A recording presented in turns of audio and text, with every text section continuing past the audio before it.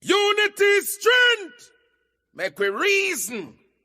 Make we talk. If we see corruption in any shape or form, we're going to highlight it. Make we talk. Jeffrey Tavares represents yard and broad and the entire diaspora. As long as it affects the life of our nation, uncover the truth. Make we reason. Make we talk. And we don't care about no vumva viva va. No upper echelon. Nobody is not above the law. As long as it not help Jamaica. Make we talk. Make we talk. Unity is strength. Make we reason. Make we talk. If we see corruption in any shape or form, we're going to highlight it. Make we talk. Jeffrey Tavares represents yard and broad and the entire diaspora. As long as it affects the life of our nation, uncover the truth. Make we reason. Make we talk. And we don't care about no vumva viva va. No upper echelon. Nobody is not above the law. As long as it not help Jamaica. Make we talk. Make we talk.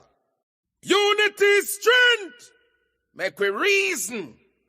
Make we talk. If we see corruption in any shape or form, we're going to highlight it. Make we talk. Jeffrey Tavares represents yard and broad and the entire diaspora. As long as it affects the life of our nation, uncover the truth. Make we reason. Make we talk. And we don't care about no vumva viva va. No upper echelon. Nobody is not above the law. As long as it not help Jamaica. Make we talk. Make we talk.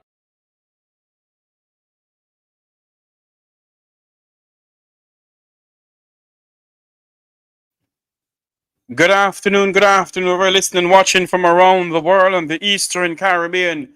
An exciting forum yesterday as we came to you live from Ontario, Canada. It was an exciting program yesterday with the group, as they dubbed us the Dirty 30. We were live in Ontario, Canada yesterday, and it's an awesome discussion. We do apologize for the audio that came on. We do apologize for the audio, but apart from the exciting program, this afternoon, as we come on this YouTube channel and the Make We Talk program, remember to like, share, and subscribe. Like, share, and subscribe as much as you can to get everybody on. As we come on the program, we start with what's on my mind. My guest is Head Boy and Dervin. They will be my guests. You know Head Boy from the well-known Jamaican Topic YouTube channel. Yes, Head Boy is on my program this evening. You know, I'm going to start with Negril. What's on my mind with my beloved Negril, a place that I love dearly. I remember growing up in Negril, a quiet fishing village.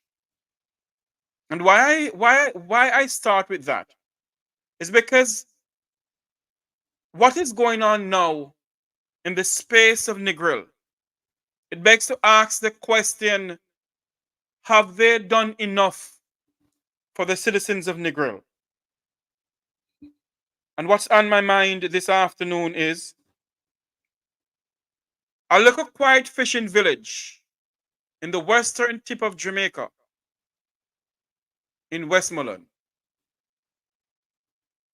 where hippies used to come to Negril, pitch their tents in the Negril 7 Mile beach, and go up in the mountains of Mount Terry, Orange Hill to get the good sensimania, the good ganja.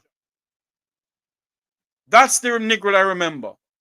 The Negril I remember when our uncles and grandfathers and our grandmothers, our aunts used to go to the beach And when their husbands or their uncles or their brothers come in with the catch of the day, all of us will go out there and bring the fish home, either on the other side of the road on the 7 Mile beach or on the beach itself, or up Red Ground, or around and West End. That's the Negril we know. Where all of us used to sit on the beach in Negril and pick a breadfruit and roast it, and have some curry chicken back and roast breadfruit, or some roast fish and roast breadfruit. That's the Negril I remember. And over the years, Negril has developed into a mecca tourism sector in Jamaica. And the two political parties has not done enough to secure the citizens of Negril and indeed Jamaica. Negril has been run as if it is not a community in which contribute billions and billions of dollars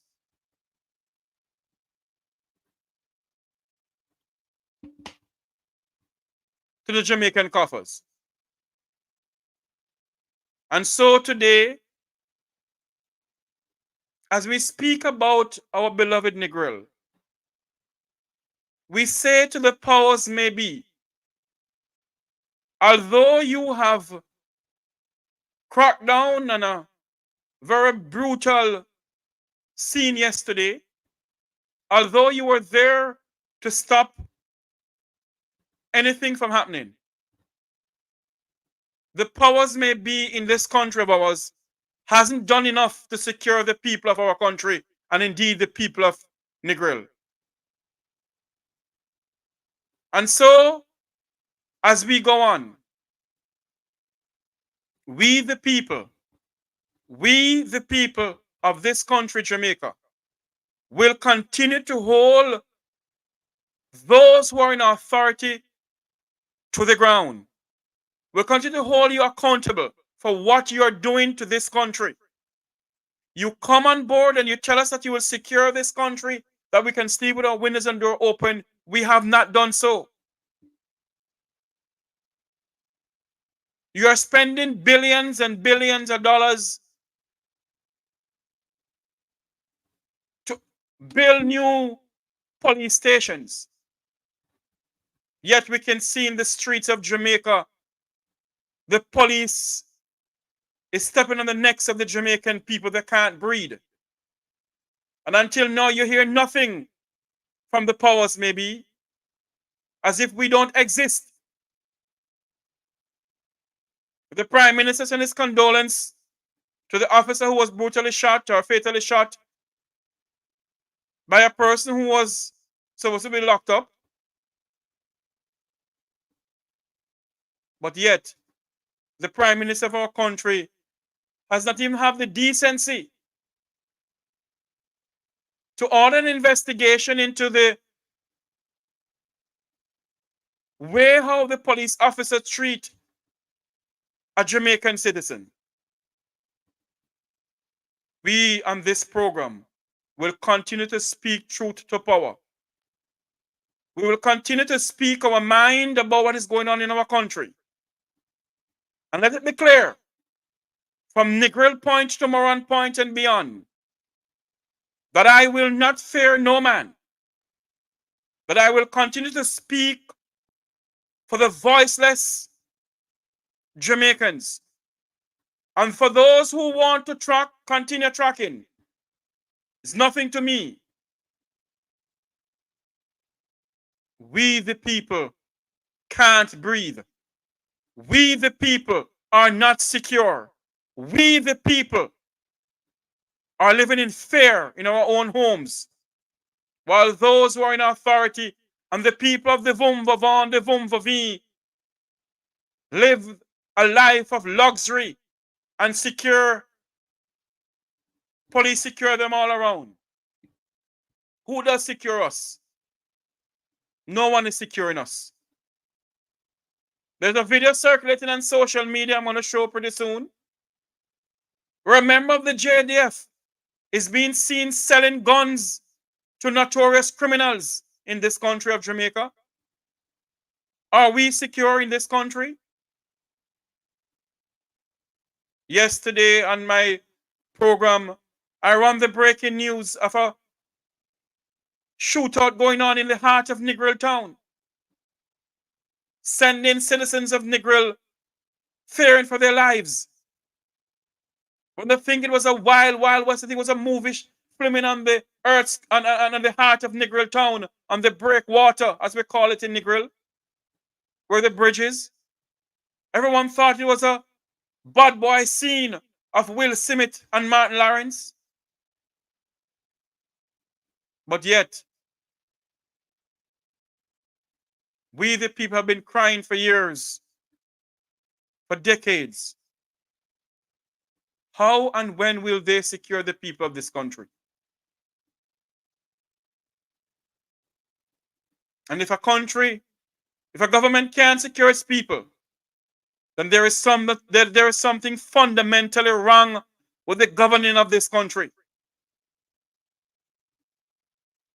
And we must continue to speak truth to power.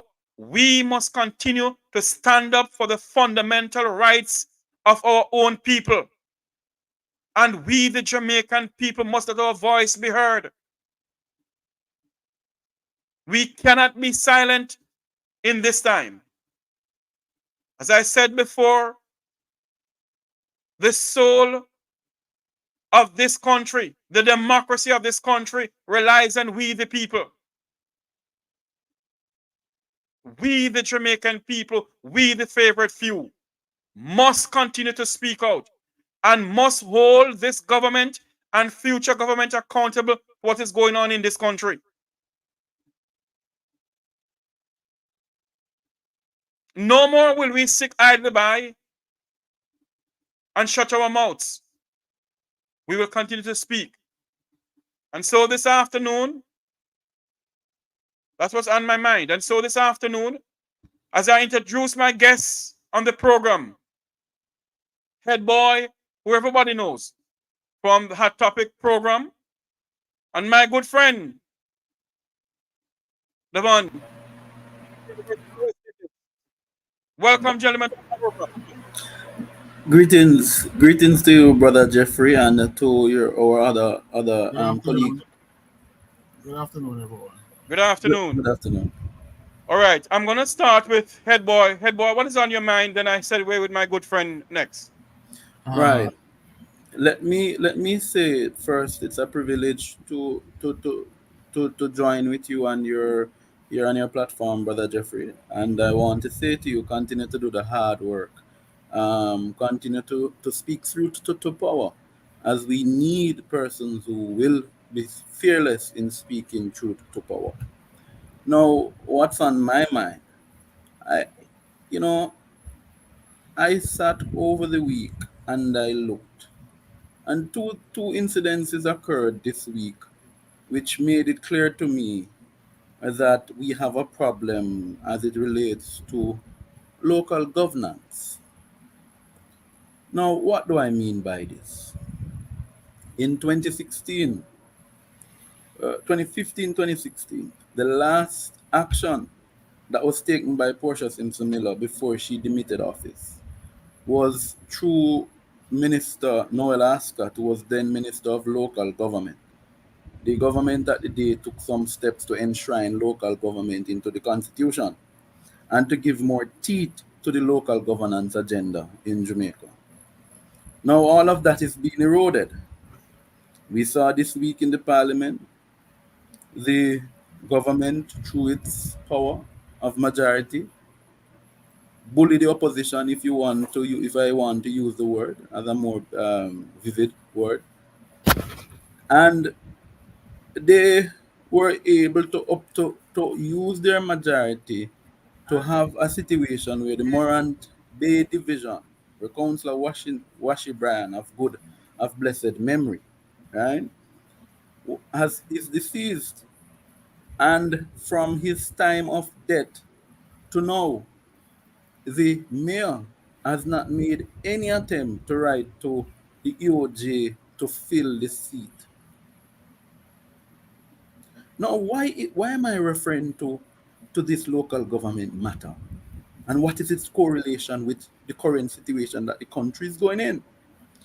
We would have seen that there would have been a disbursement of 5 million before the storm came, 4 million, Yes. 4 million after, and I think there's another 3 million allocation. But I can only speak specifically of the 9 million that has been allocated to member of parliament. Do you know how much has been allocated to councillors? 3 million.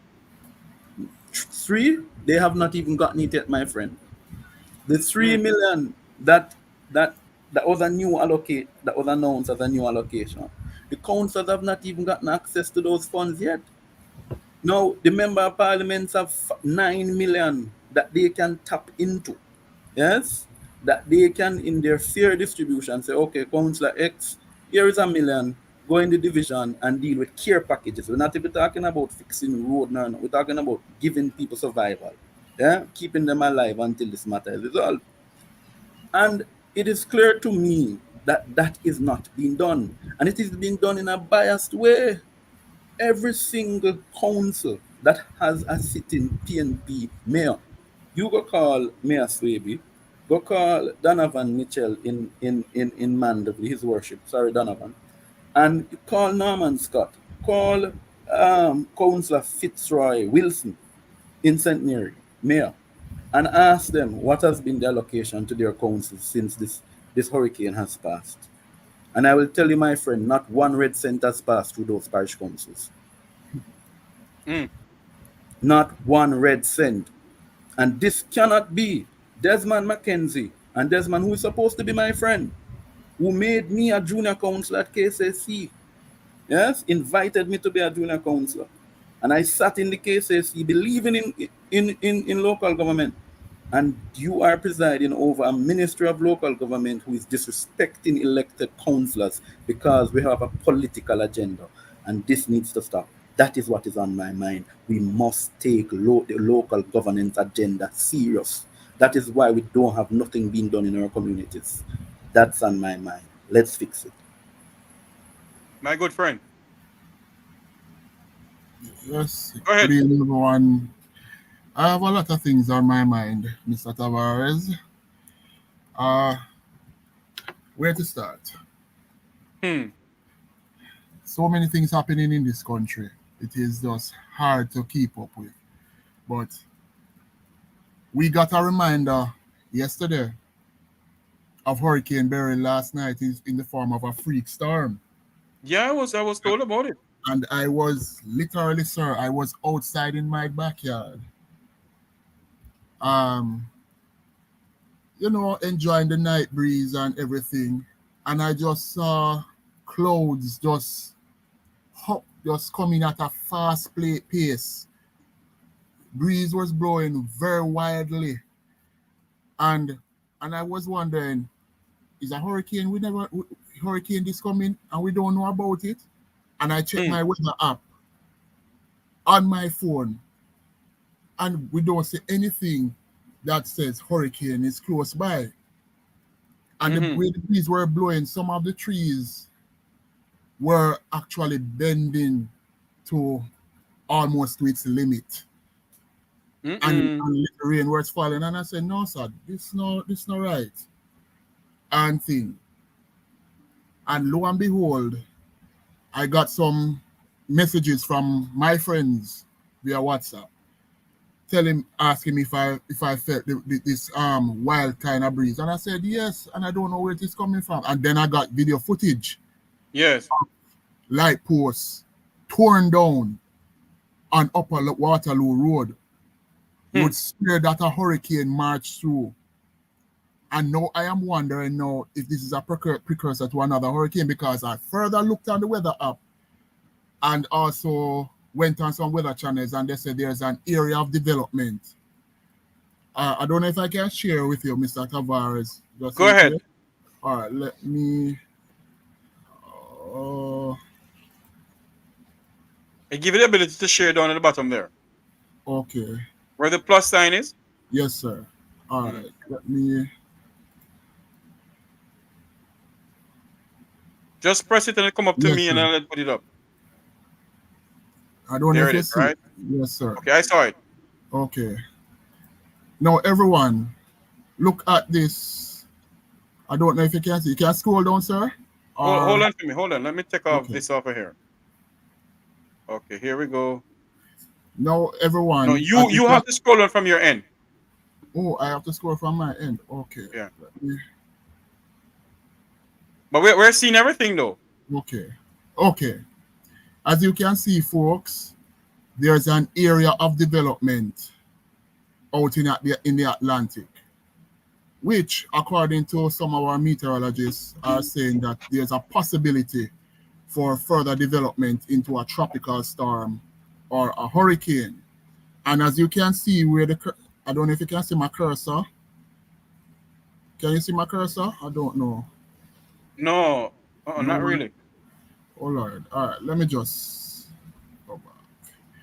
All right, can you see my cursor now? Yes, I can see it now, yes. Okay, as you can see right here, Jamaica is located right here. So in the next 7 days, that's what we have been told by the experts, that it could either develop into either a tropical storm or a hurricane. And you know we cannot afford another hurricane. And this freak storm that we had, which tore down some light posts at Upper Waterloo Road, I am wondering if this is a foreboding of another major hurricane to come to this country. And I think it is.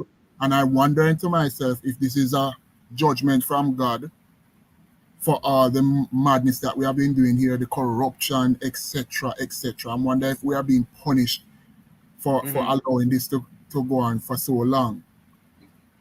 Because our people in St. Elizabeth, our family and friends in St. Elizabeth, some parts of Clarendon, they have gotten light.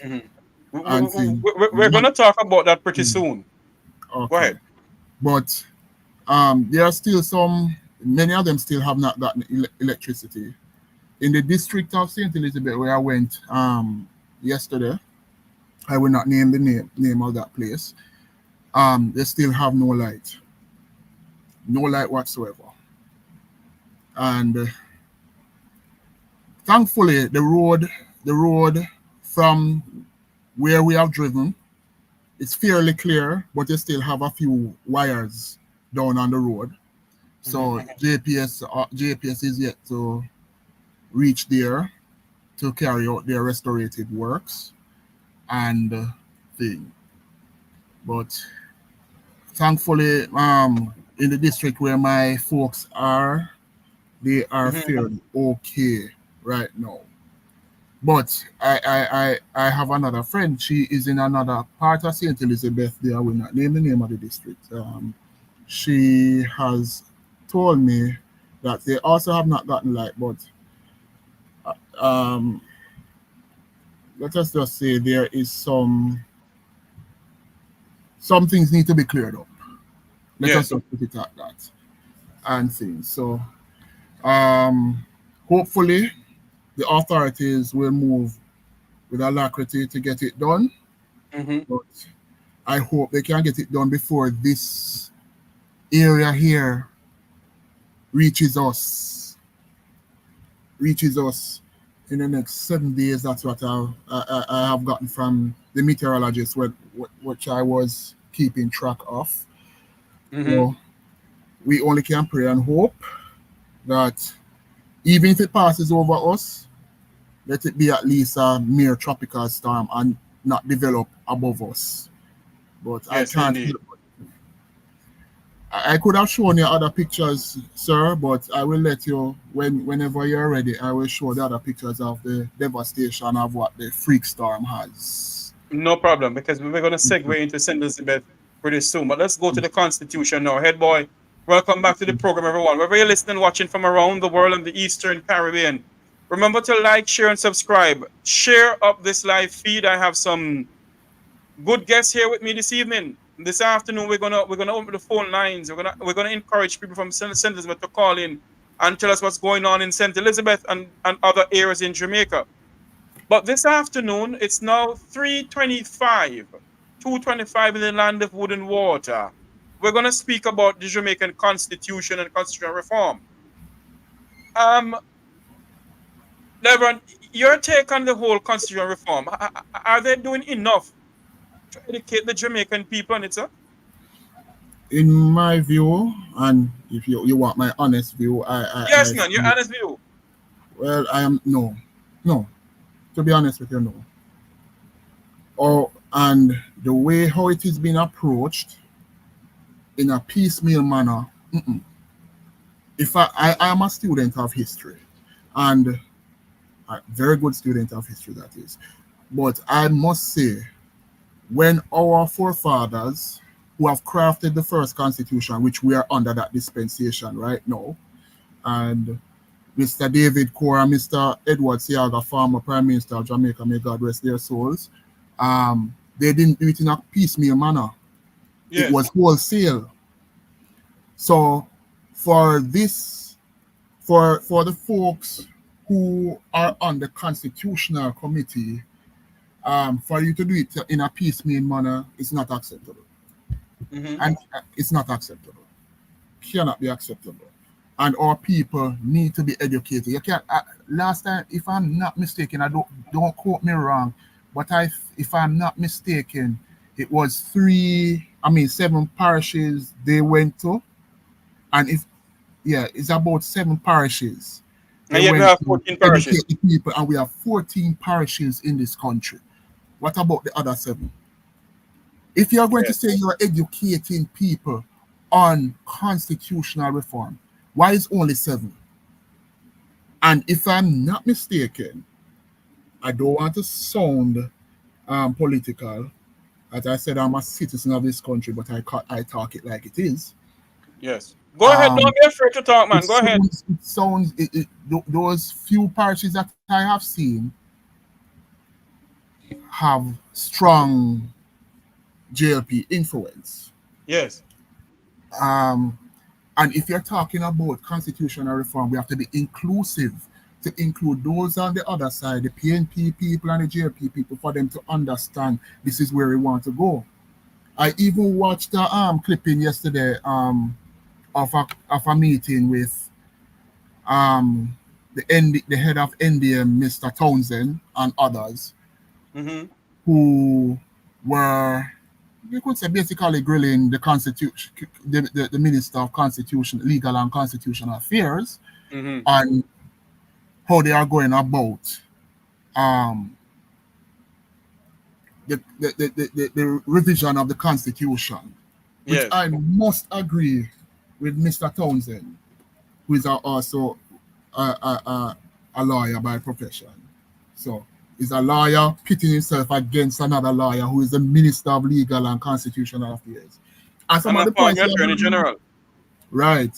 And some of the things that he has spoken, those were the things that were on my mind also. So there needs to be more of an inclusive process in educating our people on the Constitution.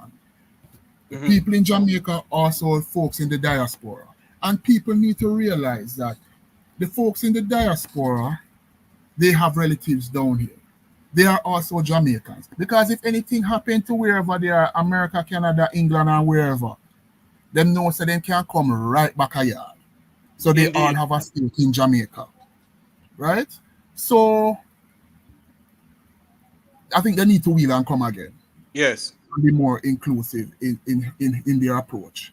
Yes. And include also the diaspora in the crafting of this new constitution for this 21st century that we are in, for it to be, what should I say now, relevant to our 21st century experience and the context that our country Jamaica is in at this time.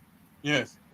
And it is and remember, our constitutional change in the constitution, you could say, it's once in a lifetime type kind of opportunity, because it was done in 1962 And now those who were there during that time Mm-hmm. are now in their 70s or 80s.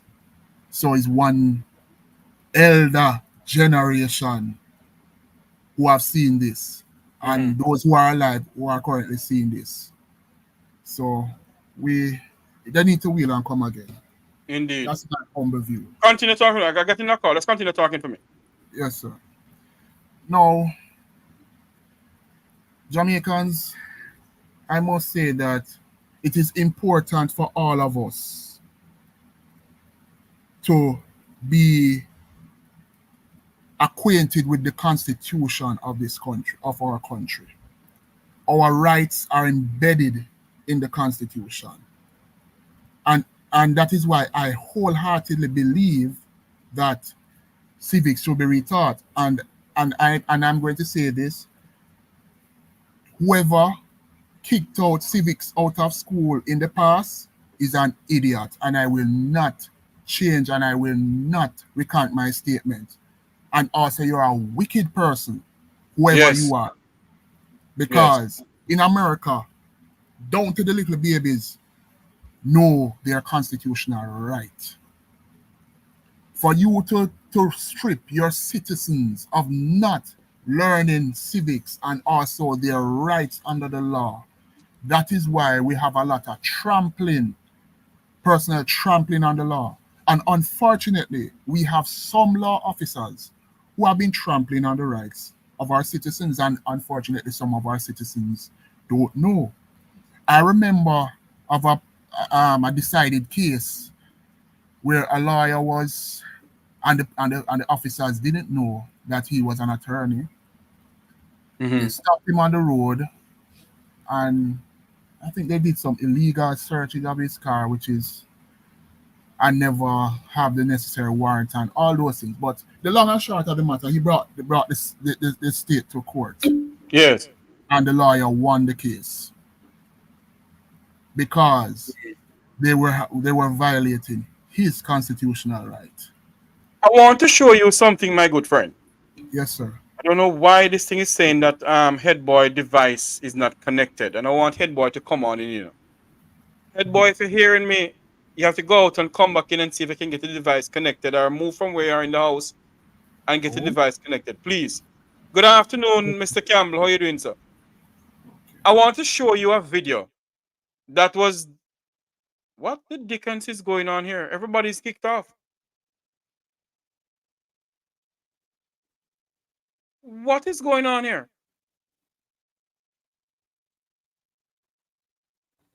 I don't know what's going on. Everyone is off. Anyway, uh, I don't know what's going on. You get kicked off a while ago too. no, I thought it was me you told to come out to come No, back no, no. in. I'm trying to get head boy to Oh, go off and come back in. I'm sorry. Okay, I'm sorry. hold on for me now. I want to show a video here that I find it very amusing. Our good friend Jerry Small, talk show host, Yes. was at the Constitution Reform Committee meeting, or what do you want to call it, I think I watched that. That was what I at watched last Emancipation night. Park. Yeah, yeah, that was what I watched last night. And I find it very amusing. And I want to share the video here with members of the audience who are watching us. I'm sorry, those who are listening to us. And I want to show this video here. I hope I'm getting the right. Yes, here it is. The right one is right. This one right here. One moment for me. Here we go. Let's pray and hope this thing come up, because here it is. Yes. Right. I want you all to watch this video here and listen That to the remarks of that is well-known the journalist. exact video I was watching, sir. Continue. Sorry, sir. Yes, well-known journalist, talk show host who don't mince word, Robin Jerry Small. When the Minister of Legal and Constitutional Affairs, the goodly lady, attorney at law and former Attorney General of Jamaica, Marlene Malahoo Forte, asked Jerry Small this question. And listen to this, please. Jerry, have you read it? Mr. Small? I shouldn't question you.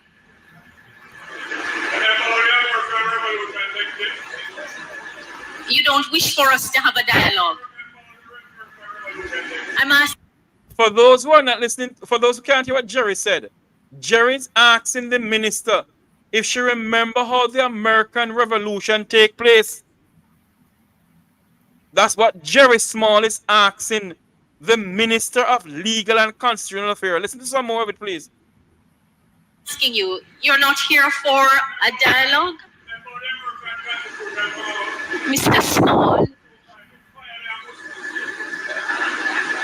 And then Jerry said to her, fire their moose still and think a cool breezer. Let's just hold on, never start it back over. Listen to this.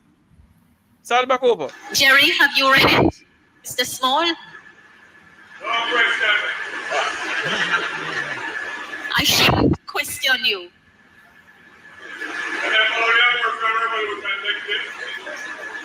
You don't wish for us to have a dialogue. I'm asking you, you're not here for a dialogue? Mr. Small? Ladies and gentlemen, the Labour Party, perhaps as fate would have it.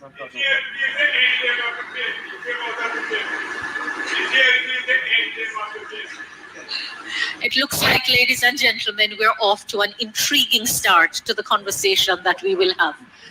Well, one of the things I'm concerned about is that there's too much power in the 30% that are ruling our country. For instance, who gave you the authority to give yourself a raise? Who gave? Who gave the government authority to give themselves a raise? I led a protest down at the finance ministry with my coffin that says death to the police, death to this and whatever. And I broke my suspension in my truck. Cost me $180,000. It's always potholes not being fixed. I want less potholes. Yeah, man. More potholes fixed and less government. We were made a promise that Jamaica would be pothole free by 2003. We underestimate the disability that we have faced for the many decades of mismanagement of the economy. Because it doesn't matter what you say and how you scoff at it. It does take resources to address the issues. And for many, many decades in this country, the public sector has been a place of safe work for people where they collect a pay and then they work full-time hustling a living. And government's capacity to serve the people has been so impaired. And those are the things that we have to talk about. Hello, good evening, everybody. Can you hear me? Yes, we are. Okay, my name is Dawn Marie Roper. I am a proud Jamaican citizen and a lifelong human rights, social justice promoter. That's what I'm going to say for the moment. But I'm really excited. I'm really glad that I came out this evening, because I have been kind of a bit of a skeptic about how we run things in Jamaica, and I've never understood why is it that we call ourselves independent. And when Madam Minister explained that we actually depend on the King through the Governor General to sign off on our laws, I was even more shocked. I didn't really understand that. And so I am really, really excited about this process that we're doing. What we're doing, the road to Republic, I call for it now. And I support everything that she has proposed. Let's see now, just a short question though. If there's a change of government, will this continue? Will you still be pursuing this? Because as the gentleman had said, I recognize that you're from the current party, but I would not like to see this stop if the election comes and there's a change of party. And the other part of that question is, when will we become truly independent? So, yeah. I can only express a hope that the constitutional reform work will continue, but I can't say for sure what another government charged with the responsibility to lead will do. All I say is that, as far as I know, both parties are agreed that the change should be made by abolishing the monarchy as our form of government and establishing the Republic of Jamaica. So it is my hope that the work will continue regardless. It's way too important to stop.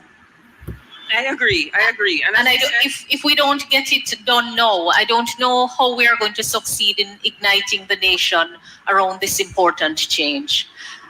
The presence of the British Crown in Jamaica. Hold on there for me. Make I come back over here, sir. Hold on there for me. Let me stop this for a minute here. My good friend. Yes, sir. You hear all these women, you hear this minister rather, these people continue talking about igniting a nation. I want to know what they mean of igniting a nation. Depends on the context, you know. Depends on the context that it is being used. As what I said always say, context matters. So depends on the context what she is inferring to. So. She continued talking about igniting a nation. The last time somebody said that, you know what happened in the 1990s? I don't know if you're born then, maybe you're young. No, the 14 parishes of this country start burning, you know. The only igniting that I remember that the Eventide home. That is a controversial thing. And when you hear Jerry Small, when you hear Robin Jerry Small said what he said to her, that the Jamaican before a bunch of idiots, you know. Because they keep on saying that they don't see the presidency should be, people should vote for a president. They want to push down. Thank God head boy is back on. Hold on there for me. Head boy, head boy, you there? Seems like I'm back. Yes, you're back. You see, they don't want you to talk up the things this evening, head boy. Well, I'm not going to be afraid to share my mind. But our good friend was saying something here. But I want to jump in if Kervin will just give me a chance, seeing that I was out for a while. Go ahead, man. You can. Right. So where this constitutional matter is concerned, my friends, let us make no mistake about it, right? And when I speak, Jeffrey knows I speak quite frankly. The worst performing AG is leading the constitutional reform process. I want that to be clear. It's one of the worst. Former AG. Former, yes. And she will go down in history as one of the worst performing attorney generals in Jamaica's history. And it's not politics. As a matter of fact, quite frankly, Miss Malahoo Forte is somebody who I like, to be honest. She seems to, she has that engaging personality that at times, but she can become very defensive. Now, you cannot have thin-skinned people leading a constitutional reform because you're going to be criticized under a constitutional reform process. People are going to say things that rub you the wrong way in this process. And you have to be very thick-skinned to deal with this reform. Now, here's where my bone of contention lies with the reform. Now, as stated by our goodly friend, Mr. Cochrane, right? Right. Yes, that we have had so far 7 consultations in 7 of the parishes, which, by the way, I did not look at it until you pointed it out, that these are traditionally JLT strongholds now. Now, for me, it needs not to just happen in parishes. There are 63 constituencies in Jamaica. When Andrew Wellness and Mark Golina look vote, them go everyone. Yeah? With a loudspeaker. And they have loudspeaker. Let us not rush the process. Let's take our time and go into every single nook and cranny of the island. Go to the bar, go to the rum, go to the Bobo Shanty camp, go to the maroon villages. Yeah? Let us go everywhere and have the discourse. No one is saying that we are not have constitutional reform, and I want because the government is making it look as if the opposition disagrees with they have all this is coming from the 90s report. All of what they're looking at now, these were things which were vetted from a report under PJ Patterson when he was Prime Minister. This is coming as far as from Michael Manley from 1976. Some of the same things they're attempting to do now. So documentary evidence is there to show you where the views of people stand on this. But I think where the minister has gone wrong, and somebody needs to call the minister and explain to her that she's a public servant, right? The executive president, or whether it's going to be a ceremonial or executive president. Now, Jeffrey, Mhm. you and I know that it costs right now $400 million annually to run the office of the Governor General. You Yeah? mean you mean the house where dead people live in? Huh? Yes, the office of the Governor General. Eh? By the way, the GG is my villager. He lives in St. Mary. Has a very nice house down there, overlooking the So that's beach. hold on there. So that's where he lives because he does live in the dead house, you know. No, he lives in St. Mary. Oh. He lands at Ian Fleming in his helicopter, and they just whisk him 5 minutes away from the Ian Fleming airport to his house. And I pay we want you here. Exactly. So, Want to hear that, people? The so GG let doesn't me. live in the dead house, you know. Hold on for my head, boy. The GG, Jamaica's Governor General, the head of state of this country, that cost taxpayers over $4.5 million or more than that to upkeep the place where you live in, where it's only pay dead people living there, pay duppy. And if a man pick a ackee off of the tree, then lock him up and charge him. When it's duppy live in King's house, because the GG don't see it fit to live in there. So in other words, we are paying money to upkeep his private residence in St. Mary. Go ahead for me. Not to But that's mention exactly also what. the office of the Governor General, you know, where he's supposed to be living. You're paying for the upkeep of that also. So Even though he's not living. we're paying to upkeep both in private residence and the dead house. Exactly. And let me tell you, Jeffrey. Let me give you a mind-boggling scenario. That Yes. where the GG now resides in Western St. Mary. That no poor man live up there. Hello. Oh Lord. Is it Let people of the Vumva on the Vumva V? let. A matter of fact, his neighbor is the Honorable Robert Montague. That Oh was the Lord. house. That was the house that the Integrity Commission was going to raid. Not so Montague did say. So I want you to know, no poor man live up there. You can get a house up there for under 450 or 500,000 US. You heard what I said? All right, me, you can buy. So let me leave that because I might be spilling too much of the GG business.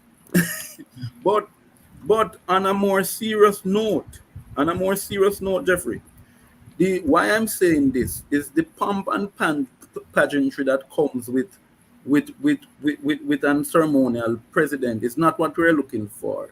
We don't No. want a ceremonial president. And I think this is where negotiation needs to come in. And the minister needs to learn what is called some diplomacy, right?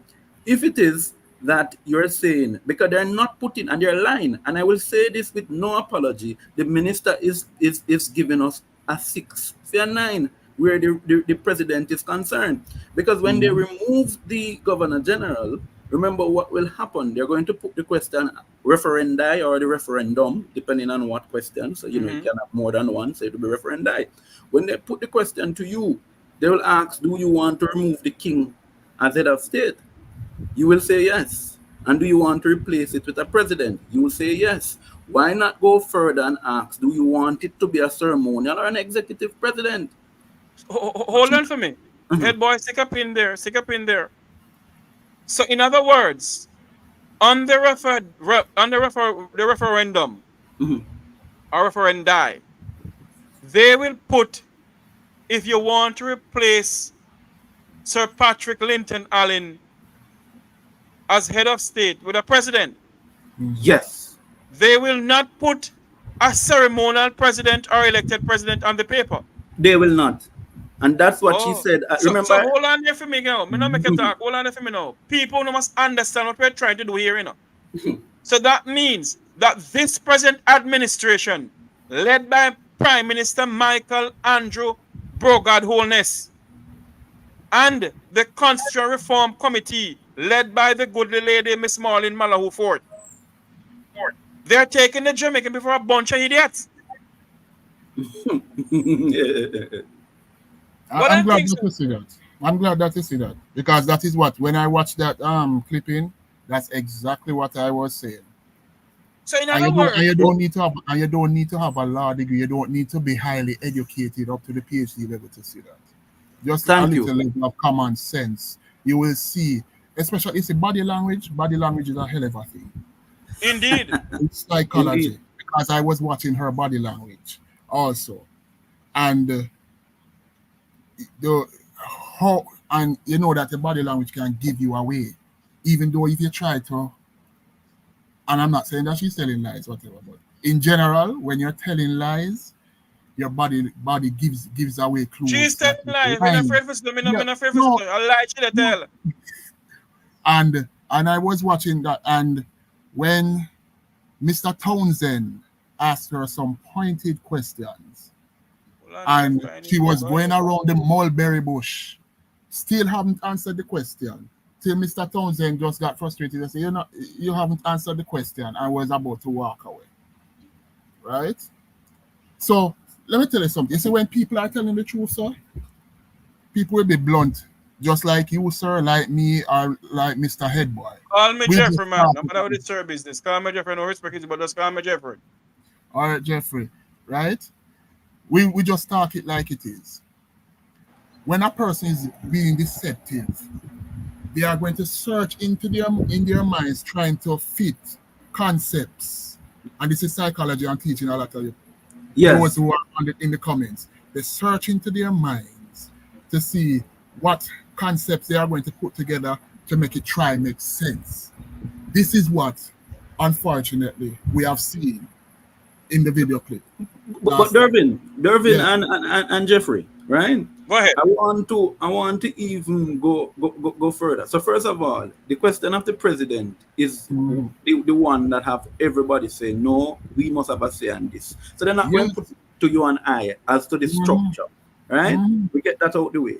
The second one that rubbed me the wrong way on Thursday night, and I could tell you if I was near the minister, I would have told her some very nice words that I'm sure she would not have been happy when we finished the conversation. Because I would have tell her the same thing Bruce Golding tell Dorothy Lightburn in 2010. If you do that, if the Jamaican people should sit down and allow you to do what you're doing, then we are lubricated conduits. Yeah? Right. Because in essence, she said that this is the first phase. So I put in the comment, Jeffrey, and I know CFSC. So I said, so hold on, it's a housing scheme we're building now? Oh yes. And head boy and Dervin, you know something? You don't see, and I can ask my good friend Christopher Henry, attorney at law, and I know he's watching us out of the NSC meeting right now. Right. Blessings, counsel. Christopher Henry and my good friend Gabriela Morris. These people, back in the days, when you're having big meeting, when Michael Manley and Edward Siaga was in power, either Michael in a power, Ed in a power, or vice versa, you will see the JIS old jalopy van with a loudspeaker upon the ground. Come out, citizens of Tira. There will be a public forum at the Negril Community Center, or at the Savlamar Community Center, or at the Georges Plain, or wherever. Nowadays, you don't see nothing. And that is why I asked the question on a Zoom conversation was held by the Constitutional Reform Committee, headed by Helen Davis White. No, Helen Davis White. What's her name again? Yes, that Dr. professor. That professor from Dr. Nadine Spence. Dr. Nadine Spence. Yeah. Yes. I said to them, why are you people having this on a Zoom format? Are you trying to hide something from the Jamaican people? Why can't you have this Constitutional Reform Committee on YouTube, Facebook, or wherever? And guess what, Mr. Tavares? Guess what? Sorry, Jeff. I may go back and forth saying Mr. But No, go ahead. They cannot say they don't have any money, because if you're able to give yourself a 300% increase, you must can find the money to make sure that you have the members of the Constitutional Reform Committee go around every length, breadth of the country to deliver the message of constitutional reform, get the input of the people of this country in order for you to go back and to create a constitution that everyone will agree to. So if they are going to say you have the Zoom meeting because they don't have any money, don't tell me that rubbish. Because if you can find 300 money for your 300% increase, you must can find it to send him all over the country to get it done. And if you can find it, you better reduce that, cut down that 300% increase from by at least 200%, and give them the money, make them go around the country and do it. My friend, and Jeffrey, they have, remember, the Ministry of Constitutional Affairs is sitting in one of the most expensive buildings in the entire Jamaica. Yes. That's one. Their budget, just if you watch the budgetary allocation process the other day, I think their budget is somewhere now running to somewhere $2-3 billion. Yeah, and it could be more. Yeah.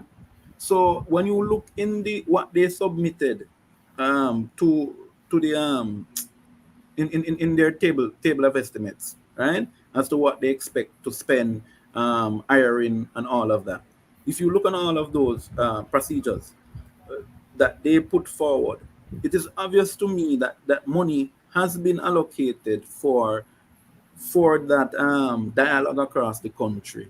And it is just that the Constitutional Affairs Minister and her team are afraid to face the Jamaican people because they know people will, as we say in a local colloquial term, people are going to pepper them.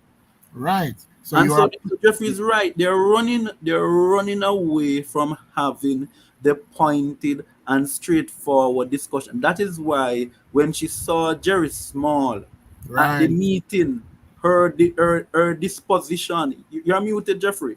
Her disposition at that meeting, her disposition changed. Because when she said Jerry, we're not come for that yet, we don't come to that part yet, and we don't intend to have a long meeting. Now, when you come to a constitutional reform, you have to tell people 1 hour and 30 minutes to raise the points. That is, remember now, the 1 hour and 30 you give them for the next 100 of years to come, they will have to live with the constitution. Yeah. So it's better you have real discussion. Stop trying to rush the issue, and something smells stink. Indeed. And I know Dervin, you want to come in, but I want you all to listen to what happened at this meeting at Emancipation Park. And she went and had a meeting at Emancipation Park. Is the Jamaican people truly emancipated? Because obviously, you are still holding us down from asking questions, Minister Marlene Malahoo Forte. And that is why I do not blame my good friend Jerry Robin Small from answering in the way he answered you. Because you people are hiding something from the Jamaican people. The time has come for us in this country to vote for what we want. The Jamaican people must vote for the president in this new constitution. The Jamaican people must vote for the prime minister. We don't want no ceremonial head. The people of Jamaica don't vote for Andrew Michael Holness. The time has come for all of us to call a spade and stand up in this country and demand what we want. And tell these people who believe that they can make decisions for all of us. I must just sum it up. Listen to what Jerry Small answered her and said. Jerry, have you read it? Mr. Small? I shouldn't question you.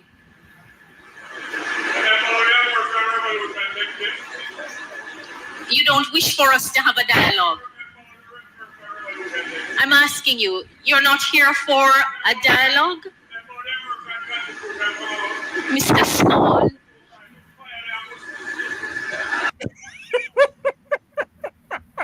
Hold on there. Did you guys heard what he said? Yeah, if you know how the American Revolution started. Exactly. And fire their moose still, I think a cool breeze. Cool breeze. Yeah. Exactly. Jerry said one day in this program in here, he said to me, Jeffrey, one day the dam must bust. Indeed. And Jerry said to her, do you remember how the American Revolution take place? Yeah, over the Constitution. And they continue to take us for a bunch of idiots. Go ahead, gentlemen. I think, you see, in recent times, our brothers and sisters of the motherland, Burkina Faso, all the other countries who have now joined the BRICS, it started with a military coup, right? Because the people were dissatisfied with the leadership that is there. Look at our brothers and sisters over in Haiti. And people, we need to respect Haiti, you know, and I'm going to tell you why. We share a common history. The most rebellious slaves are taken to either Haiti or Jamaica. So we share a lot more than people think or people know. Right? Remember, we share an ancestor who inspired the Haitian Revolution, Bookman, who traveled from Jamaica to Haiti to inspire the Haitian Revolution. Mm-hmm. I respect the Haitians so much. I respect them so much because they're not taking foolishness. That is why Haiti turned upside down. But for us, for our government to send our police officers to go fight our brothers and sisters in Haiti, which we share a common history with. And I can tell you this, you know, Mr. Tavares and Brother Headman, that, you know, say if you go to Florida, because I have a couple of friends who went to Florida, and the thriving Haitian and Jamaican community. And may I tell you, you see, once the Haitians they know say you're Jamaican, then say, you're one of us, you're one of us, you're one of us. Some of them, not all of them. Not all of them, but those who, you understand? Mm-hmm. They say you're one of us. And I know what I mean, not all of them. We're not talking about the bourgeoisie, the mulatto Haitians. We are talking about the Haitians who black like me and you. Right? They embrace you. So for us to send our police over there to go fight barbecue and the whole of them, I think we have forgotten that barbecue and his merry men are ex-police and ex-soldiers. So they just have enough tactical training, and they were trained by not only by the US, they were trained by Canada, they were trained by France, and also by the UN. So the little police training that you get, a little bit here and there. When you forgot to take on these men on their turf, their backyard, and you don't speak for them language, you're writing a death sentence. So you better just write your will, and we'll have everything. Make sure you give me some of that money there and give Jeffrey and give everybody else some money, and go over there and go kill us. Because that is not. This is a battle they are not going to win. And I can tell you, we need to look at the war in Afghanistan as a classic example. But hold on there for me. Hold on there for me. I know you're gonna make a point. Yeah. But when you look on the whole scenario of because we're gonna talk about security too, you know, because Negril is a part of the security apparatus of our country. Right. And what happened in Negril yesterday become the wild, wild west of Jamaica. Right. We're gonna talk about that. And we're gonna talk about the recovery effort for St. Elizabeth, where people that thief generator and sell generator to poor people down there.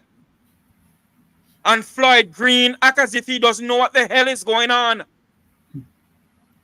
But let me talk it this evening. Minister Green, stop the whatever around, you know. You know things, sir. Let's go back to the program we don't talk about. But what I'm trying to say is this. We can't send people here, you know. Because obviously, we are going on a person's sovereign state. Let's go back to what we're gonna. Let's go back to the constitution. Then we go back to the whole thing with Negril and Haiti. Hold on a minute. Go down for me, Dervin. Finish your thoughts. Dervin, finish your thoughts. Oh, and I was saying, you are going to fight against barbecue. As I said, they are ex-police, ex-soldiers trained by those countries that I said earlier on, right? And you're going to send police officers over there to. And remember, you know, in Haiti, they share best practices, you know, that they have learned in the from what they have gotten from the external forces who were there in terms of military tactics. So you going into their backyard. This is just Haitian Revolution 2.0, because when the French came there, they could not defeat the Haitians, and it is the same thing that is going to happen to Jamaica. I don't want anybody to say me have goat mouth, but we have to look at things from that perspective, because it is highly likely we are going to have a lot of funerals and a lot of bodies coming back to Jamaica.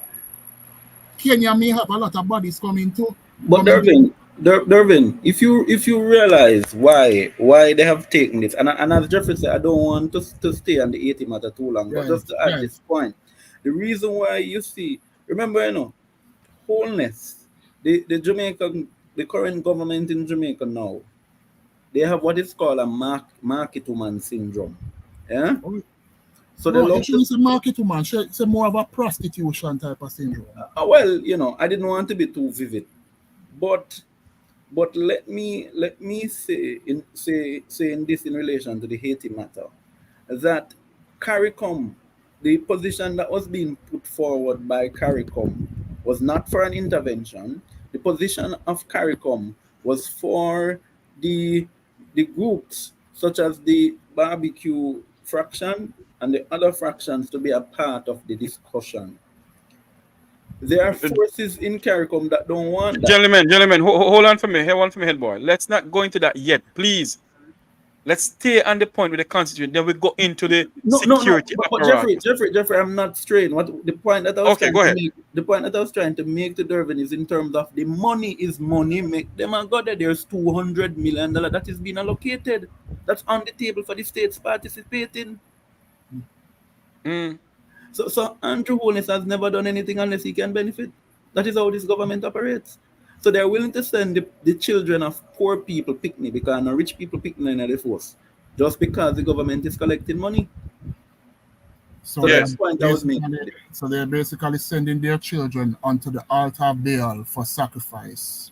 Indeed. Let us go back to this now. I want you all to listen to this. Then we're going to talk about this. Then we're going to talk about something else with the Constitution, and we segue into the whole Wild West security apparatus, and we can talk about Haiti and so forth. Listen to this some more, please. Ladies and gentlemen, the Labour Party, perhaps as fate would have it,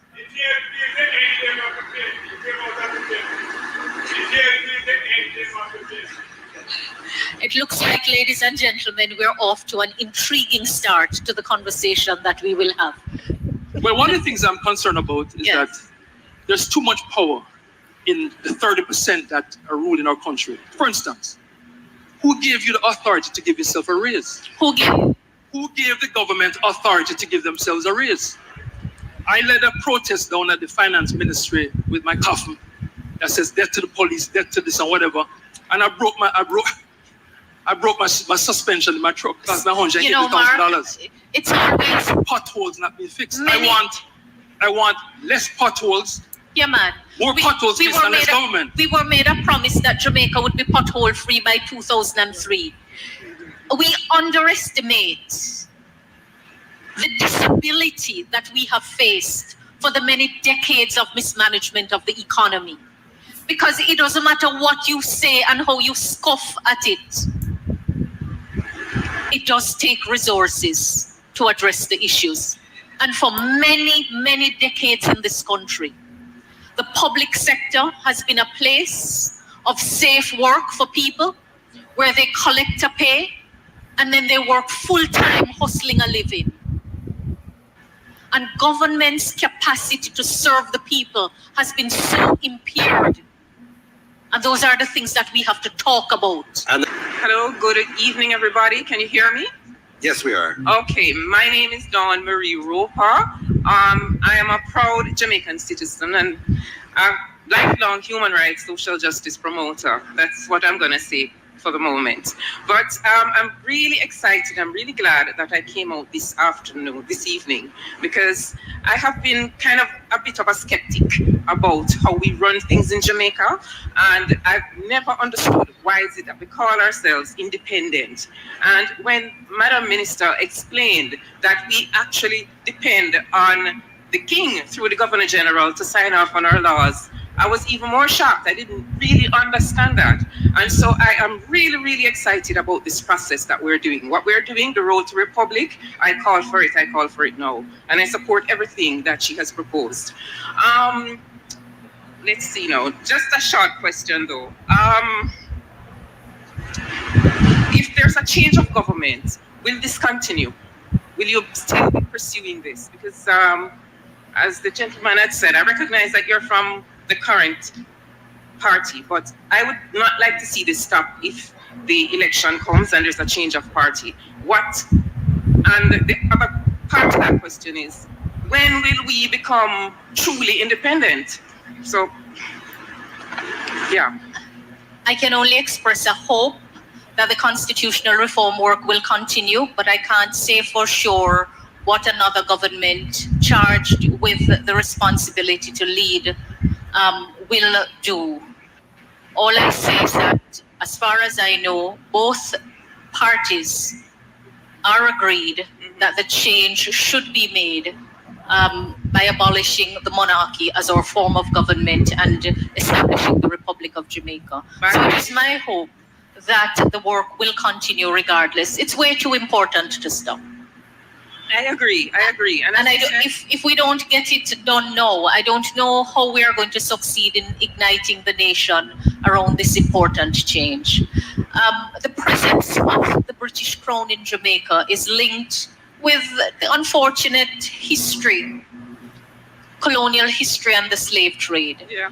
You know, we may not be able to make all the changes at once, but the direction in which we're going is the right direction. I agree. Even if we are not all agreed on where we must end, but it is the right path, I believe, that we're taking. I support it. Okay, thanks. And one, please. Good night, everyone. My name is Mark Cameron. I am a member of the Up Jamaica movement. It's non-for-profit that deals with the upliftment of our people beyond the political realm. I made a presentation before the Constitutional Reform Committee several months ago. And it seems as if we're living in a parallel universe, because...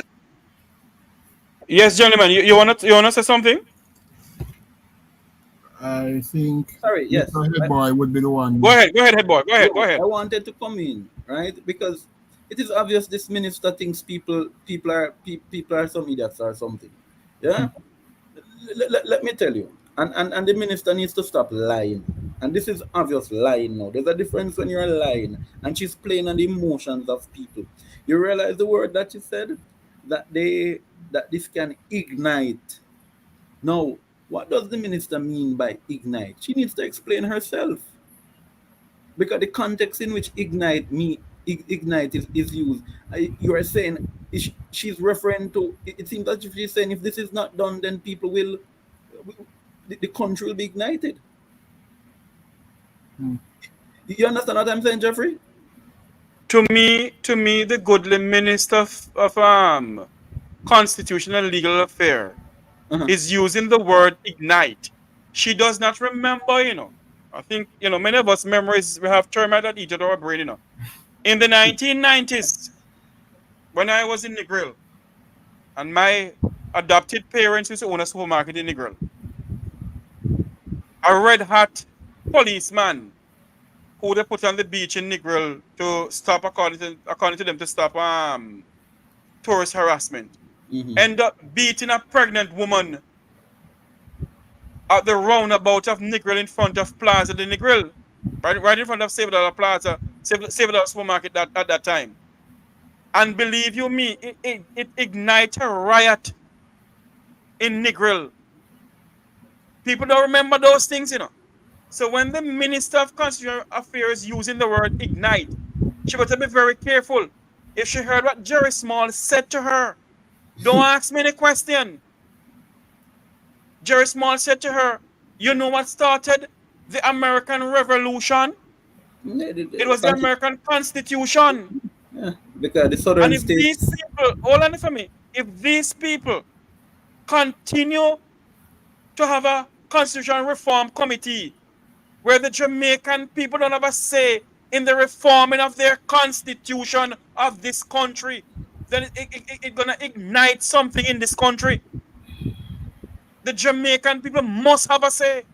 It cannot be that it's only people of the high up of society must dictate to we down here who live below crossroad what to say. Come on. What for me? And that's why Jeffrey, and that is why I'm saying that this process, right?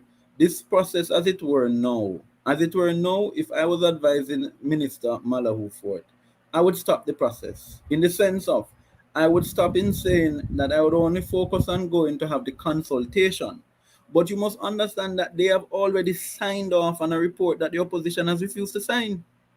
And they are still is that report that they're intending to push. That is what they're coming to people with, because let's make no mistake about it. And I'll show you how we're talking about constitutional reform, but these two matters tie together. Look at the matter I raised in them going to the parliament overnight. One day, they went there Tuesday. Them send the table the amendment, right? And they gave the opposition the amendment on the day. Yes? Mm-hmm. And then they voted on it on the same day. Do you know these guys are what you call constitutional pedophiles?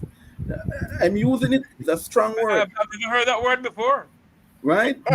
I've heard of raping the Constitution, and I thought went further and said finger effing the Constitution, but exactly what they're doing. But they're because Be careful. remember now, the Jamaican Constitution is in an infancy stage. right. It's only 60-something years. So when you really look at when in the whole grand scheme of constitutions, we're a baby. Yeah? Now, when you have the constitutional reform minister sitting in parliament as an MP and voting in favor of postponing a local government election after a councillor has died. But not only that, Jeffrey, say, and I don't know, that the PNP will not be able to have a by-election there unless they go to court. You know why? Because the law says in the ROPA, you cannot have a by-election 1 year out to an election. With the 3 months that they have given, is now July, August, August, September, October. You cannot, they will be 1 year out from an election. There will be no by-election in Morant Bay. But hold also, on there for me. Is it, I'm going to talk, my good friend. Is it that's why they haven't called a by-election for the former Speaker House? Because the former Speaker has resigned as Member of Parliament. I know that's what Dervin was saying. Exactly. No, with this, they're doing the very same thing because they're hoping and waiting that the clock will run down, and then you have the 1 year, because that's how the Constitution ROPA is. Go and read ROPA. It is Section 90 of the Constitution. Yeah, Representation of the People's Act.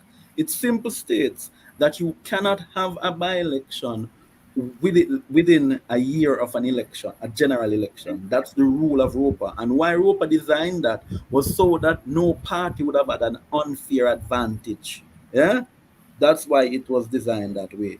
So I'm saying no. If they will do that, a simple thing just to hold on to power, you can't trust these people with constitutional reform.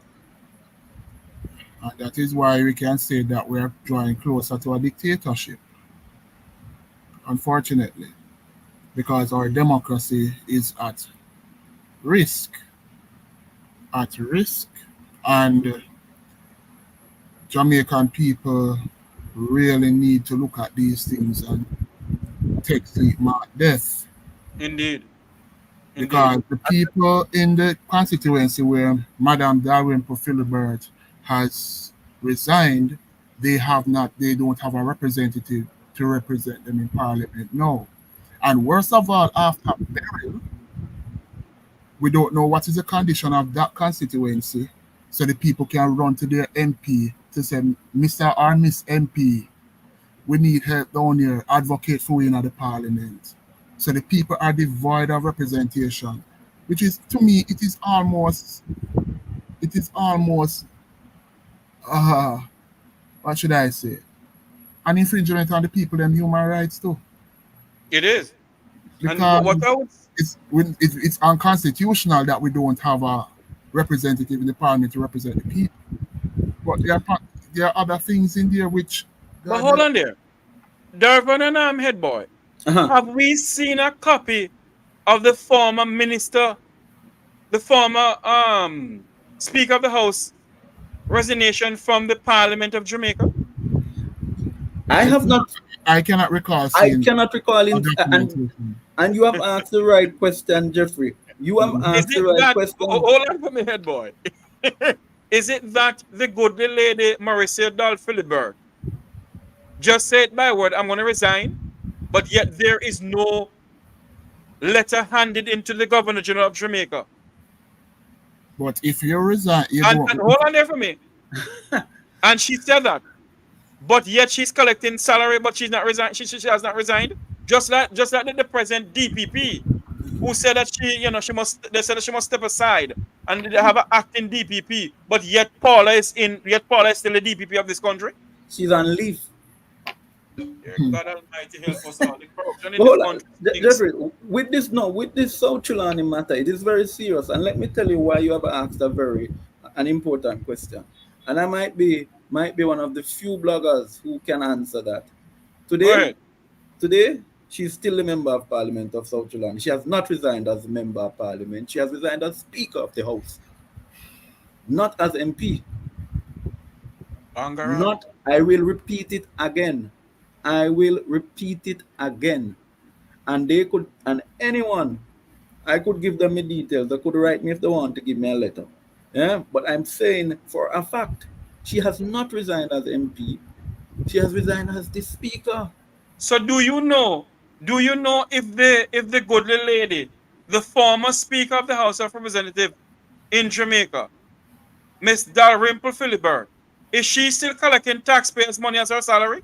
So she must get paid and she not resign. You don't resign. That is what is happening. Automatically her salary will come. What they're doing is waiting out, is allowing the clock to run out. Remember, they just raised their salary, So she's now going to get at least two times more than what she was getting before. Then she was Speaker. The Speaker salary went up. Even though she has resigned from Speaker, there were certain perks she was getting when she was Speaker. Do we know if those perks are still being given to her? No, this leads to a greater probe, and I'm not putting any ill will or ill malice towards Sister Dalrymple, because it's a woman who I really like. She's very down to earth. If you know Dalrymple in Trelawny, anybody can tell you. Yeah? But the truth be told is we need to have a greater question. But Jeffrey and Dervin, quickly, on the same constitutional matter, we have not heard about impeachment. They have refused to include impeachment in the discussion. By the way, Bruce Golding, right? Good man, good leader, but just found himself in a really difficult situation. Yeah? Because Bruce Golding was more transformational than this one who's now leading the Labour Party. Yeah? And what happened to Bruce? Bruce suffered from within his own party because a lot of them could not see some of the views that he had, and impeachment was one of them. He said you must be able to call back elected officials. And not only that, this Prime Minister who came into power in 2016 about term limits for Prime Minister and also fixed election date. The minister who is in charge of the constitutional reform is telling the people of Jamaica that they don't see it fit to put that in the constitution of this country.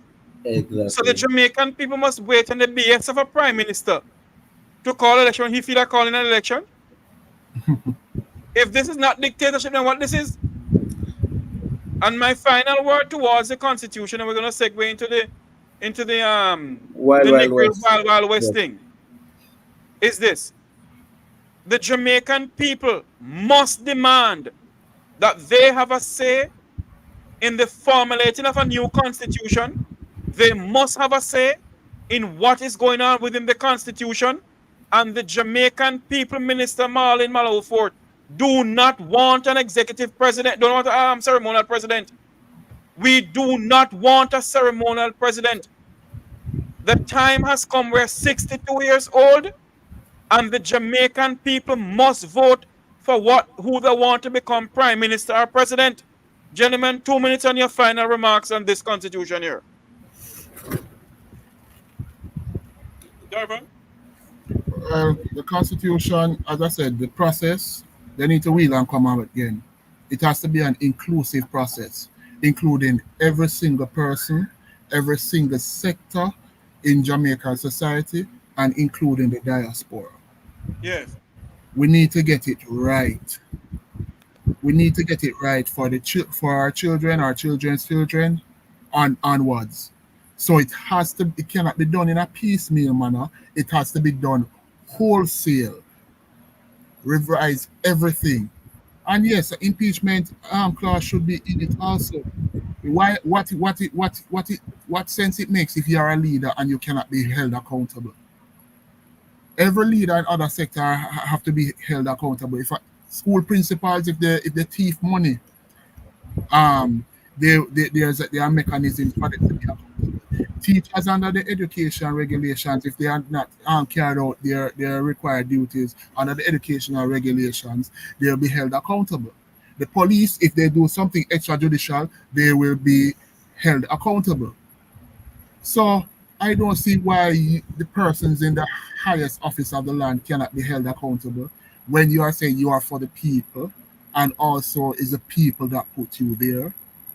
So if you are held accountable, and the best thing, if you are held accountable, we would be better off as a country. We would not be in the muck that we are in right now. And that's just my 2 cents on it. Right. And you know, Dervin, I totally agree with you. But my final take on this constitutional reform matter, and there are going to be strong words. So I will say with no water in my mouth, as we say, yeah, that this process, as my granny said, we're gone by the morning, can't come good evening. The motivation for the constitutional reform had nothing to do with wanting to have a reform. The motivation was to make Minister Malahoo Forte a minister. She was being removed as AG. There was nowhere to put her. Right? How could we have had Kamina Johnson Smith vying as our Commonwealth candidate, and we wanted to remove the... Remember, it's after them lose the Commonwealth election. Yes. So it was never a part of their agenda. It is so this constitutional... Jeffrey, I was saying this constitutional reform is a backup plan. Is a load of man. You don't know them man call them man backup man after you don't Ugly Park Road or Walton Park Road and don't a 3 Mile.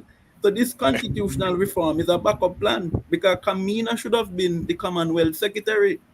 But I want to thank Baroness Scotland from the Commonwealth Republic of Dominica for having put her in her place. Because this is why we're having this constitutional reform, you know. They were having a cabinet reshuffle, right? There was no space for Malahoo. They had to create a new ministry for Malahoo. Let me tell people who Malahoo is. Malahoo's godfather in the Labour Party is Bruce Golding. Hello? Oh. She is well protected. Remember that Malahoo? She hailed from the parish of Westmoreland. Yes.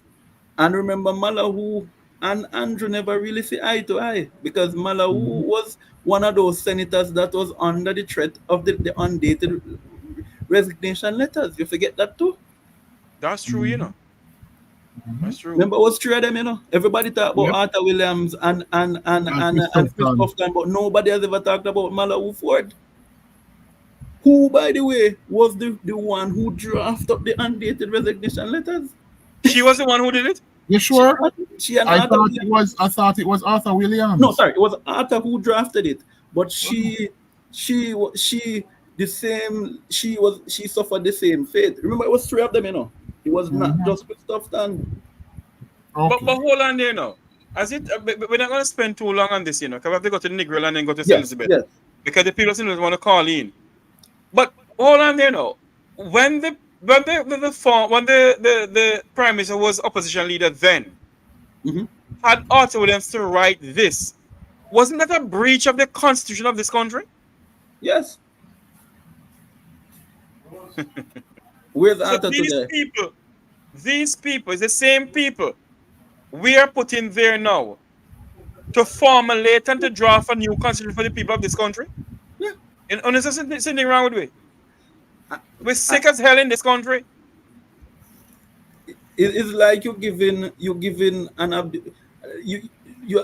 abusive man. For example, you know the man is an abusive man to the woman, right? But you're giving him more drinks to drink to go home to abuse the woman. And this is what we're doing with this constitutional reform, by allowing these people who have continuously to be constitutional rapists, raping the constitution, breaking it in every sense, and they're the ones now who are leading, telling us about constitutional reform. What I agree with them that it is a con. It is an absolute con. But I don't know about the institutional. If you're just joining us, this is the Make We Talk program.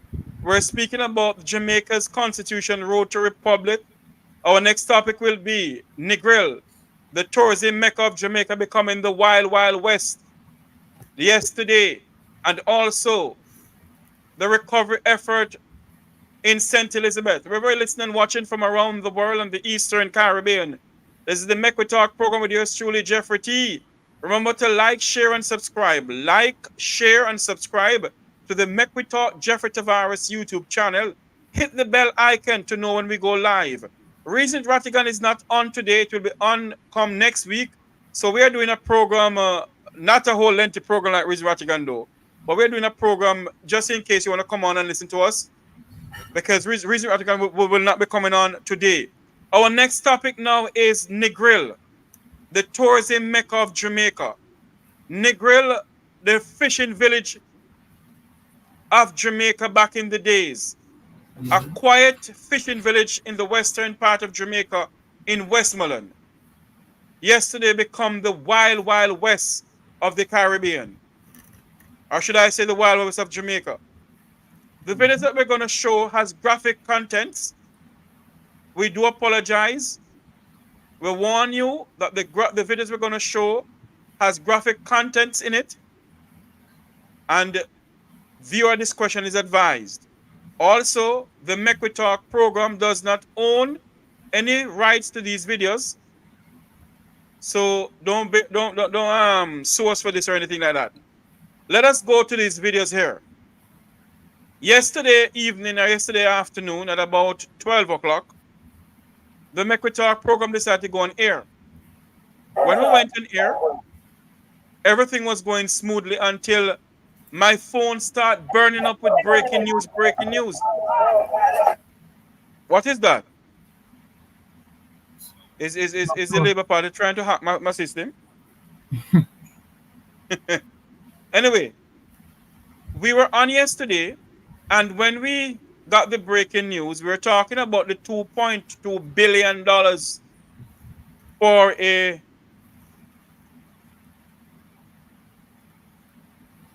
police divisional headquarters in St. Catherine. And I decided to break the breaking news about what's going on in Negril. I want to show you a video. As I said before, graphic contents are in this video. Viewer discretion is advised. Here we go. This is the first video we got out.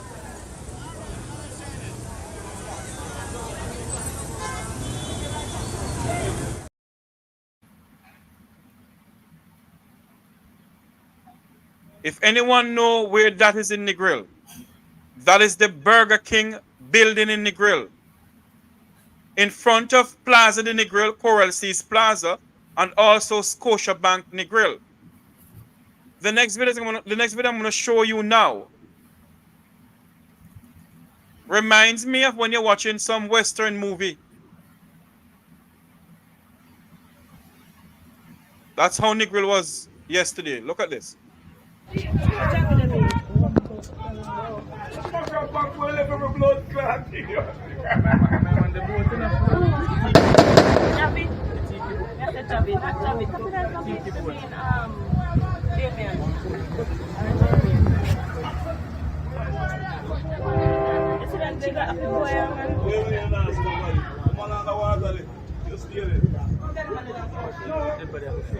Yeah, you know, so you carry the vehicle in the water over there. One carry in the water? Yeah, man, the boat and reverse over there, man, in the water, man. So you want to fire shot in the water.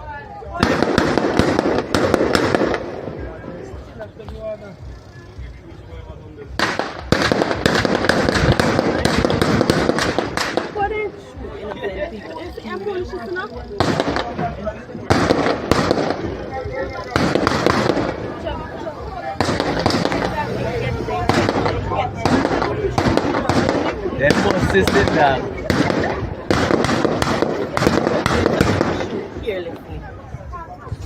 Suck your mother. We do apologize for that. We do apologize for the words and everything like that. But this video here, hold on there for me, please. Let me get it back.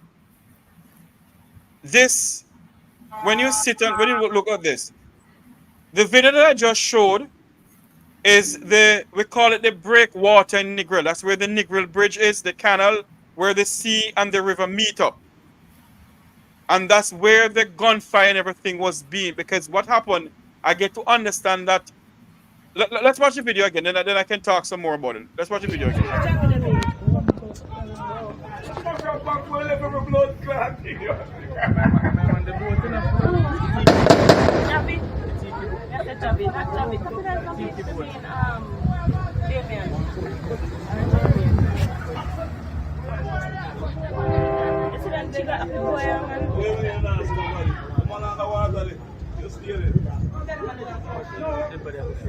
Yeah, you know, so you carry the vehicle in the water over there. One carry in the water? Yeah, man, the boat and reverse over there, man, in the water, man. So you want to fire shot in the water.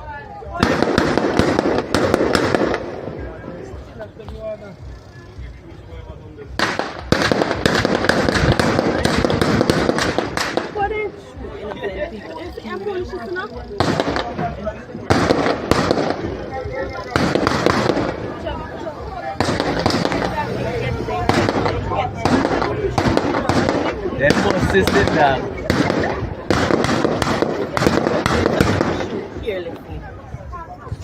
Suck your mother. Sorry about that again. Yesterday, when residents of Negril hear those gunfire, they thought it was the young men who have the bike and cut off the muffler and the bike backfiring or something of the sort.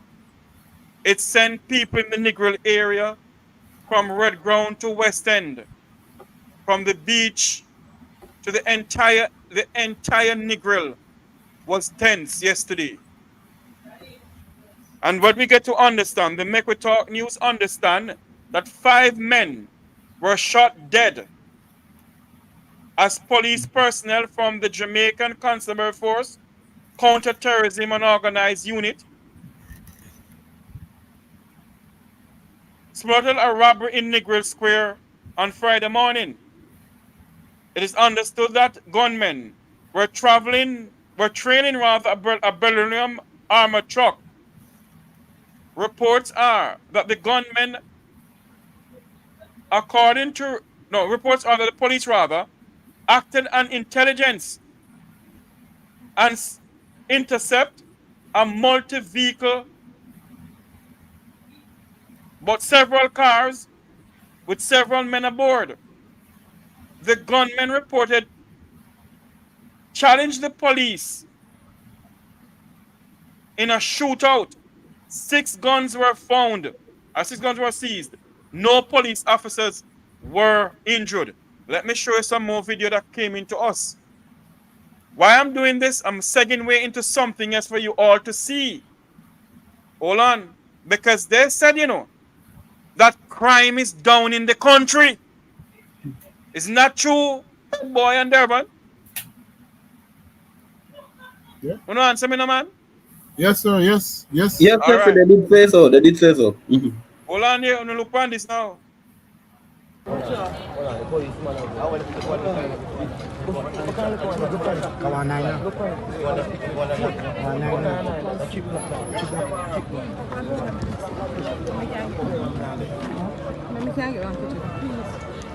If anyone know Negril well, that's we call it the breakwater. That's where we go and fishing when we're little boys.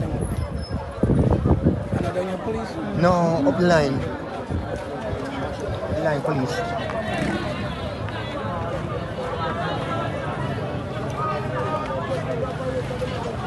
Yeah, man, you can't come straight and go.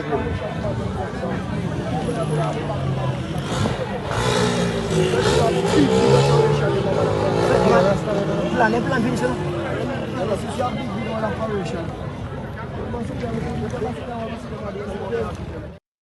They're moving the bodies there of the criminals.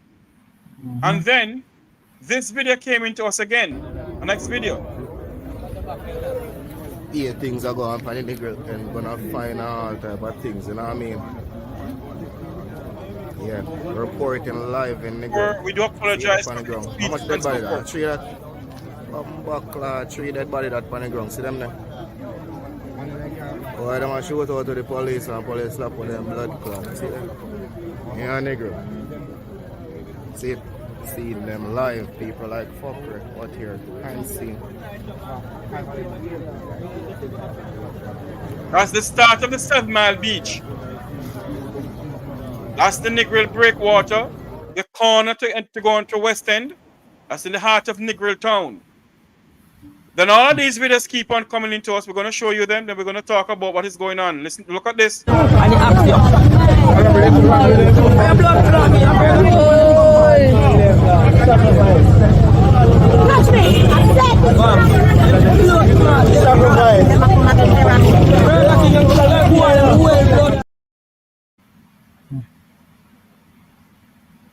Then this video, we do apologize for the expletives in the videos. One dead and one in the baffle. One is surrender. So the man like a dog. Arrest that. Gotcha, one more gun that they want to look puppy. Could they? That's what they calling me. One more gun, fine.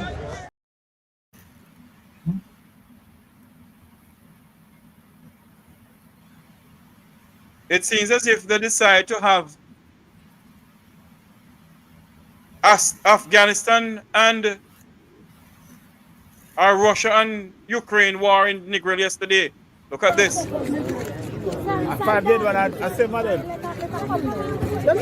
next 2 years to turn up my money. Imagine man gonna come and hear people gonna come in. Oh, foreigner run with them boy now. I hope they're not hospital and they carry me now. Hold him now. Hold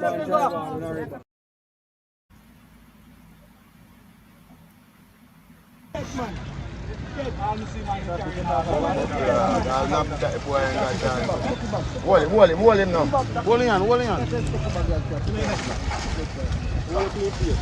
Hold up your face when we see it. Turn on your face when we see it. Turn on your face. We see Woodlum. Ross! Young boy, let me know.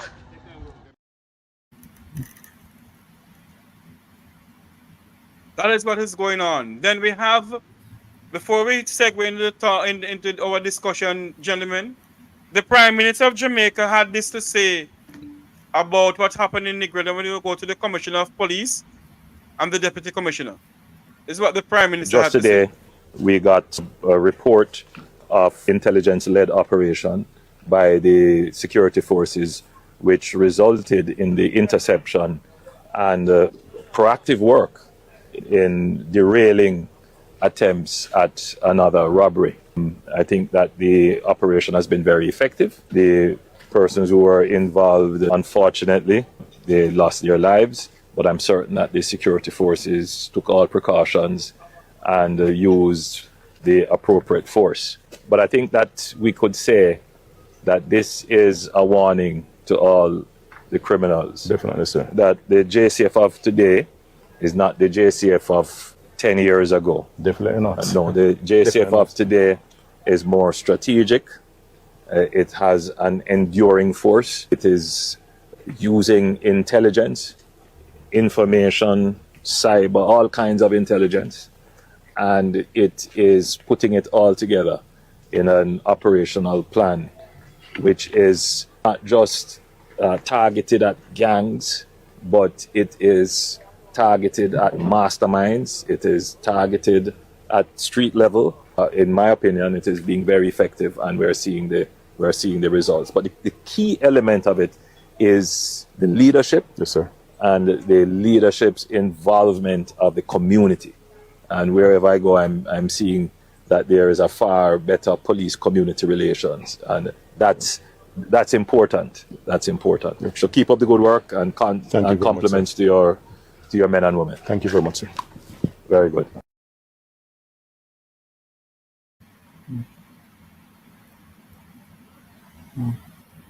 There you go, the Prime Minister of Jamaica commending the security forces of the operation in Negril yesterday.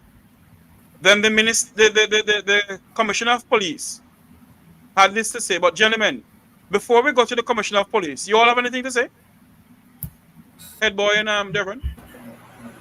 Well, this is just a manifestation of the rampant lawlessness and crime in this country, and also the mind state of many of the younger generation, the kind of get rich quick type of young generation. And that is why we have this. If you notice, Mr. Tavares and Mr. Yes. Edward, Westmoreland, St. James, I think part of St. Elizabeth is where the lotto scamming is from, right? And you notice the demographics of these persons who the police cut down. They are young men. So one has to wonder if they are from fatherless homes and never get proper guidance, mothers taking care of them and thing. And this is just an illustration of the sad state of affairs in this country. For them to go out and to rob a Beryllium truck, one has to wonder. I don't know if you remember the previous videos, the previous times when criminals were robbing Beryllium, and the way they were robbing them, and they were shooting, the type of tactical type of stance and the movements. This has brought me back to when I remember that Mr. Rocky Me, the former head of the JDF, had a program for young people to come into the JDF. But I thought the program, in my a reasonable man's eyes, I thought, okay, this is a way to recruit these people into the JDF. So you get them the training and you put them automatically into the JDF. Unfortunately, this was not so. Some were able to transition in the JDF, some transitioned in the police forces, and others were left out in the wilderness. And I have to wonder if some of these persons who have been robbing the Beryllium truck were those ex-persons from that initiative. It was a brilliant initiative by the head of the JDF at the time, but I thought it would have gone further to cement those persons into the organizational structure of the JDF. Since that is not so, we are in serious trouble, because those persons are reminiscent of Haiti with barbecue and his merrymen who were ex-police and ex-soldiers. So as you can see now, we are a minute closer to becoming on the clock of becoming closer to a Haiti situation. And worst of all, no, Remember, the criminal underworld is such a way that the same criminals here in Jamaica have their connections in Haiti. Yes. And the drugs for guns trade are donkey, are dog, are meat for guns and those things, right? And not to mention too the humanitarian crisis in Haiti, where some of the criminals may take advantage and jump in along the boat with innocent Haitians coming to our shores and knocking heads with the quengers them here in Jamaica. So this is an alarming state of affairs, and this could be an illustration of that. Do you think, I'm going to have Headboy come in, do you think that this will have an effect on the tourism sector in Negril? Well, if I am a tourist coming to Jamaica and I see this, I would change my mind coming to Jamaica. But as I said, you do have some tourists who are insistent on coming to Jamaica, and they come to Jamaica because they believe that this will not affect them, because that's what some of them think. So it is a 50-50 type of situation. Hold on there for me, then have Headboy coming in. Somebody right, we need to know the facts from both sides, not from wholeness. I don't understand what you're talking about. Headboy, go ahead. Right. Jeffrey and Brother Dervin, I want to commend Dervin for the point he raised, because I might be one of the few persons, and Finzi Smith, who has been talking about these young men who were taken up to the JDF to go join what they call the Jamaica Support Battalion. Remember, that was created so as to give Rocky Meat more power. When they created that, okay, so every army has their air wing, the Coast Guard, the infantry, and then they have the reserve, right? In order for him to have to become a full general, they had to create another wing of the army, and that's exactly what they did. Now, a lot of these young men were never retained in any jobs as was promised by the program. Yes? So they were taken up to Newcastle, taken up to Monique, taken up to the military training centers, and received tactical training. Jeffrey Minata say them be up there clean nobody shoes, The man them up there for a gun. Yeah? Now, we have never assessed why we are now seeing these tactical style of robberies.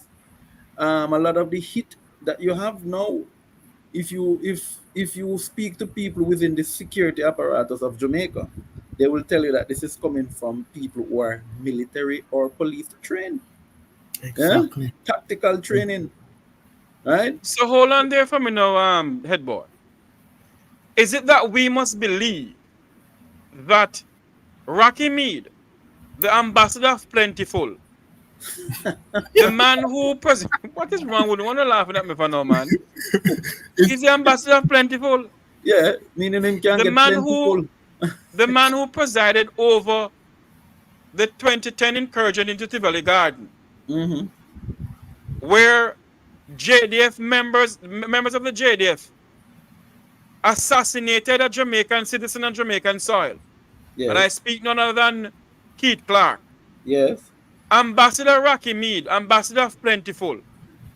His legacy that he created is these young men who they had come into the JDF. And because they don't want them to kick them out. Yeah. It was nothing. Go ahead, Jeffrey, go ahead. So aren't we in a serious state of affair in this country? Exactly. And that's the point Kervin has been pointing out. But to further add to the point with the security apparatus, in 2013, the government of the day had a program called Unite for Change. Yeah? Where many groups were called to Jamaica Conference Center. And some felt it came after the the Peter Bunting had his awakening that would need divine intervention, and he summoned the church leaders and others to meetings. Different groups were formed. But Jeffrey, what happened after the for Change program started, and why during 2012 to 2016 it saw the lowest murder rate in Jamaica? Let me repeat it now. Meaning, if we compare 2012, which is one of Portia's 2012 was the lowest year, and compare it, Portia's lowest year was 2012, and compared to Holness's lowest year as Prime Minister, or Minister Chang's year as as Minister of Security, and you'll see the numbers are way, way, way, way higher. What am I saying? Why was that? There was a concerted effort on the part of Mr. Bunting, and I give Mr. Bunting some credit for engaging the groups, because the Peace Management Initiative, Mr. Levy, Horace Levy, right? The what's her name? Elizabeth Ward, right? Dr. Ward, right? Violence Prevention, VPA, that's at UWI. Dr. Henry Morgan in Trenchtown with Air Agency for Inner City Renewal, right? We need to have some engagement back with the groups that are on the boots, that are on the ground. That is the community interrupters, the violence interrupters. Yeah, we need to get. But remember, we have a Minister of National Security who said that no work. You mean no? Hold on there for me now. Jamaica has a Minister of National Insecurity and a Minister of Injustice. Yeah, he cut the funding to the PMI. He cut. How could you cut the funding to the Peace Management Initiative? Right? These guys have been. I am telling you, Jeffrey. I have worked in Trenchtown. Right? I have worked in areas like Rosetown. I have worked in areas like even Anatown, right? When the sporadic violence has started in those areas. And it is because you have boots on the ground where you're able to quell some things. Yeah? So if we do not see that we need a holistic approach, it needs to we need a ministry of social transformation. What is creating the problem? We have students graduating primary school can't read. So if we think that crime is not connected to the output in education, then something is wrong with us. So there must be a wider approach which is aimed at looking, for example, Negril, Tourism Enhancement Fund, TEF, right? The TEF should put a levy in Negril, right? Which would see to, like, for example, if it's a tax which is $1 per head at a villa, right? And that dollar per head could be used to put in a fund that deals with social transformation projects in Negril. For too long, people have not benefited from the economic investments in these areas, and it leads to violence. We take them from their yard, if we can sweep up and clean up hotel and wash up people things, but when they go back home, they're living in the same squalor and mess. So true. So true. We have not. When last have we have a major housing revolution? The last major housing revolution occurred when we had the Operation Pride. We have not. We must look at. But wasn't Operation Pride a little disastership too? It was. Jeffrey, it was. I totally agree with you that some things were not. Remember, the gravy train. There's a lot of people in Jamaica. Make no mistake about it. A lot of the politics is gravy train politics. Hold on there for me. Everybody can come on here and speak, and it's freedom of speech. We're here speaking about the Constitution and Negril with the Wild Wild West and the recovery of St. Elizabeth. We're not here going to speak about what oil they find in Jamaica and who have company with the oil until I do my research about who owns company that are going to drill oil in Jamaica. I cannot and will not speak about those things. I have to do my research first.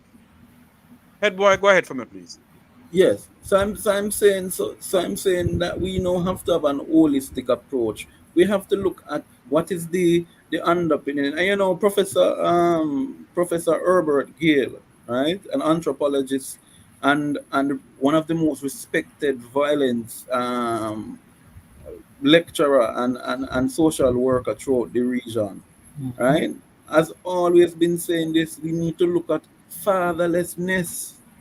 We need to look at fatherlessness. The reports coming out of Professor Herbert Gale points to most of the violence producers in Jamaica are persons who have never been raised by their fathers and were in some instances abused by their mothers. Hmm. Hmm. So if we think for 1 second that this is not that you can just wave your hand, put some state of emergencies down the road, right? And you could have the country could stay for state emergency for 5 years for all you care. It will not do anything to solve crime. It has not worked and it will not work. What we need now is we need to have the engagement of the SDCs, the community groups. Those groups need to be given the support. A lot of the grant money that we get, instead of we thieving it, they need to go to the groups so the groups can do the work. We need to now reach out to even more groups. For example, the EU. Can we recraft the program that we had with the EU? We had a program in the inner city, and I think he could take, what is it? Was it the JSIF? No, not the JSIF. They had a special program under the EU where they created employment for the young people. Yeah. They send them to university, right? So I am saying, unless we start to, for example, look at our rate for university attainment in Jamaica, it's only 21% of the population that goes to university. That can't be. You see, I must expect to have a problem. Dervin, Well, I want to yeah. go ahead. No, I thought you wanted me to say something, but Yes, go ahead.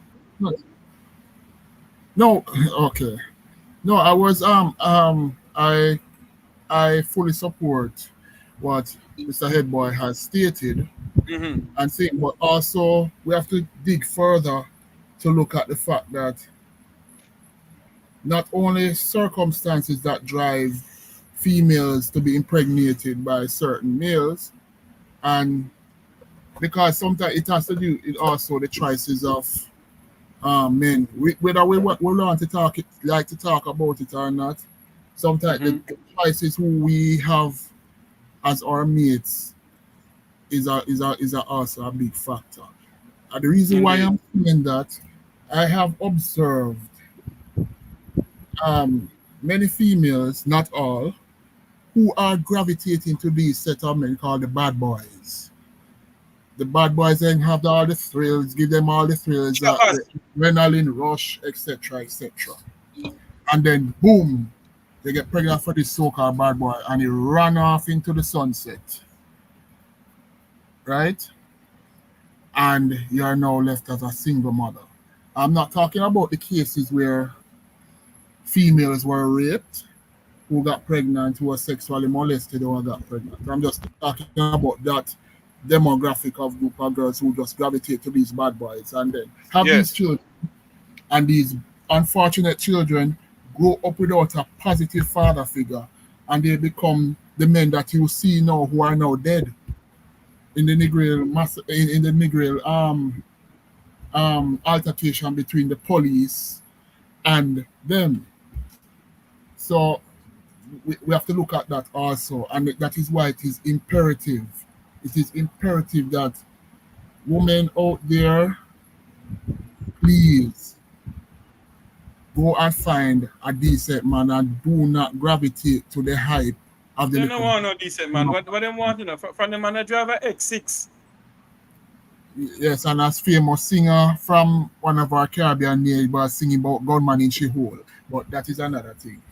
Right, but these are the things that has been causing some of the social ills and the decimation of our people, including our males.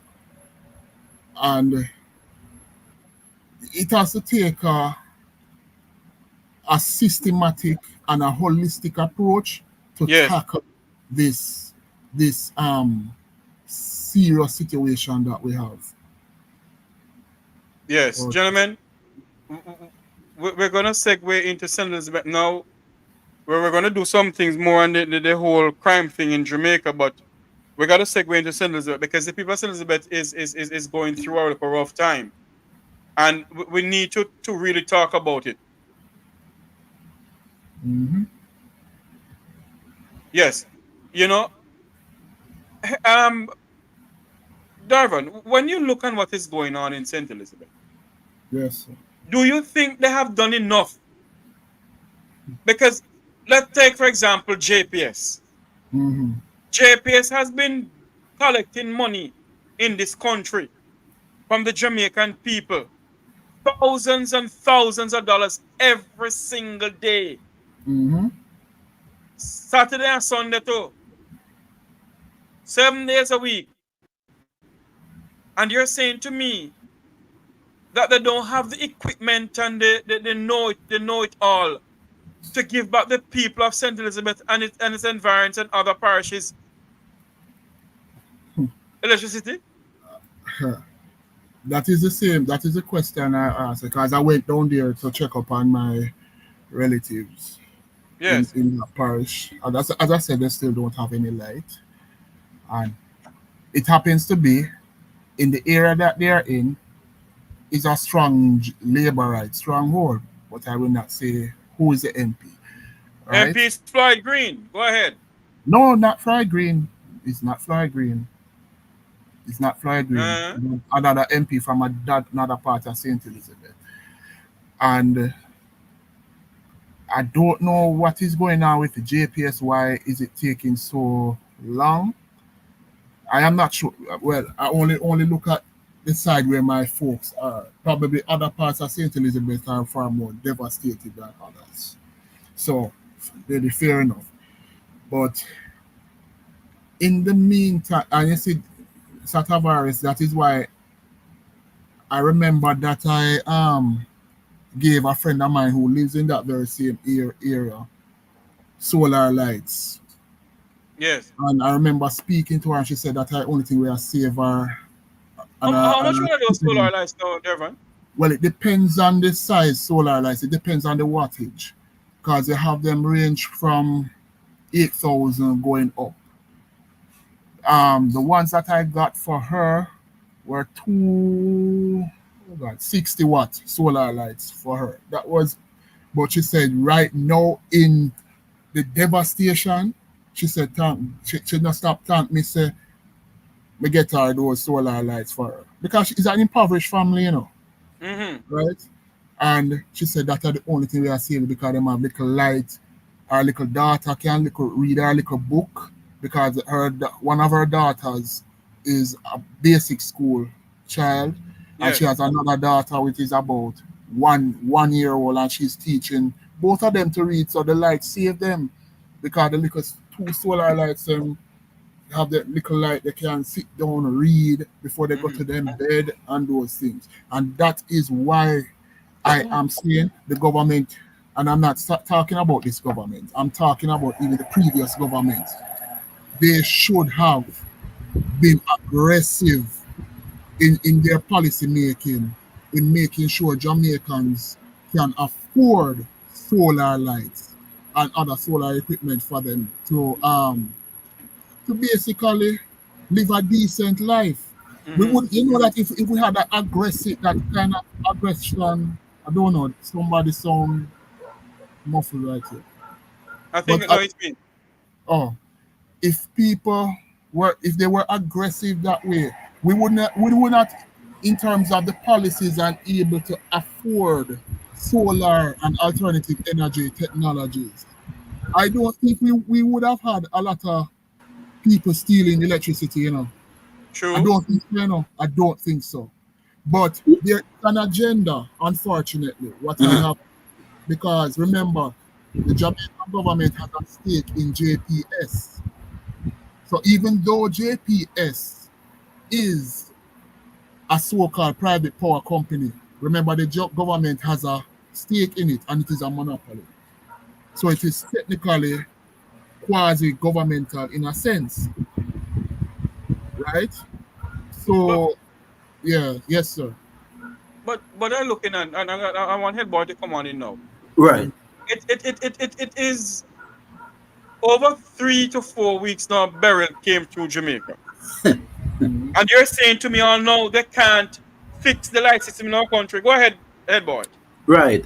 So as we speak, gentlemen, right, the very first thing I did, Jeffrey, when you spoke to me, right, was to check where in the country has electricity using the GPS tracker. Yeah?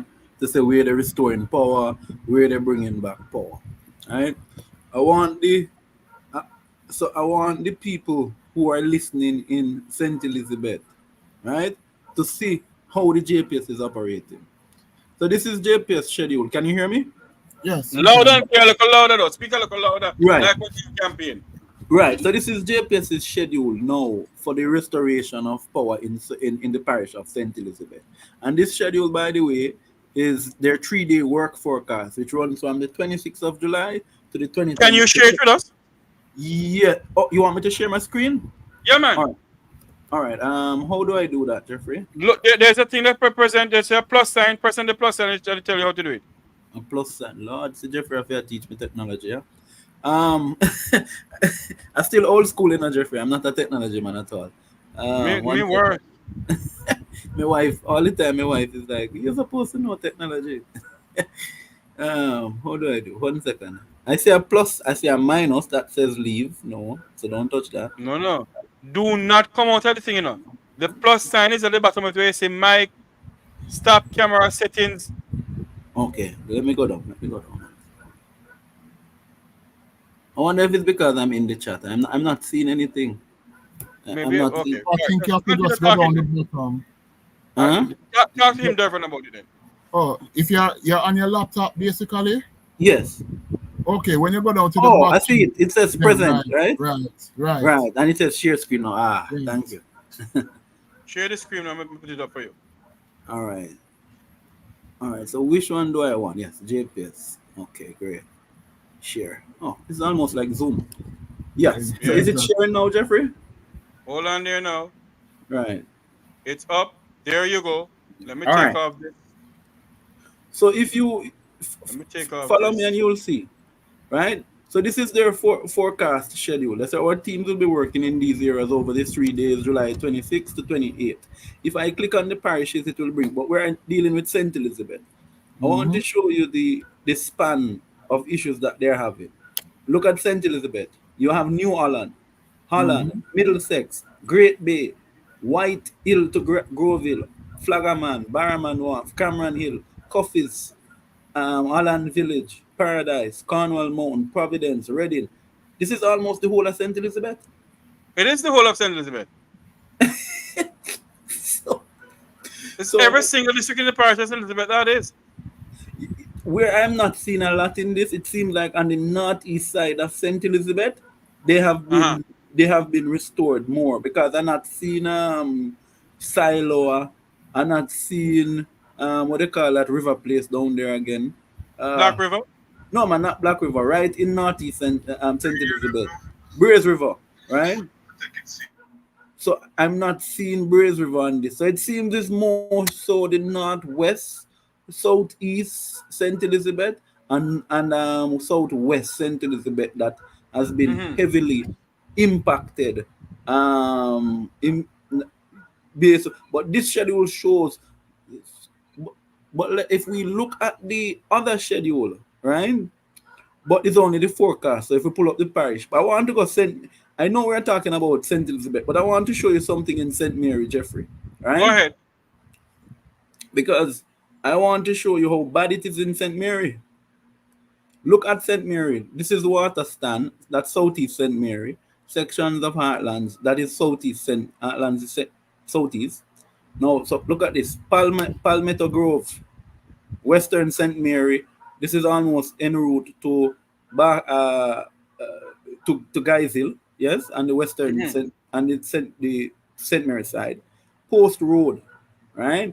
Labyrinth, Purcell Lane, that should be the Nata Bay region. Richmond, right? Louisiana, Woodside, Once again, that is Western St. Mary. Claude Stewart Way, Western St. Mary. Camberwell to George's Hope, that is Southeast St. Mary. Right? No, Highgate to be exact. So that is Central St. Mary. But look at it now. Barclaystown, Chatterburn, Palmetto Grove, Bagnall Spring, Cox Peace. Right? Plattfield, Pembroke Hall. That is the whole of upper the hills of Western St. Mary. So in other words, every part in St. Mary then have no light, just as St. Elizabeth. So the whole of the hills of St. Mary is without electricity. Especially, and JPS collects so much money from people and they don't have the equipment to go up in those hills and valleys. The problem, Jeffrey, right? And Philip Powell has been pointed it out, and I agree with him 150%. Right? I can stop share this now. Okay, let me stop it. Right. So I agree with Philip 150%. And let me tell you why. In 2013, and Dervin would remember, there was a push at the time Philip Powell and the JPS was at war. Yeah? Remember, that was the same time Philip came off the grid and he started encouraging people in Jamaica to do the same. Yeah, right? I remember that. Now, because we were under a heavy IMF program, there were no real incentives you could give because it would have derailed the program at that time. When they came to 2016, they made some provisions. That's why own-it billing came, yeah? Which meant that you were no longer going to get the estimate bills that used to kill people. You were supposed to actually get a true reflection of what your bill was. Now, he passed it, and it was given to about 400,000 own-it situation. Since the Ministry of Energy, right? Since the government came to power in 2016, the Ministry of Energy has been so busy trying to save Petrojam because of the bad face and of the monies that went missing, that we... The money went thief, man. It's a thief. Thief. And so, Jerry, we have a situation where Nestle, I want people to understand what I'm saying now, Rural Electrification Program was renamed Nestle, which was the baby of Michael Manley to deal with lights throughout the whole of the rural parts. That's how Westmoreland and some places all in the cane pieces of Jamaica got electricity through rep. We have the cousin of the minister, the then minister, because him can't take me to court. I know I'm family. Because I know Lawrence Pommels, right? Who is from James Hill in Clarendon. Now, Lawrence went to Nestle. Because we're not, this is not alleged, no. This is what the reports have said to us. Right. It was being led by Bobby Montague's cousin, who never had no qualification to be the manager. Hello? Right? The Nestle was then created to actually do that very thing that Dervin is speaking about. It was to encourage rural communities to come off the grid. Yeah? So instead of... hold on here for me now. Let me ask this question though. This country and successive government has the love of borrowing money from the Chinese. Jamaica is 62 years old from August 6, 2004. And the people of this country have been paying one of the highest electricity rates in the entire world. And you're saying to me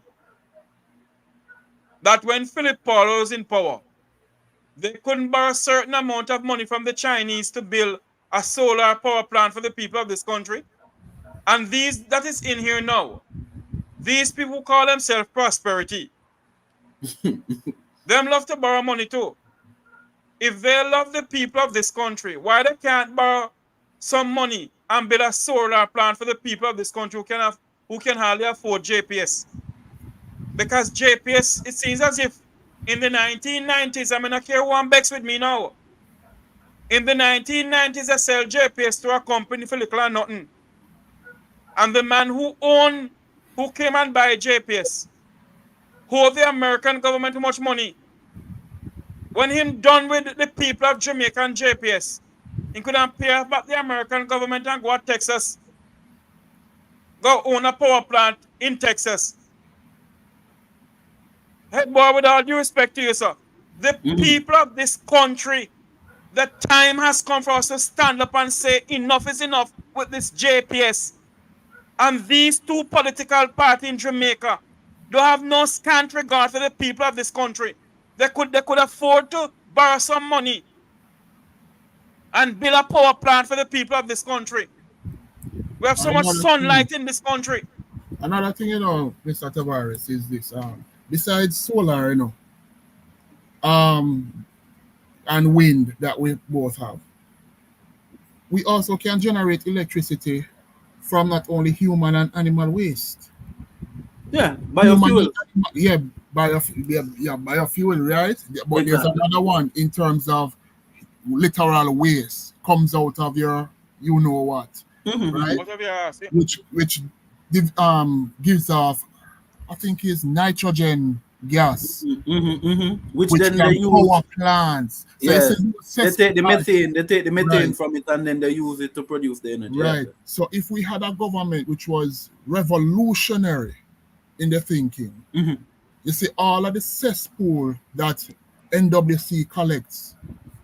As a matter of fact, if NWC was revolutionary too, they would work with the government to invest in those type of facilities to generate its own electricity.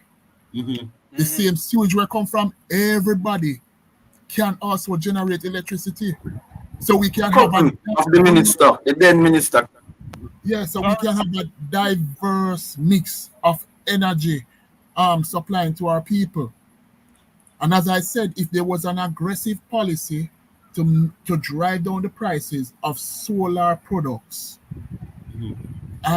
even the same chopper then where escape and toll in a Mark X and the other high-end vehicles them would buy for their little house too. And then just tap up their foot and watch TV all day, all night. Because you have even ACs, you have ACs that are run by just solar. You have solar fans, you have solar bulbs. There's so many things, and I'm just saying this because I'm so fascinated with alternative energy, even though I'm not an environmentalist. I'm fascinated with what can be done. And there are other technologies that you can generate electricity from the earth. Yes. And people don't know that. Generate electricity from the earth. When me and you stand and walk up and down.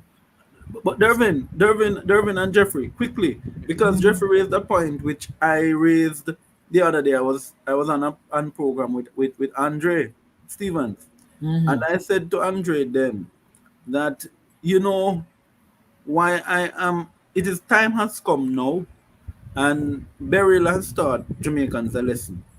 And we were here talking about constitutional reform and everything. There needs to be a reform of the license related to JPS. We need to break up this monopoly and allow competitive bids per parish. Yeah? Per parish. And the persons we're going to invite need to have a history. You hear where I'm going, Jeffrey? They need to have a history of running reputable, functional companies, right? And we can then determine if that's the route we go. However, I would prefer if we had an arrangement with the Chinese, who, thank God for the Chinese, as much as they're doing some things we're not always happy about. They are producing panels cheaper than what the world is doing right now.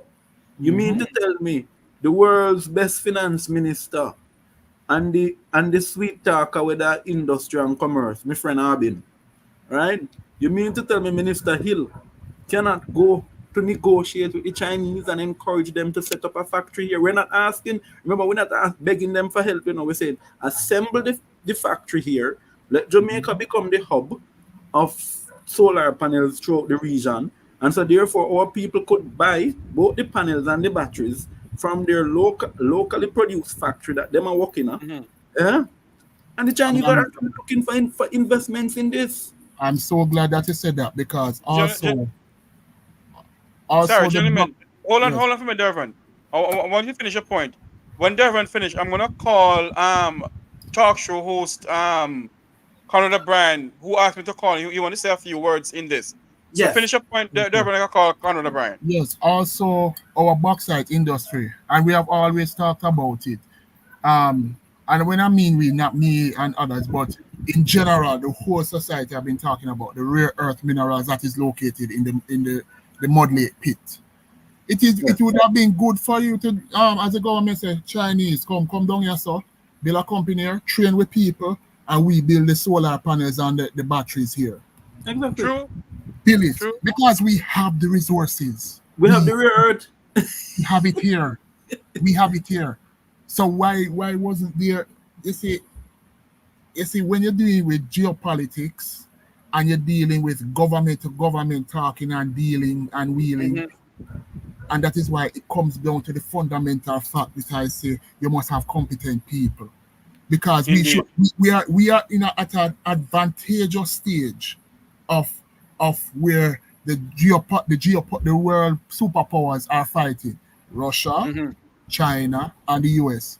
That there is a reason why Jamaica is in the middle, because we have all of those things, and all three of them are competing for our attention to have it. So we are in a powerful position. Yes, gentlemen, let us get Conrad O'Brien in to hear what he has to say. Just a moment for me, please. Let's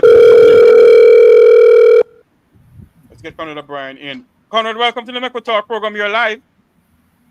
Hi, good afternoon. Good afternoon, Jeffrey. How are you doing? I'm here looking and living like my good friend, the late Wilmot Mutty Perkins. All right, well, he is not looking and living. He is dead. All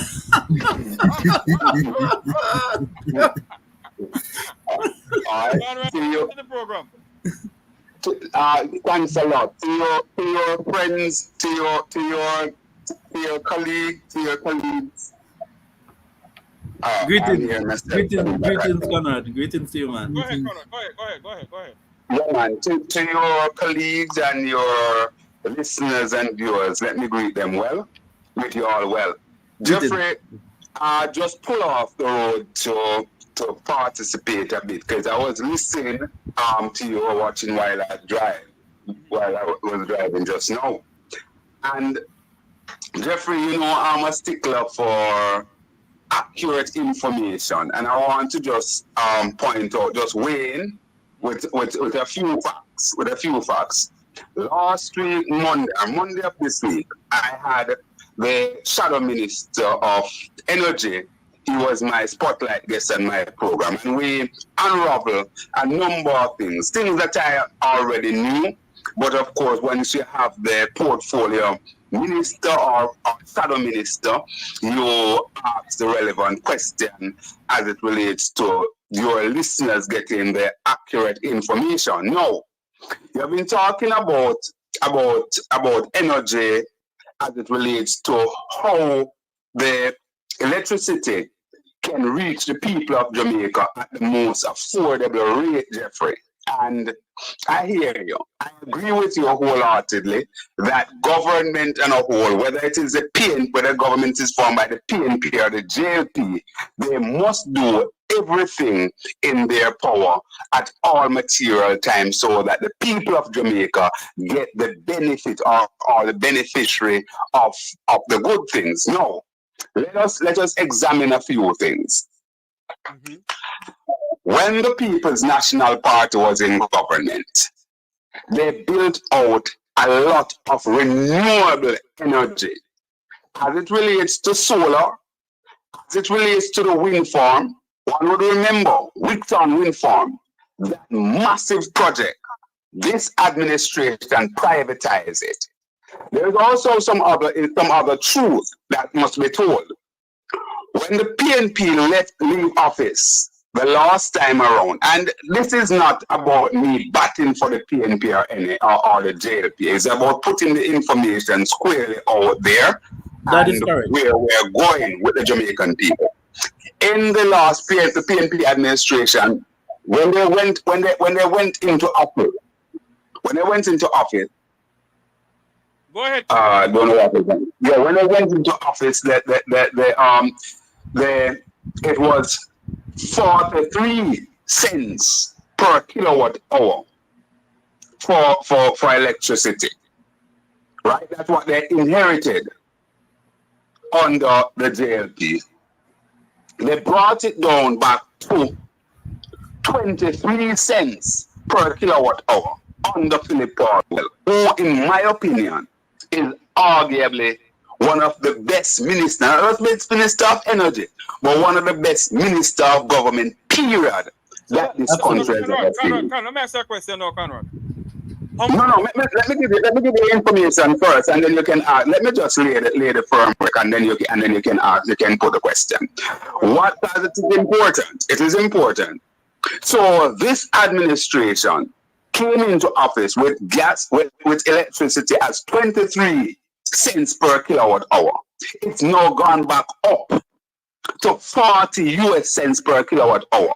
And you can do the check and check the record and see if 1 iota of renewable energy has been provided to this country under this government for the 8 years that they're in office. We have to put the information out there accurately, Jeffrey. It's not about a blame game and say the two of them are the same thing. And the two of them are Hold on for me, Conrad. What did I say? All I said that if the two political parties love this country well, we're going to be 62 years old come August 6. They would have built a power plant in this country to help the poor pauperizing Jamaicans in St. Elizabeth, Westmoreland, all over this country. Because JPS is milking the people of this country. That's all I said. In what way am I being? But I'm saying to you that was the trajectory that the PNP was on. It's not just about one plan. It's about a mix of renewable energy, because you are not going to get the entire country off the JPS grid. It doesn't work that way. That is correct. No government, neither the JLP nor the PNP, can get rid of the Jamaica Labour Party, of the JPS like that. They can't do it. Because first thing to begin with, there are conditions of license that in place. So what you can do is build out more alternative energy, renewable energy, so that you can sell some of that energy to the JPS and so on, which would redound in lower energy price. And those were some of the things that Philip Powell and the People's National Party administration did. And I'm encouraging the government of the day to do that, because at the end of the day, I'm about Jamaica, and I want to see Jamaica progress. So all I'm saying is not about batting for the PNP. It's about putting the record straight. All right. The two persons have on the platform. I want to ask you a question. Go ahead, gentlemen. Go ahead. No, I'm saying, Jeffrey, I'm in total agreement with Conrad, because that was the point I was actually getting to, which I was saying that in 2012 to 2016. Who is this again, please? Head boy. This is Head Boy, Conrad. Right? Man. Good. I am saying I was in total agreement with Conrad, because if you look at, remember when Portia Simpson Miller we're not politicizing the point, but when she was prime minister, what she did, she had with Philip Powell, they crafted, once you went over certain kilowatt, you were not over certain kilowatt energy as a household, the GCT was not put on the absolutely on the JPS bill. No, that was what you saw that led to the reduction in the cost of energy. What was the first thing that Holness did in his first one that he waived? He put a gas tax, which now caused JPS to be charging more. That is why the cost has gone up. We're paying 2 times for gas. No, that's not what caused the reduction in the price of energy, but that was an additional bonus, right, to the household in the low quintile receive as well. that GCT that was removed once you stay under a certain kilowatt hour, which was to the benefit of a great amount of the household in Jamaica, as you would know, my brother. Right. The prepaid meter, right? For example, at the time I was working in Trenchtown, as I was saying to Jeffrey. So we were doing a lot of the JSIF work.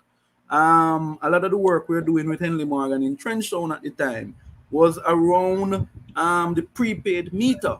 So what was happening in areas like Delacree Park, Painland, some of these areas have actually received their prepaid meters free. Yeah, because it was an attempt by the government of getting them to come on the grid legally. Yeah.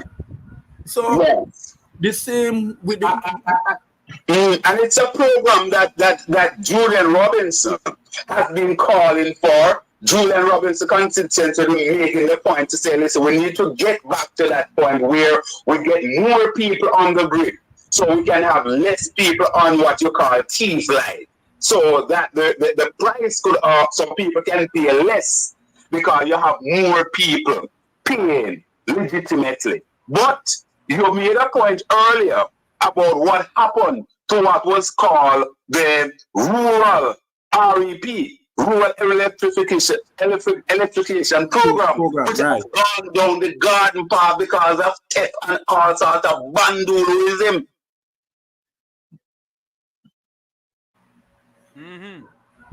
Because that was what Philip Powell was doing with Rep, you know. He made Rep Nessal. So Nessal was supposed to now build out the renewables approach. But then you put your cousin there, the minister put him cousin there, who thief the money?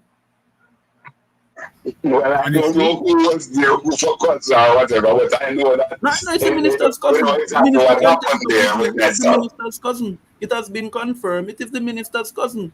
And the manager at the time, Miss Warren, was Bobby Montague's cousin. It was. I knew her. As a matter of fact, I know her husband. Her husband was my good friend, Barry. Yeah, she's from St. Mary. So it was a cesspool of thieving and orgy of thieving and looting that has not made us materialize in terms of moving closer to the renewables that we're. And we saw where one of the persons who was connected was give a light sentence recently that X amount of funds was found in his car. Because that judgment just came out of the court. Don't know if you have been following, it, Jeffrey. I don't know no, I haven't been following that at all. Yeah, man. Remember that the gentleman that was found with I forgot the amount that was found in his car, and he was taken into custody and so on. And together, he got a light sentence recently. Light sentence, but what? How many years he will have to spend in prison before getting parole? 9 months. That is mad. 9 months. But if hold on a minute now. If it was, that's why I see me. I tell you all the while, I don't care who I'm vexed with me, you know. I do not care who I'm my good friend Conrad O'Brien of vex this evening. No, don't talk nonsense, man. Why would I vex? Listen to me. Don't do that, Jeffrey. Don't do it. This country. Hold on. Jeffrey, please. Please. Hear me. I am a consummate professional. I am not taking any side. If the People's National Party deserve their draws to be pulled off and get spanked on them backside, I will do it. The same thing for the Labour Party. I am not a PNP act. I am not a JLP sympathizer either. I have my view and my political preference. When I go into the booth, I vote that way. I am a mainstream talk show host, and I want everybody to get that in their thick cranium, including PNP and JLP sympathizers. Let me say something here. If it was a man who lived below Crossroad, we would have never gotten that. And that is why I keep on saying. We know that, Jeffrey. That's a good one. And that is why I keep on saying that there is two Jamaica. There is so many things happening in this country, and the People's National Party is silent. Mm-hmm. Silent. That I agree with you. That I agree with you on as well. A number of things are happening that you would expect to have a louder voice from the opposition, a louder voice from civil society, a louder voice from academia, a louder voice from the fourth estate, the media.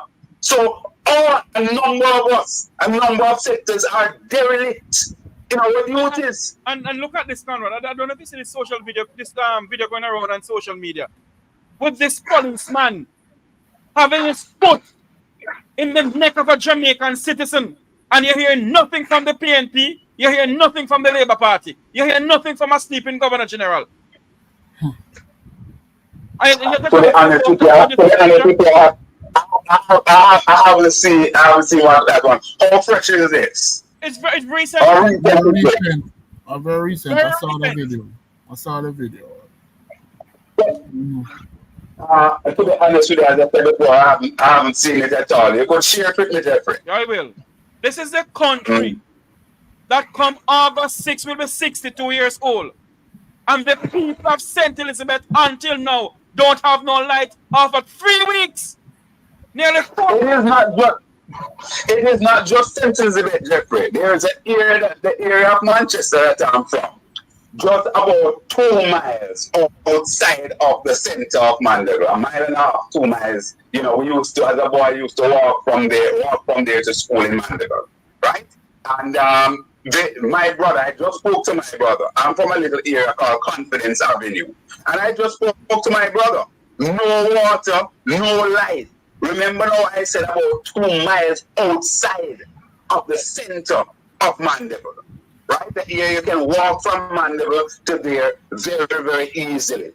From the center of Mandeville, very easily, right? No water, no light. I just spoke to MP Michael Phillips on it, just as I hung up from my brother just now, Clovis, right? And, you know, Michael told me, he said, boy, even some truck water. A truck of water they would want. So I reached out to Michael. He said that he will get a truck of water to them between now and Monday, right? That is the situation. So it's not just about St. Elizabeth alone. You're talking about pockets close to urban areas in Manchester, or close to the town centre that don't have electricity, and that is why JPS is hard pressed to convince Jamaica that 90% of the population is back up on the grid. The people are saying it is just not true. And to Dervin's credit, the minister, he is also contesting whether the figure that is given by the JPS score is accurate. A lot of pockets, you're talking about places like Heavy Tree, in the Mile Gully community in Manchester. They are out of electricity, they are out of water, their lives have been put on hold. People are frustrated. The misery index is at an all-time high. And you know something to Conrad O'Brien? Mm-hmm. By the way, if you're just joining us, this is the Make We Talk program. We're speaking about the Constitution, Negril becoming the Wild Wild West over yesterday, and the recovery reform in the recovery effort in St. Elizabeth. We're speaking to broaden that, Jeff. Broaden that to the recovery effort in Jamaica. Because in Clarendon, there's still no light in pockets of Clarendon, so you have to broaden it. That's what I'm about to sentence today.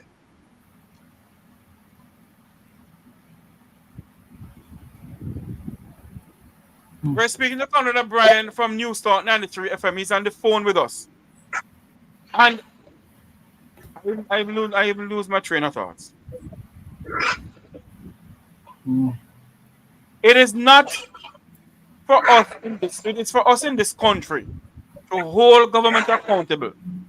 It is nearly 4 weeks now since Hurricane Beryl passed through. And people in Elizabeth, St. Mary, Manchester, Westmoreland, and other places. Can I get the lights and not have no water in the pipes? But Jeffrey and Conrad and Dervin, quickly, this points to a greater problem that we're having. For example, right? The how on God's earth could the NWC not realize that this is modern time now, right? And not have renewables as a part of their distribution channel. And let me tell you why I say that. There are solar pumps. So Exactly. how you think the man in the desert, in Saudi Arabia, in Dubai, in Lebanon, in these places in the desert, how you think they generate water? You think it's electricity that's about that? But you see the problem here in Jamaica, and we have to be honest here. Jamaica is not a place that give a nurturing environment to brilliant people, brilliant qualified people who can get things done. We venerate buffoons to high levels of whatever industry, because I'm sure there's a university graduate who has their degree in renewable energy could have, if they were put in the proper position and get the necessary support, would have been done. But what as I said, the country has venerated buffoons to the level that the buffoons are worshipped. You have to wonder what kind of hedonistic Sodom and Gomorrah type of idol worshipping madness that is going on over it. Maybe it's a demonic over this country. My friends, my friends, I tell you something. You know, it gets even a little bit worse than that. What happened? We have to suspend the partisan nature of how we deal with things. So, for example, even my good friend Jeffrey, that's saying that Conrad O'Brien is going to be upset with it this afternoon. Why would I be upset for anything? I am about Jamaica. So what we have to do is to recognize that your vote or your party preference, whenever that time comes, does not negate the fact that you will defend Jamaica. And whoever from the government of the day, when they're pussyfooting around, you will talk out and talk loudly. I say over and over. I say to Mr. Holden, Mark Jefferson Holden, the man that I coined the name from him, Marky G. I said to Marky G and the operatives of the People's National Party that I am putting them on notice that the same clarity and the same call that I make from behind the microphone as it relates to Andrew Holness administration, calling out Mr. Holness, I will do the same thing. For me, it is the same knife that stick goat that will stick sheep. For us to build out a country, we have to find these things within us. And I also want to concur with you, my friend, that the JPS, the Water Commission, have to be much more progressive in their thinking to ensure that they have a power generator, through renewable or whatever, that can pour the pumps and so on. So whenever we have these acts of God and the JPS grid is down, we can still have water in our pipes, because it is a sad state of affair. My niece just told me, her friend just pull up. I had to take her somewhere to ensure that she can get some clothes washed and those sort of things. She has 2 young children. That's the sum total of what is going on here in Jamaica. And you know, I also ask the question: what is the situation? What role did the army play early out in the piece in terms of clearing the roadways and all of those sort of things, so that the Jamaica Public Service could have clear and easy access? Conrad, you and I know that they will not call out the Jamaica Defense Force Army Corps of Engineers because they're friend of company of Nyama Food. I must call a spade in this country, man. And that is true, Jeffrey. That is Minister of Jamaica, who is the Minister of Defense, will not call out the JDF to do what the JDF is supposed to do because their friends and cronies have to nyama food. Jeffrey, my friend and my brothers here, I can tell you this. I love this place called Jamaica. And so do that it is not fun, that it is not funny. I could be living in the UK, I could be living in Canada, I could live in the United States and elsewhere in the Caribbean and so on and so forth. I decide to stay here on the rock.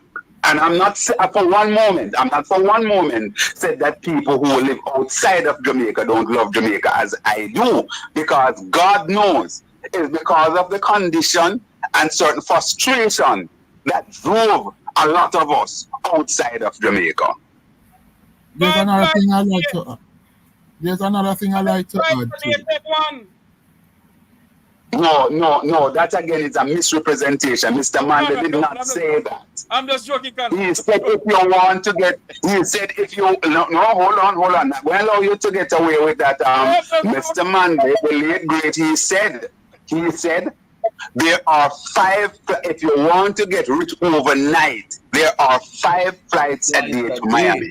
And we all omit that. I remember him in one of his last interview. He stated that categorically clear, although he also said that he regret making the statement. But we must quote him correctly. Similarly to P.J. Patterson, when we talk about the law is not a shackle, P.J. Patterson not just say that. He said it's a tool for social re-engineering. But hold on. And those things are important. Mr. O'Brien, yes, sir. The former Prime Minister, the most Honorable Percival James Noel Patterson, at a recent town hall meeting when he was speaking about the Constitution, he made it clear that he did not say such a thing. That's what I'm saying. He did not say it. That's what I'm saying. Anyway, gentlemen, we have not opened the phone lines for our next call. Conrad, your closing words to us. Open the phone lines so people can call in. Well, you know, Jeffrey, always a pleasure to grace your platform with my presence and so on. And I think your guests, or the guests, they have made valuable contribution. I am sorry I'm not able to join you on set because I explained to you earlier. But just to say to my fellow Jamaicans, both at home and abroad, and members of the diaspora continue to display that it's not, you have to put yourself out there. And it don't mean that because you call out the government of the day, you're anti the government, you're anti Jamaica or anything. As a matter of fact, to the contrary, you are for Jamaica, and we want to see Jamaica move in a progressive direction, so all of us can live a reasonable life. We won't all be rich, we won't all be wealthy, but at the end of the day, we want all Jamaicans to be able to live a reasonable quality of life where we can send our children to school, we can put food on our table, we can put clothes on our backs, and so on and so forth. Those kind of nuance. And I am calling on the Jamaican people to raise your voice. The days of basically cutting down trees and blocking road and stopping people from going about their business, I think those days are over. But we can protest with a loud voice and basically show a force with numbers. And this is something that we should never lose sight of, whichever of the 2 major political parties form the government. It happens to be the Jamaica Labour Party that form the government now, and we have to let Mr. Holness and the JLP know that there are a number of things that we are not indeed satisfied with, so that they can do whatever they must to ensure that they fix it, until such time when he fly the gate and the people of Jamaica will have the opportunity as to whether or not his tenure is sufficient and they want to retain him, or they wish to give Justice Golden Market J a bat at the wicket. I'm inviting all of you to join me Monday morning, 9 o'clock, and News Talk 93 FM straight up from the University of the West Indies. May God continue to bless you all richly. Have a good day. Thank you. And a great weekend. Blessing to you, sir. Take care, man. Conrad O'Brien from News Talk 93 FM. Respect. I'll continue to listen. Thank you so much, Conrad. All the best. Good God. Blessings. We're speaking about what is going on in St. Elizabeth and other parts of Jamaica. Because of... Hold on to me. I have a call coming in. Yes. Good afternoon, caller. Welcome to the program.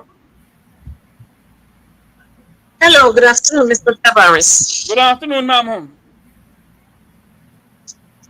Sorry. I have to turn on my TV, so give me 1 second. Okay, go ahead. I am from the parish of St. Elizabeth, and I cannot speak for anywhere else. But I called before and I call in again. The people in St. Elizabeth need a lot of help. They are way far behind. And not because these are rural areas, you're going to leave them for the last always. I mean, JPS tried, and the wires are so tied up that the light pole probably caught fire and stuff like that. So they're still not at the place where they can untangle, or, you know, because some people's wires have to be connected so that they can try to connect the main lines, because personal lines are still connected to these main lines. Mm-hmm. However, I think there's still a lot left to do. Back to school time is coming up. If I understand clearly, I think the first Monday in September is usually when schools open. Yes, ma'am. So all the high schools, all the people in the high schools have children going back to school. I would suggest that they need some assistance, waive some fee, administrative fee, stuff like that. The Hampton High School was destroyed. You have Peter Plains Primary School with the roof totally gone, and this is a 2-story building, and the top floor, all the roof is gone, and school time is coming up. I was a previous educator, and I am interested in those parts. The Black River Primary School, they need like a whole administrative block and staff bathroom and stuff like that. The 2 of the classrooms need roofs. We have clinics in the area that have been destroyed. Newell Clinic, which is right beside the Newell Secondary School, that roof is totally gone. The clinic in Southfield, their roof is destroyed. There's another one in Southfield, another area in Southfield called Bellevue Clinic. That one is also damaged. So they don't have like an emergency spot to go to in these areas, in these corners of St. Elizabeth, to go for any emergency care. The Newell Clinic was a big maternity clinic. That's where a lot of babies are born. Mm-hmm. So now your next bet is to have to drive into Black River, and this is going to become overcrowded because Newell used to, stop some of the gap by having somebody babies born there. Mm-hmm. They have a lot of citizens in a place called Newcomb Valley whose roofs are damaged, roofs gone. Yeah, a freak storm passed through, and some people who are trying to put back on the roofs. Last night a freak storm came through and took back off the roof. My God. Mm-hmm. So what's going on from places like from this lady in Bacon, her roof's gone. You have people, patches of people along the way through the rural area into Newcomb Valley. Past DC, his whole roof is gone. They need help. I mean, you have people who have worked for the community and been there for the community who needs all of this assistance. People in places like you have small areas like a place called Bethany. There's a man there, it's not just roof damage. The wind and the rain was so strong that people who had back doors, board back doors and stuff like that, or front door, the wind was so forceful, it parted the wood that made the doors. And so now if a little rain fall, everybody's house is still wet. Even if you're not wetting from the roof, the water is coming through the doors and through the windows because the wind and the rain was so strong that the the hurricane battered the area. We have people are, sending donations to help rebuild and to do stuff. We have one, block factory in the area in Newell, precision black factory, right there in Newell, not far away from the Newell High School. And because of no power, he's unable to make building blocks. He is certified by the Better Business Bureau of having some of the best blocks in Jamaica, but he cannot be making for the people to rebuild because, and the joke is his roof was also damaged. The part of his hardware was wet, but he is willing to start the production of blocks so that who can buy and who is getting donations to buy he can start, but there is no power. He cannot run the black factory off of a generator. So trying to put back electricity and power into just the areas where you think are more sustainable or areas that are more commercial, but then these small businesses that are there that produces these stuff for the people in the area to utilize, then it's holding back rebuilding process. You see what I'm saying? So if you could at least, help these people in these patches of area to get light. I mean, this man is willing to start with block making because orders have been coming in to get the blocks them ready and all that, but there is no power to run that block factory. So tell me something now, caller. We have on the platform here Ed Boy and Dervin. Tell me something, caller. So you're saying to me right now, you're from St. Elizabeth? Yes, sir. And it seems as the whole of St. Elizabeth have no light at all. Nope. Man, let me tell you, the power is back into areas like the junction where it's a small commercial area now. Black River wasn't so hit hard by the hurricane, so they have power. A lot of the times you want to make a phone call, you have to drive so many miles, get into Black River, and the banks now give you free Wi-Fi, so you go in there and you kind of whisper to whoever you're talking to, and stuff like that. But all of these people, as this gentleman on the platform says, Mr. Cochrane has said about the solar lights. A lot of these people are depending on these solar lights that they have. If it wasn't for forward-thinking people and stuff like that are people who could afford these lights to have these solar-powered lights in the area, then there's the whole place would be under darkness. Mm-hmm. My God. The whole they're trying to get back light into Treasure Beach, which would be, a little, we do ecotourism there, but then because other areas, the powers are down and they're all interconnected, they had to stop that venture. But then I'm saying the schools and the clinics are broken. Jeffrey, I want to ask caller. Hold on for me, caller. I want to ask you a question. Go ahead. Right, caller. Good evening to you. Good evening, sir. Right, I want to ask you, how is the situation in on the northwestern side of St. Elizabeth, a side that I know very good, meaning round to Pisgah, Ginger Hill, Newmarket. How is the situation around that side, and then heading back up to Akompong, near where the MP lives for Northwest? How is the situation there? I haven't been in that area much, but from what I understand, a lot of like what you see on social media, the Holland Bamboo area, those people kind of come together and clean up some of the things. But there's so much you can do and know more when there have light poles involved. You might have 1 or 2 light poles down in certain areas, and those places might be out of water too, because wherever there's no light, there's no water. Right. And that's the same fate that Southwest St. Elizabeth is suffering from. I remember back in the days, there used to be like a motor pump that used to pump the water instead of using all this electric energy. So people now, they're not even asking you for anything to build in the house or whatever. They're just begging for fresh water to drink. Wow. But what you see in that very same area of now, even bothered with food or worried about the house anymore. They're just asking for water. All right. I know that I know Newmarket very well. I know that some parts of Newmarket they stay. You see, thank God for old time traditional things where them have, because you have seen some of the houses them have the old concrete tanks which Yes. rainwater runs in there, Yeah. and that is what many have been surviving on, and it is so. You see, I think many of us, to be honest with you, we need to go back.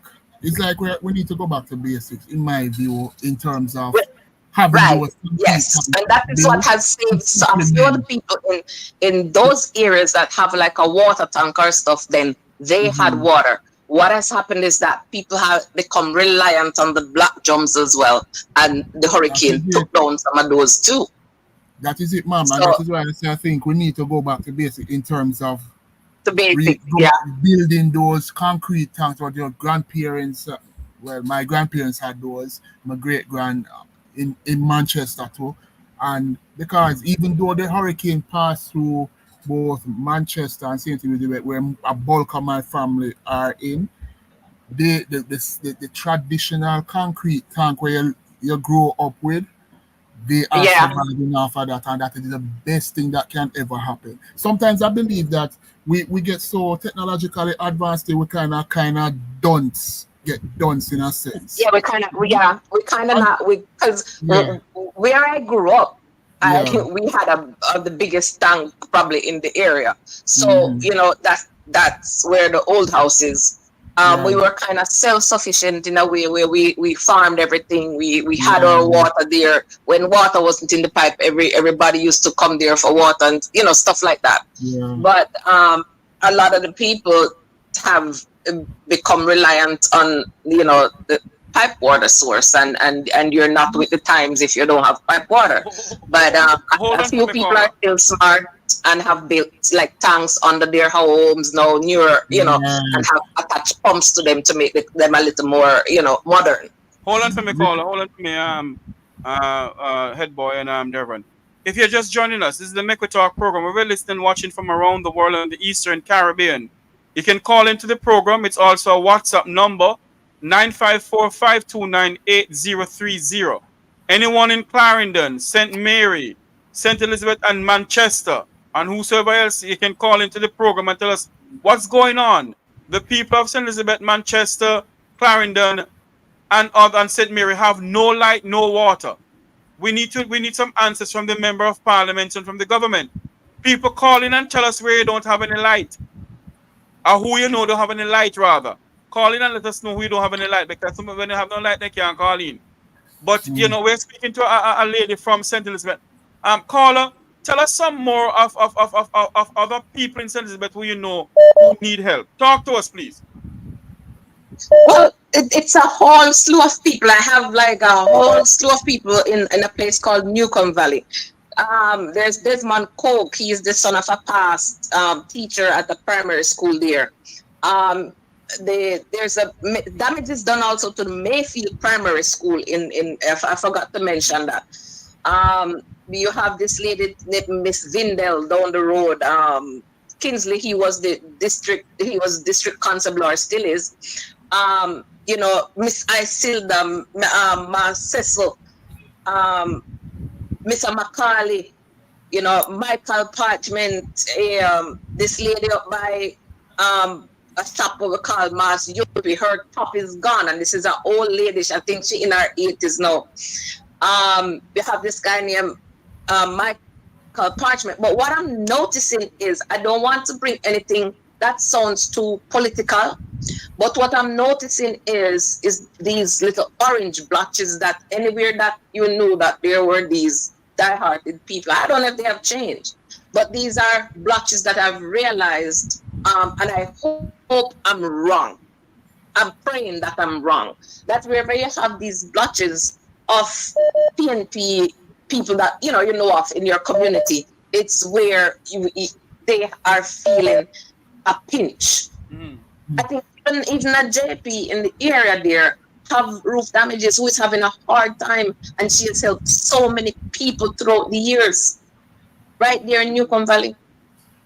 And what I don't understand though, and head boy and Dervin, I don't understand what is going on. The Prime Minister of Jamaica thought that they're gonna help St. Elizabeth. There's so much funds are allocated to help St. Elizabeth. What the hell is going on? But St. Mary, Manchester, and so forth.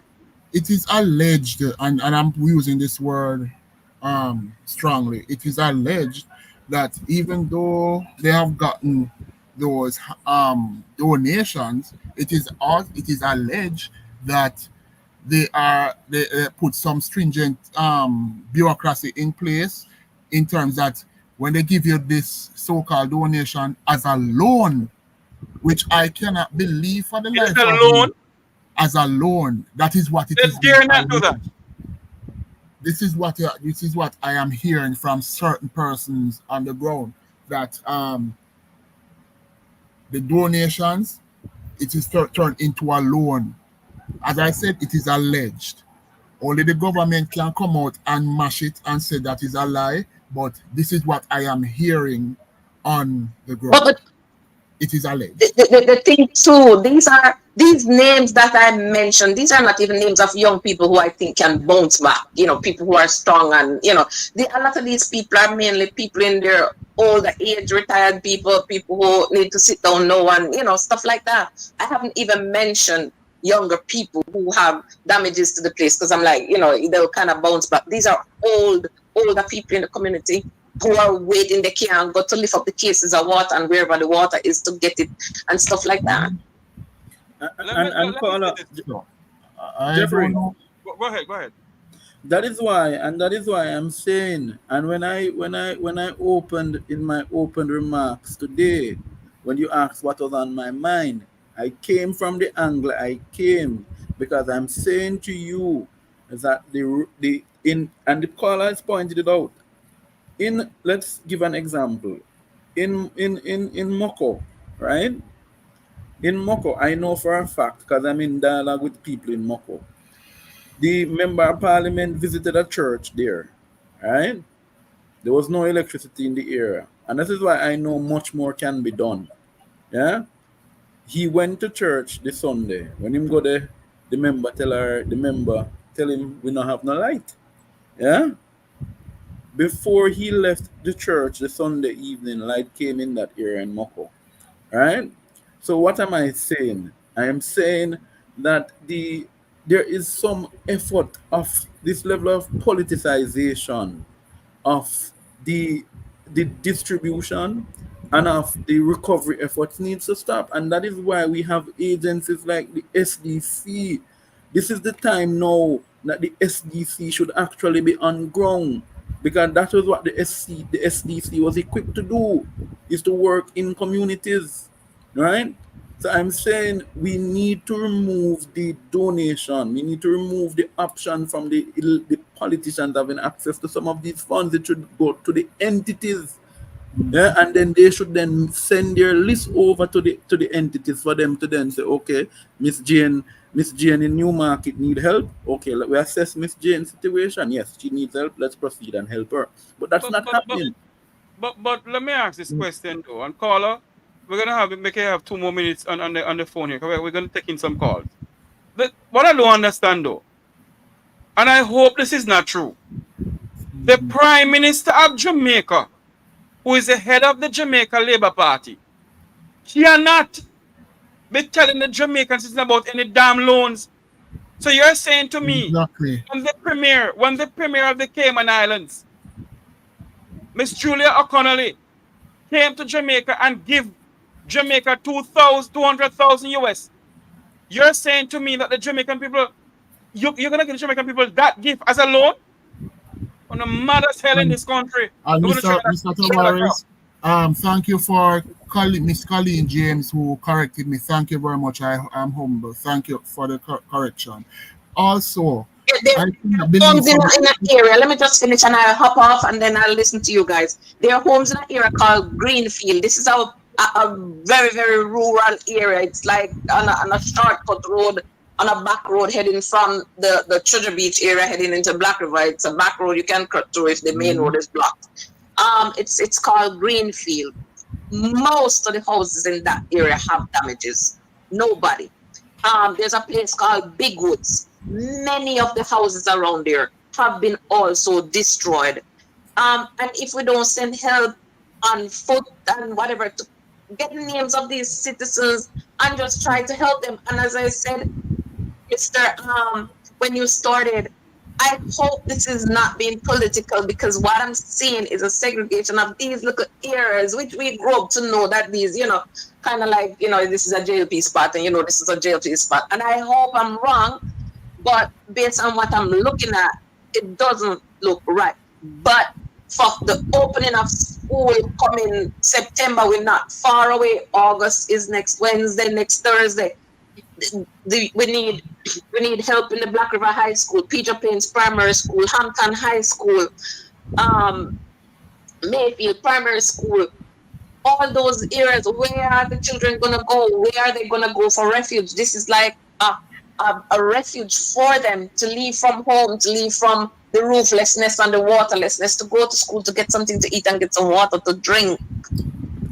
I hope there's assistance for all these people who have lost a lot of their wares. I have lost some too, because I had things in storage and they're wet and they're, but thank God for life.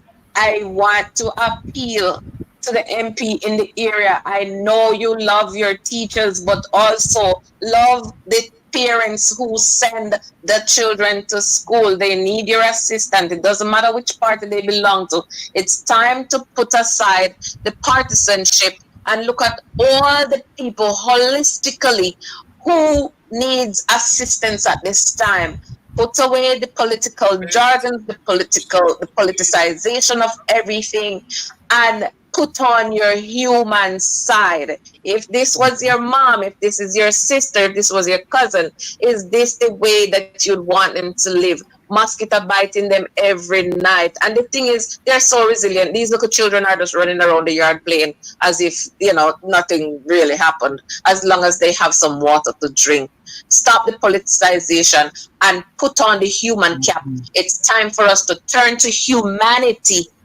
Time for us to turn to humanity. People of Jamaica, for all the people in St. Elizabeth, Manchester, Westmoreland, Hanover, St. Mary, St. Thomas, wherever you are, who are having hard times, think with your human side. We have gone through a disaster. God is waking us up. We have gone through a disaster. Think of the humans who are suffering, not just ourselves. Thank you. Thank you very much, caller, for calling in. Yes. Thank you so much. That is another thing. I want you two to come on in, Dervin and Edward. The number to call into the program is 954-529-8030, and it's also a WhatsApp number. Let me make something categorically clear on this platform. We're going to do some investigation. If any money that is being donated to the Jamaican government to help with relief program in Jamaica, and if that's what they're doing down there by loaning, not by giving the money as loans, we're going to investigate this. One moment for me, please. Good afternoon. Welcome to the Negril Talk program. Good afternoon, Mr. Jeffrey. Good afternoon, sir. Oh, Lord of mercy. Your show is nice. Thank you. I got one question. Do we have Chinese, Coolies, German, still in Jamaica? I left Jamaica when I was 15 years old. If they have who in Jamaica? Yeah. Chinese, Japanese, Coolies. They have everybody down there, sir. So I'm saying I don't hear none of them crying. Like they better off than the black people, like my people from St. Thomas. So I tell you something, sir. The Chinese and the Japanese and the Chunglong Chus and the kind of Shun have nothing to do. Have nothing to do in the way how the country is being governed and what the people are going through down there. So they don't vote? Chinese don't vote. I don't know, sir. Korean don't vote. German don't vote. So let me ask you a question. Let me ask you a question. Go ahead. Hold on for me. Let me ask you a question. In all of that what you just said now, sir. Yes, sir. What are you trying to say to me? I don't hear none of them crying like the black people. I got both sides of the family, but you know, I didn't cry from them no vote. They clean up Scottish Town, right? They think I'm a stop nothing. I go out there and it's terrible. Okay, sir. Yeah. So when those people don't exist anymore.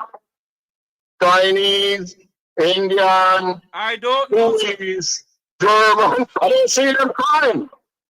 They see them doing what? I don't see them crying like they're suffering and like Andrew is his first on them or nothing. Hold on for me, sir. So if a person don't call into the program, sir, is there a problem? No, it's not a problem. I said, I don't even, if I do not acknowledge your program, like they're all right. I don't know, sir. All right, sir. Thanks for calling. Right. Have a next call coming in. Thank you. All right, big up. Good afternoon. Welcome to the Make We Talk program. Hello? Hello, good afternoon.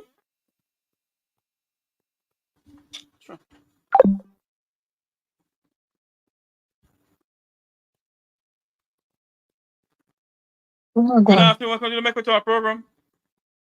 Hi, good afternoon, Jeffrey. How are you? I'm here looking and living. Like the little dirty foot trousers, man, from downtown. Same one. Ah, boy, Jeffrey, I'm tired. I'm tired. You was working all morning? Working on one, Jeffrey, me head a hot, me car right here now. As a lady, you're not take too fancy for it?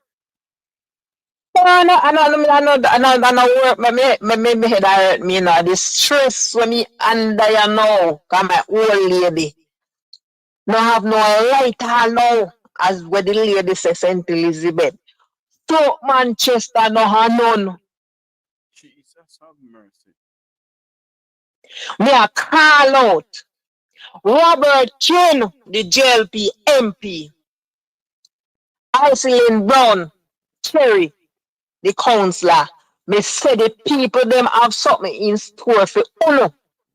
The people them have something in store for uno. If you no know where me know, uno put on no spikes, lace it up, tie it up and hit the ground running. I don't know Paris. Remember me tell you, uno see how long the people them in a South Manchester, Plum district especially, are suffer.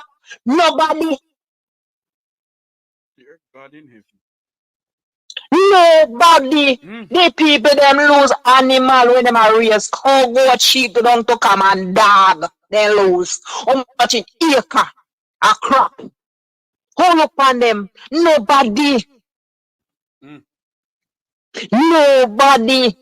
The people them in the South Manchester, South St. Elizabeth, Clarendon, JPS, how comes? Beryl Vaz, all me have to tell you now is if you left JPS make their work and come out of when I concern you, because you ain't go bear the name Minister of Energy. You don't know nothing about energy. You have light for your yard. So you're alright, and few people them have light, and whosoever your family member them have light. The other is a Jamaica want light. September morning a come. How back to school, how it a go? Tailor now make no uniform pants. Dressmaker now go make no uniform. Neither uniform nor khaki shirt nor nothing. And we no have no money. We go buy no ready make uniform. Why not do? Why you no must treat the people of Jamaica like this? Why? My God. The distribution where I go on. You hear my man they say alone, Jeffrey, are true. When they give you 50,000, them a make sure tell us alone, them a give you so you have to go pay back. We are going to take pay back. Hold on for me, caller. We need to ask the question of this administration. when the Cayman Islands government, the premier who is the prime minister in our terms, in Cayman terms, she's the premier of the Cayman Islands. When the premier came to Jamaica and Cayman Airways with gifts and money and hand over the check to Prime Minister Michael Andrew Brogard Holness and Desmond Mackenzie at Jamaica House. Are you telling us that money that Premier Juliet O'Connell gave to Jamaica as a gift, you, Prime Minister, was not give the people as a loan? We want to know. We want to know. Jeffrey, I'll match up to 2 days me ES a mattress. Give it. And my mother don't get even the trade rest of the mattress. Because some of the hold on for me now, I can talk because I don't care one Bex this evening. Some of the JLP people them. Because they have one in a Carl Samuda constituency. Who sit at the office of Carl Samuda constituency. She gets some black drum figure. And one house have all 10 black drum. 4 black drum, 3 black drum. So when mattress they give it down a St. Elizabeth or wherever, the Labour Party people them make sure say for them people get. Like there's a Jamaicans who no vote, them no count. We must talk up the things, man. Jeffrey, up to today, me a beg somebody say, when the package them around, see if you can make some reach my old lady now. Please, me a beg you. The people them up upload now suffer just like anybody else. My daughter lose 3 hog. What she have planned for selfie send her youth, then go to school September morning. Oh, them a go. Hold on for me, Carla. Somebody just write in the chat that I told the lady that tell in a South Manchester. What the hell is going on in this country? I know my daughter lose 3 pig, 3 hog. What she have planned for sell. We send the youth go back to school September morning. How the youth them a go back to school? How them a go nyam?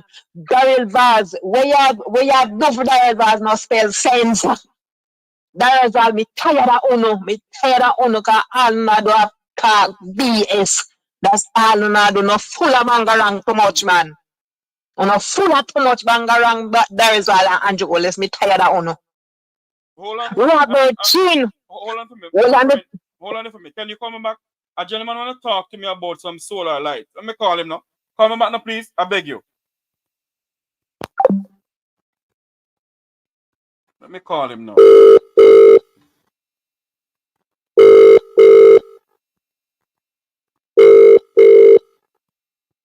If you're just joining us in the Liquid Talk program, we're speaking about what is going on in Manchester.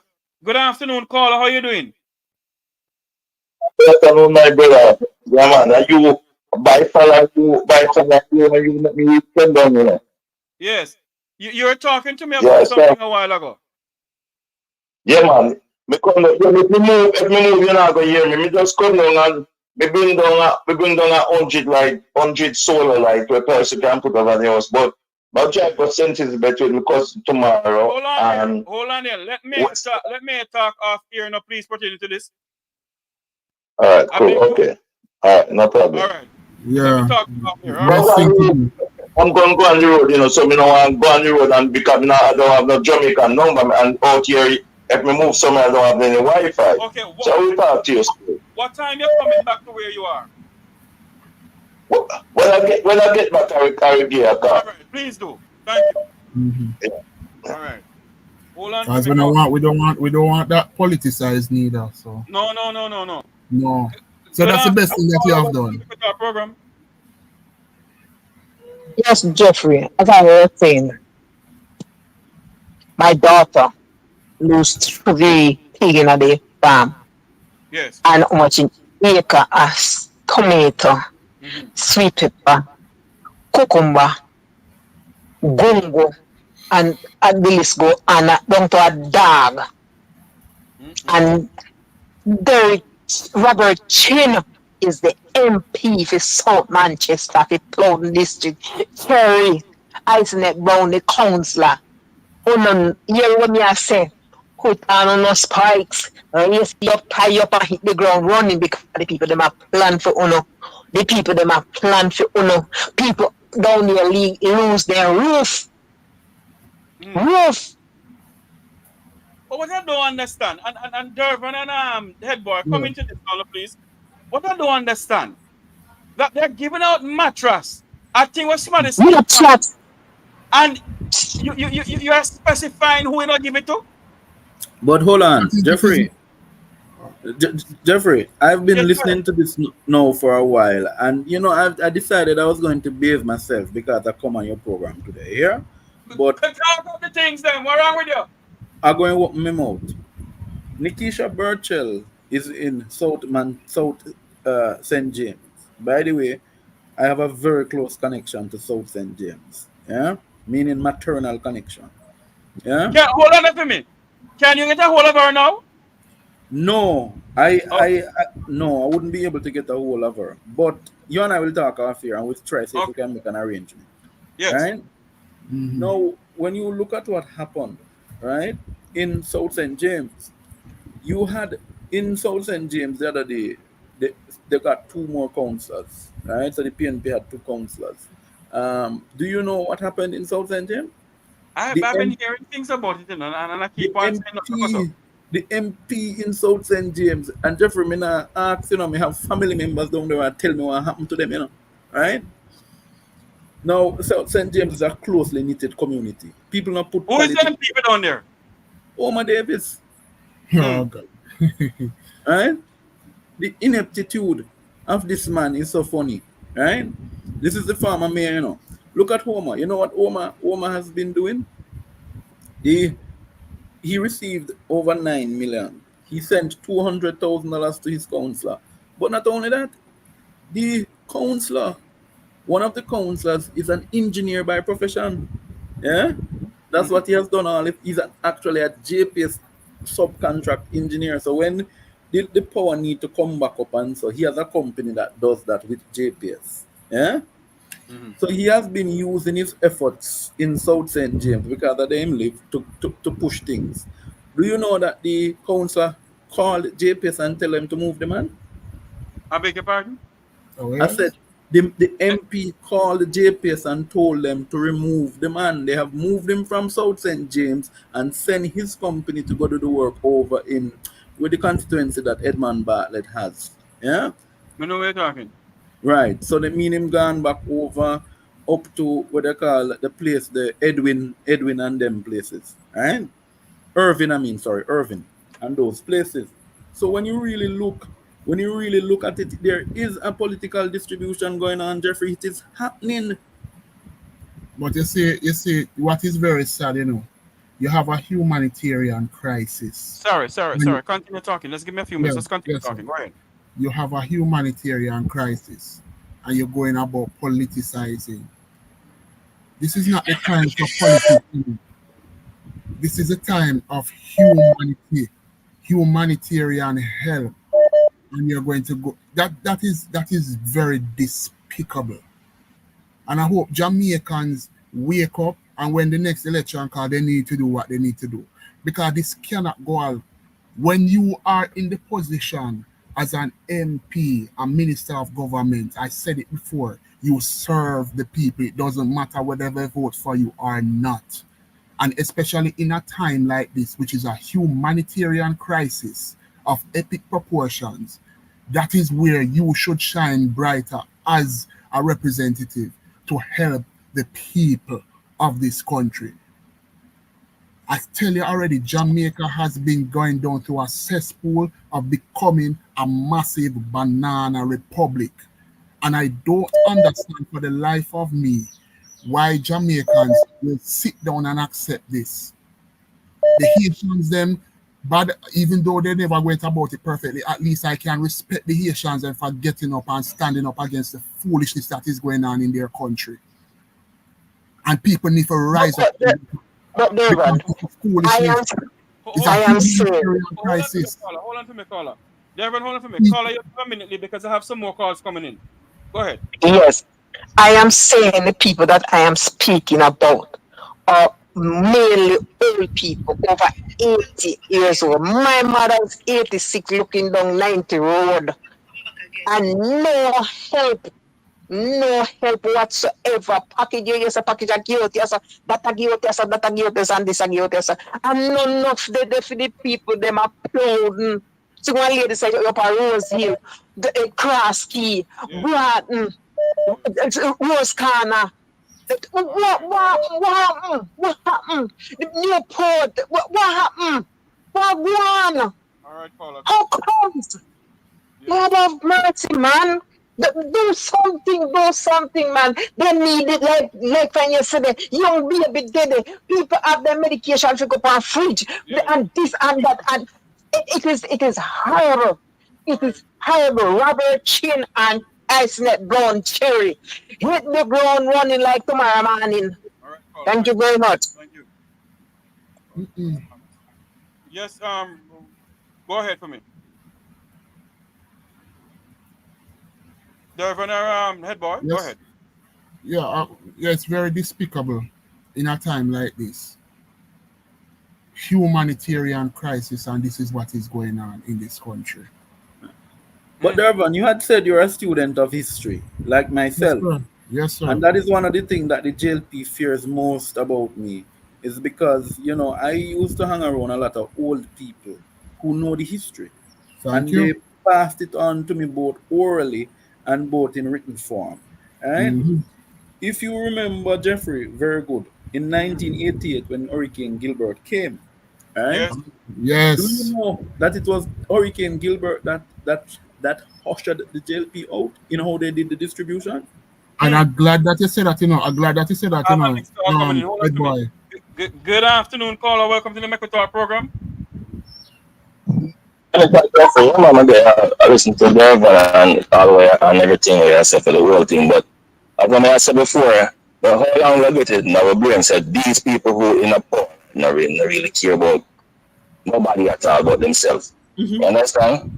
And he was speaking about a push the constitution at this appointed time when most of the people need water, now have no light and hungry. How could you in your own right now talk about constitution to protect you, them and them own friend? So when everyone said despicable, it couldn't be a better word. So it's all foolishness. You understand? All foolishness because we have to understand that these people don't care about when the Jamaican people don't wake up and go there and point against you have respect for the Asian people. That's just so true. Because at this point in time, these men just need to go. They're not even in an election. They don't need us resign, step out, just step away. You understand? Because I've seen it work in other country. When you look at England with Boris, immediately Boris have to just go when time to leave. And that's in Jamaica, sir. Because you know why? The Jamaican people will not take time out. And that is why these people continue to treat us as if we're a bunch of damn idiots. We have because we don't for me. We have the cellular phones where we can Google the Constitution. And when we're over on this platform here, teaching about the Constitution, they don't come over here. But when I want to hear gossip from who not David, who from who David when at the parliament, that's where they want to go. Not true. So that is why culture is an idiot. At this very appointed time, we should really talk about public contribution. At this point in time, people need water, people need assistance. Humanity business, we don't need no constitution right now. You understand? So the political thing that really makes sense, but then people don't really care. So the Jamaican people have to stand and get rid of them. So in our real life. Yes. Yeah, man, that man. So thank you for keeping up the good work and Jamaican people get to it because remember, when you're poor, you're hungry, no matter which color you have on. So at this point in time, you men don't care, our woman don't care, you want money and Malahoo are running like crazy. The country for this, like, no, this foolishness constitution need to dump this point in time, get rid of it. This is what we are doing right now. We mean liberty, truth, good, dead, and everything. Yeah, man, all right, Mr. Jeffrey. Big up yourself, Dervin. Yeah, yes, sir. And another thing, as I said, I like what you just said, sorry, head boy, because this is, I said it to some friends in a discussion, this is just history repeating itself with Hurricane Beryl. Exactly. So now, could it be that this would be the time when election comes, they will be ushered out of power in the most profound way and have another 18 years of PNP again? So we have to wonder, you know. History has a way of resetting itself, you know. Yeah, because history always shows a pattern, you know. Exactly. It shows a distinct pattern. I wouldn't be so ambitious about the 18 years because I don't want no government for 18 years. No, I never. No, I'm not saying. No, I'm not just saying. I'm just saying. Could you understand? Yeah. Just being. Yeah, I totally understand. I'm saying the possibility. But for me, Dervin and Jeffrey, I tell you what is happening, and you wouldn't believe. You know what's happening? Mm-hmm. What the government is doing is they're holding on to the relief resources, because what will happen? They will keep those resources, keep the people, make rain wet them from now till September next year.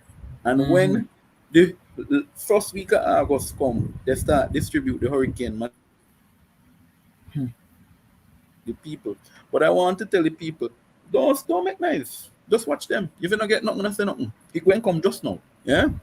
But when it come, take it. Because I feel. Yeah? But don't let it be used as an inducing mechanism, right, to get you to support them, because that is what they're going to do. Jeffrey, if we sit down and estimate the support that they have gotten, let us say it again, CRIF, right, which is located in St. Lucia, they have received how much from it again? Close to much billion, I think, from CRIF. Yeah, they have received from the contingency. They have a contingency that they had set up under the Ministry of Local Government. Yeah, that's different from the CAN insurance that they did the other day. The CAN catastrophe ban. What they call it? The catastrophe or the CAN catastrophe ban. The CAN, because the world class Minister of Finance, the damn fool. There's certain people, Jeffrey, certain people who are supposed to stay academic and they don't understand normal sense. I want you to understand this. The minister, every time I see him speak, Nigel reminds me of somebody who, they're very bright, but they say empty nothing. Yeah? And that is exactly what he does. He might spend 10 minutes talking about something that could be said in less than a minute. Right? With all the explanation that Nigel Clark wants to tell the Jamaican people, you are paying $1 billion a year, and if a hurricane hits, you are not getting more than 150 million. Can something go, sir? Stick up in there. Caller, you have 2 minutes. Yes, sir. What do you have to say and go? Go ahead. Well, Nigel is the empire new clothes now. We can't put it anywhere better than that. You understand? You really about the empire new clothes, that's why it really is. So okay then, sir. All right, thanks much. All right, caller. Go ahead for me now. Go ahead, boy. You were saying. Go ahead. No. I was just simply saying that, it is obvious that it is. Let me tell you something. Narcissism is like what you're seeing in the United States, the MAGA people, right? Yeah. It is obvious to me that this administration, they are very much MAGA, yeah? And they have this illusion of grandeur, yeah? When you hear the ministers speak, Jeffrey, you would believe that Jamaica is Miami. You would believe. You see, that's why the Prime Minister go sent on. However, go promise the people Clarkstown. You know me, I go know. Miss P, listen to me, give me a call, Miss P. He promised the people of Clarkstown so they can make Silicon Valley. And Portmore, the next little Miami. So in essence, but that never helped him, because he still lose Clarkstown. And he was out in Gale at 2:30 in the night, making nice at the poor old people they made in a Gale. And for that, he lost Gale Division, a division that they have never lost since 1998. Hello? I'm hearing you. So I want to tell you, and Jeffrey, I can't come here and come talk to you about things, because me love the numbers, right? Yeah. And Dervin, I can tell you this, based upon what the polls are showing, The polls, Exactly. if the polls hold strain as they are showing now, Jeffrey. Yes. I have done an independent assessment. By the way, a lot of people don't know I'm a numbers man. Yeah, that's what they call me. Anybody in the PNP who knows me can tell you. I can sit down and tell you whether or not they can win or lose. Right? And in many of the times I've sat in meetings where people have vexed with me because I tell them they're going to lose. They want me to tell them they're winning, you know. But I tell you, no, I can't tell you winning when you're losing. We have a call coming in. Hold on for me. Pick up it. Remember what we're going to say. Good night, caller. Welcome to the program. We can't talk, man, but we can't watch. Tomorrow, Hello, Miss P. Oi. Welcome to the program. You're live. Yeah, man, yeah, so we can't talk too much. Tomorrow, we got work. Okay, Miss P. All the best. Miss V. Go ahead to me, Miss P. Go ahead, Dervin. No, so Jeffrey, I was finishing up to say, right. So I was finishing up the point to say, right, that that as you see the continuous source of the numbers, if you look at the numbers now, right, with an 8%. First, let's use the local government election. If a general election were called, going by the local government numbers, the People's National Party would have won 34 seats in the last local government the local government election were a general election. They would have won 34 seats. Yeah. To include Western St. Mary, to include Manchester Northeastern, which they have not won since '93. Yeah. To include East Rural St. Andrew, which has been taken away from them now for 2 terms. Yeah. To include Eastern St. Andrew, which they have lost for a while now, 2 terms as well. So when you look, and North Central Clarendon, even though they only won 1 division in the constituency out of 3, if you look at the numbers, North Central Clarendon will be an interesting battleground in the upcoming general election.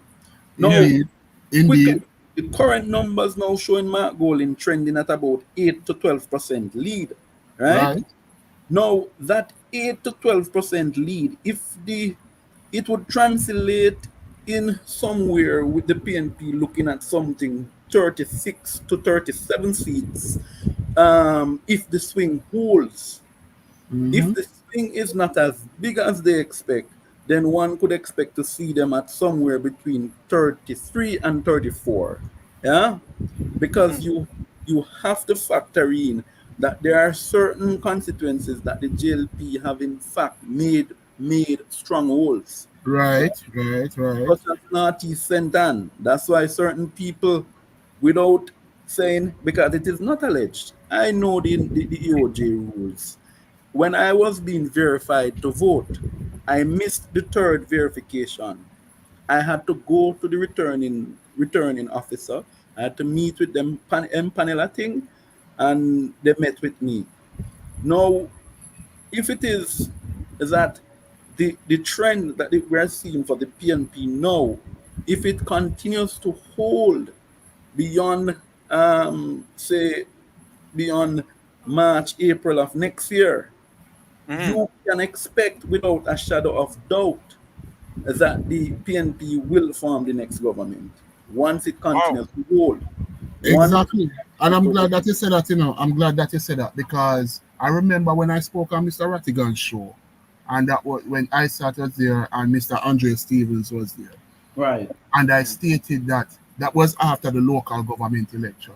Right. And I stated it unequivocally, with no fear, no favor, that this was a warning to the present administration, not due to how the PNP won the local government election, even though they never won numerically.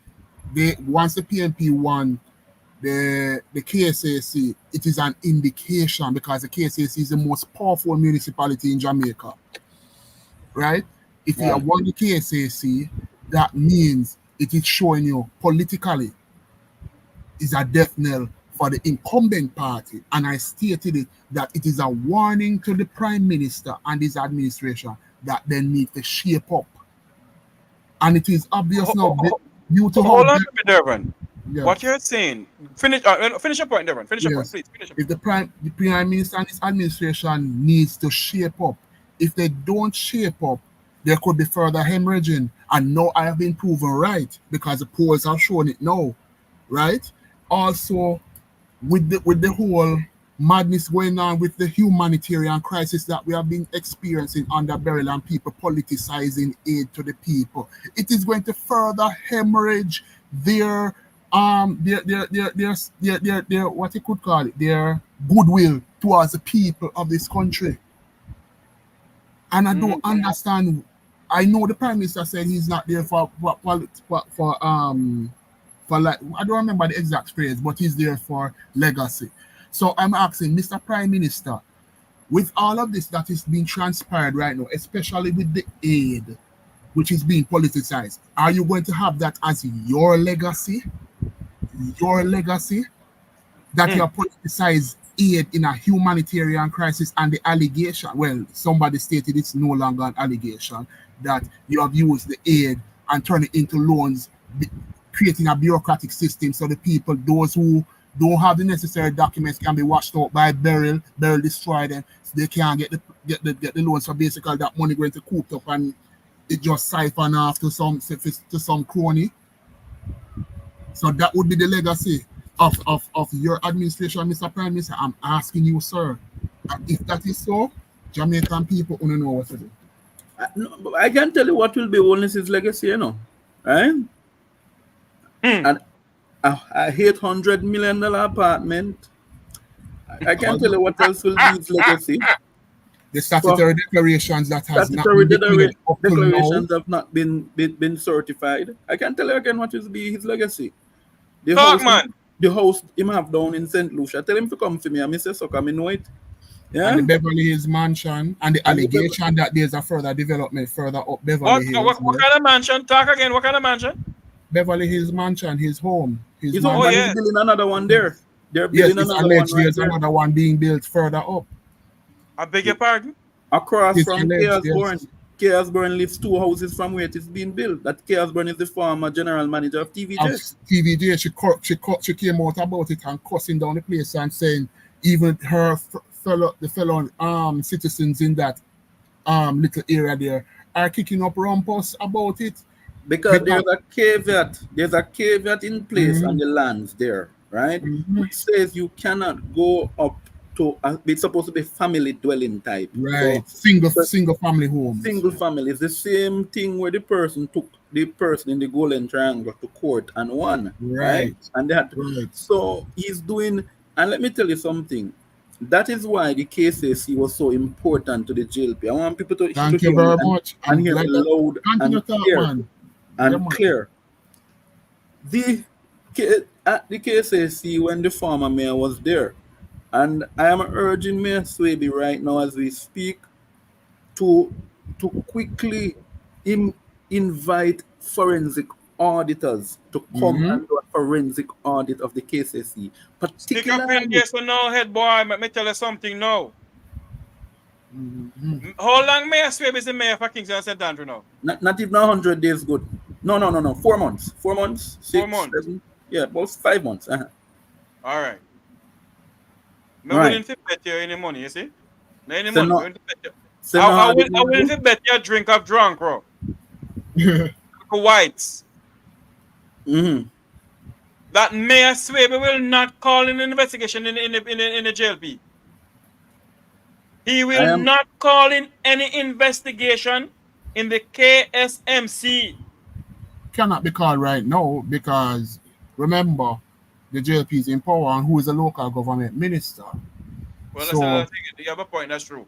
So it will not be called. You have to wait until you have a favorable minister election and then the PMP exactly. You have a point. That's true. You have a point. Because he will be there will be a roadblock there anyway. No, there is under the new, I think under the new dispensation of local government, which is the reform that was on paper, right? But what is there now?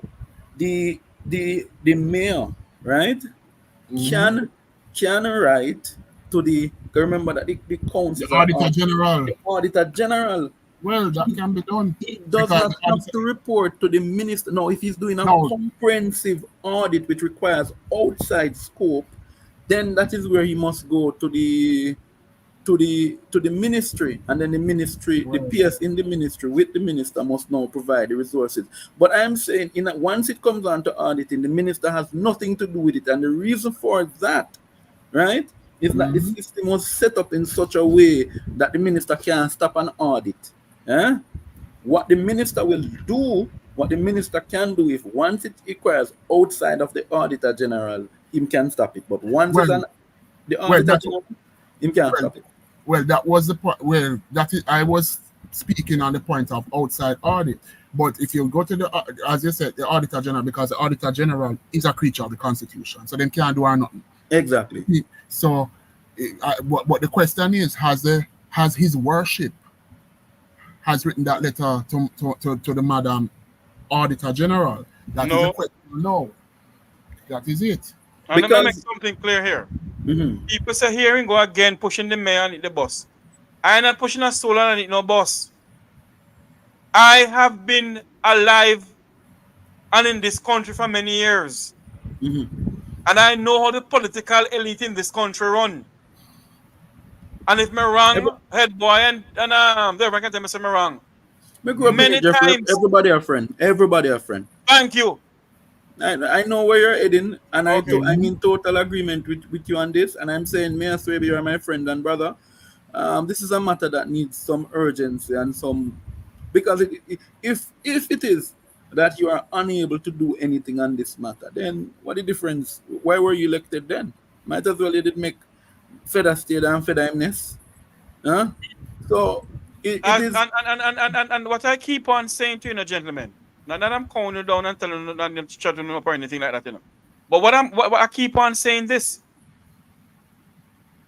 I have never seen any administration come out and investigate the administration. The only time that ever happened is when Bruce Golding and the current Spencer light bulb saga.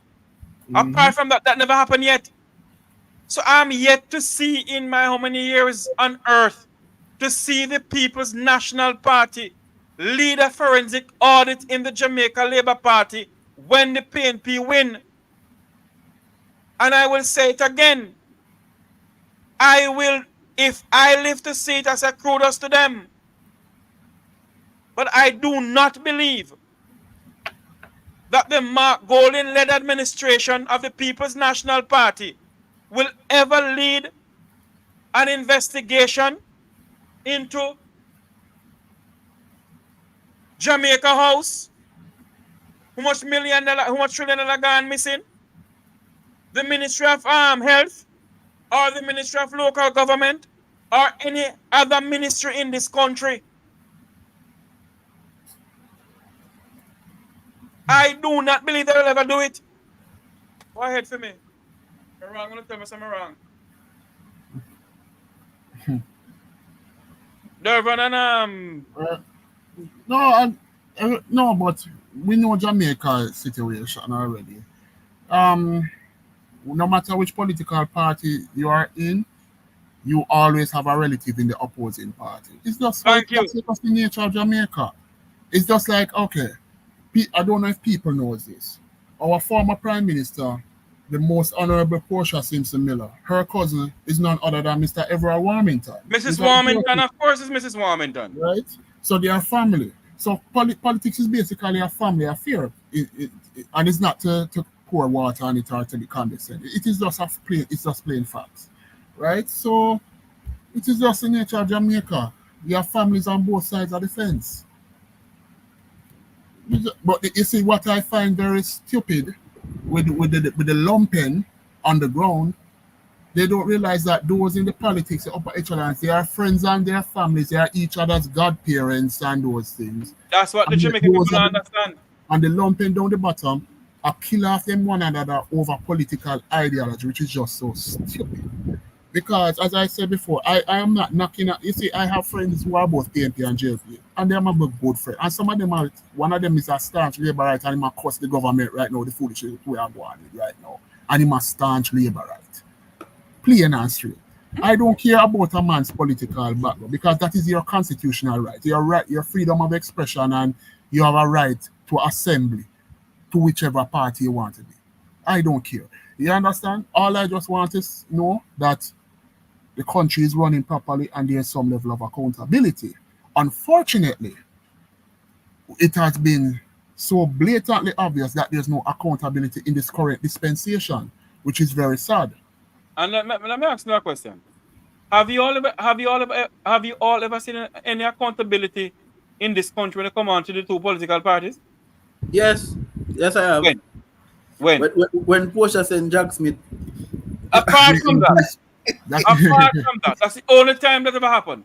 Jeffrey, you know I'm being. And there's another one with when there was the great hullabaloo with former Minister Azan with the market building stars for the people, and the opposing party at the time, JLP, made it look like that Mr. Azan had a hand in the kitty, which was not so. And Madam and our former Prime Minister, the most honorable Portia Simpson Miller, basically removed Mr. Azan until everything is shown that he had nothing corrupt or untoward was in there, and he was reassigned as Minister of Government again. So there was accountability there also. But Jeffrey and Dervin, I want you to remember that speech, because as I say, I'm a student of history, and sometimes I don't have to go back and look. I remember them like yesterday. Yeah? I remember my good friend, Colonel Patroa Charles Sr., sitting next to Andrew Holness and Horace Chang at the time, and it was the three of them. Somebody else was missing, and Chuck. Right? And Pernell and Andrew said, we cannot feel comfortable sitting in Parliament with somebody who is corrupt. Right. You saw they say, cock mouth kill cock. Exactly. One eye see chief see goat. Right. No, we have 6 persons from the previous report of the Integrity Commission under investigation, plus we have 2 now, which makes it 8. Yeah. Right. So how could well-thinking member of Parliament like Andrew Holness, who was then opposition, sit in Parliament with people who are being investigated for enrichment? And, and that is it. But you see, what even makes it more troubling is that our Prime Minister and his statutory declarations still have not been certified. See?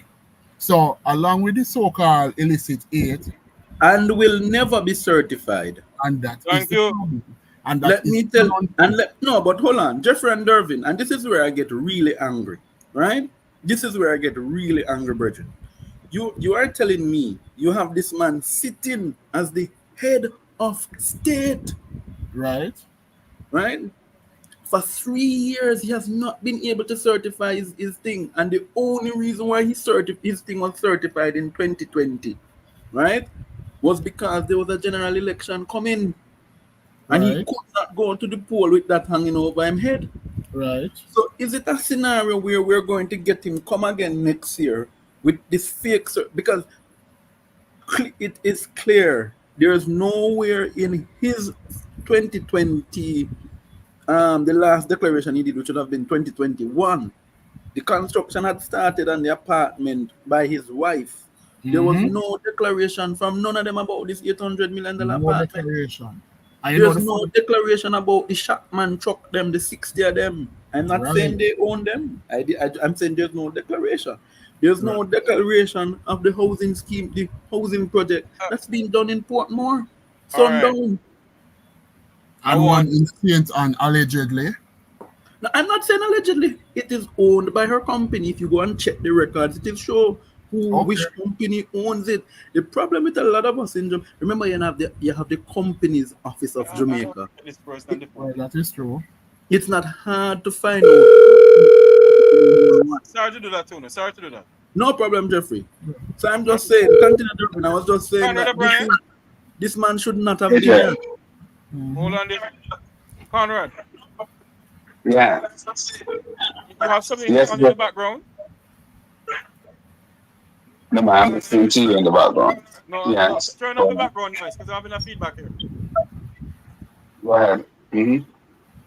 When Go I ahead, said, Jeffrey. I want you to say this. When I said this on air here, people taking me on.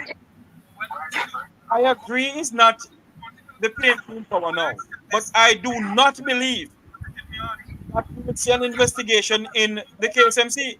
What is your take on that?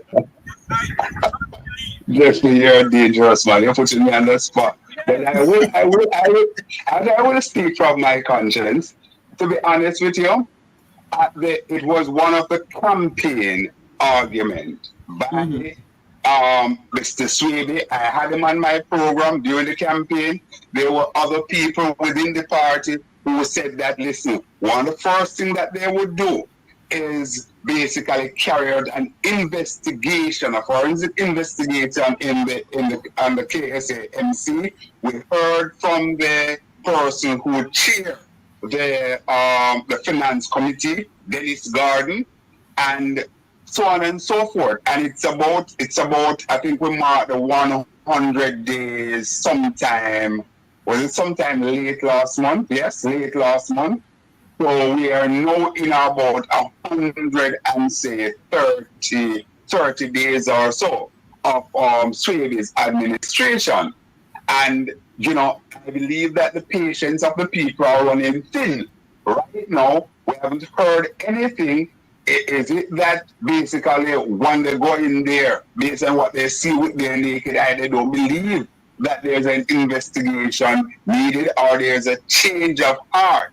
And Jeffrey, this is where I have to say that this is where the rubber hits the road, where the Jamaican people are having issues and asking questions. What is happening with that investigation that was promised that would be carried out at the KSAMC? And I tell you this, I say this, without any witch hunting, because there's nothing. Probably there's nothing. But as far as I'm concerned, for good governance and for accountability, I believe it would do Mayor Swaby and the present administration good to have that forensic investigation done to say, this is where we are, this is what we find at the KSAMC. All of those things with building permits, etc., they were above board and all of that. So I am afraid, Jeffrey, based on what we've seen so far, I have to side with you. I don't think that there will be any. And like Conrad. Yes. You know, and let me say it without any fear. And I know I'm going to offend some in the children and the kids. No. But the truth be told is, unless we deal with this issue of the lodge, hello, me I say it. Me I say it. No, repeat that. I'm not well allow you guys to draw me out here. No, I truly never heard that. Let me heal. I'm not a member of the lodge, but let me heal of all my lodge brothers, the brethren that I know who are lodge. I am not a lodge. I have no intention of being a member of the lodge. I've been invited time and time again. My friends say, Conrad, you will be an excellent lodge brother, but I have no interest in going that direction. I'm not casting any assertion on it or anything like that. But you're onto something. You're onto something. The brotherhood basically is in vogue. You know, I'm going to share something with you. I'm going to share something with you guys. You all remember when Warmington, Mr. Warmington, Member of Parliament Warmington. Conrad, hold on a minute. Head boy, he was making a point to Conrad. Go ahead. Yes, Conrad. Yes. Remember the point you're saying about Warming. No, what I'm saying to you, okay. Right? What I'm saying to you, this is how it works. And this is why they will never give me a seat to run in the People's National Party. They will never make me a councillor, and vice versa in the JLP, because I've always hit out about how the lodge, in not just Jamaica, in the entire Caribbean, it is the lodge that control the political organizations. The lodge is the recruitment hub for party membership. Hello? Hello? Yes. No, let me explain to you. Well, I won't contest it. I understand recently that there has been an enormous recruitment in the lodge, but I leave that there. I'll just say this: that you guys, do you remember when Mrs. Lake, Lisa Hannah, when she was referred to as Jezebel by Warmington? Yes, 2014. I remember. Yeah. Well, I went to a friend of mine house who is a lodge brother, a lodge member, and I said to him, I said, bro, you know, here and sit down, want me deal with Lisa. This is a PNP man, you know, an aspiring member of parliament at the time.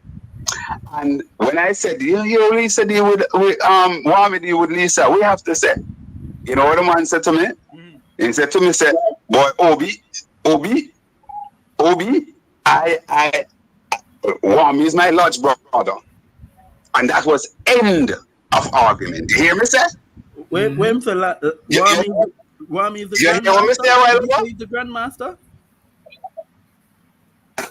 Yeah, I said he is the grandmaster, but the man said to me, when I referred to him about the despicable treatment of one of his own female, he said to me, say, Obi, Wami is my lodge brother. And him leave it right there. That means he wasn't prepared to take on Wami and to criticize Wami.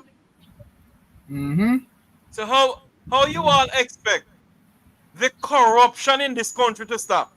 I don't believe that when the PNP go in, they are going to investigate every single ministry, every single government in this country.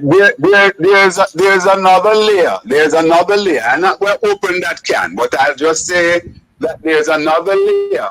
There's another layer that basically fueling some kind of happenings within the political apparatus in Jamaica. I think it's a twin situation, the lodge and that other aspect of things that is running.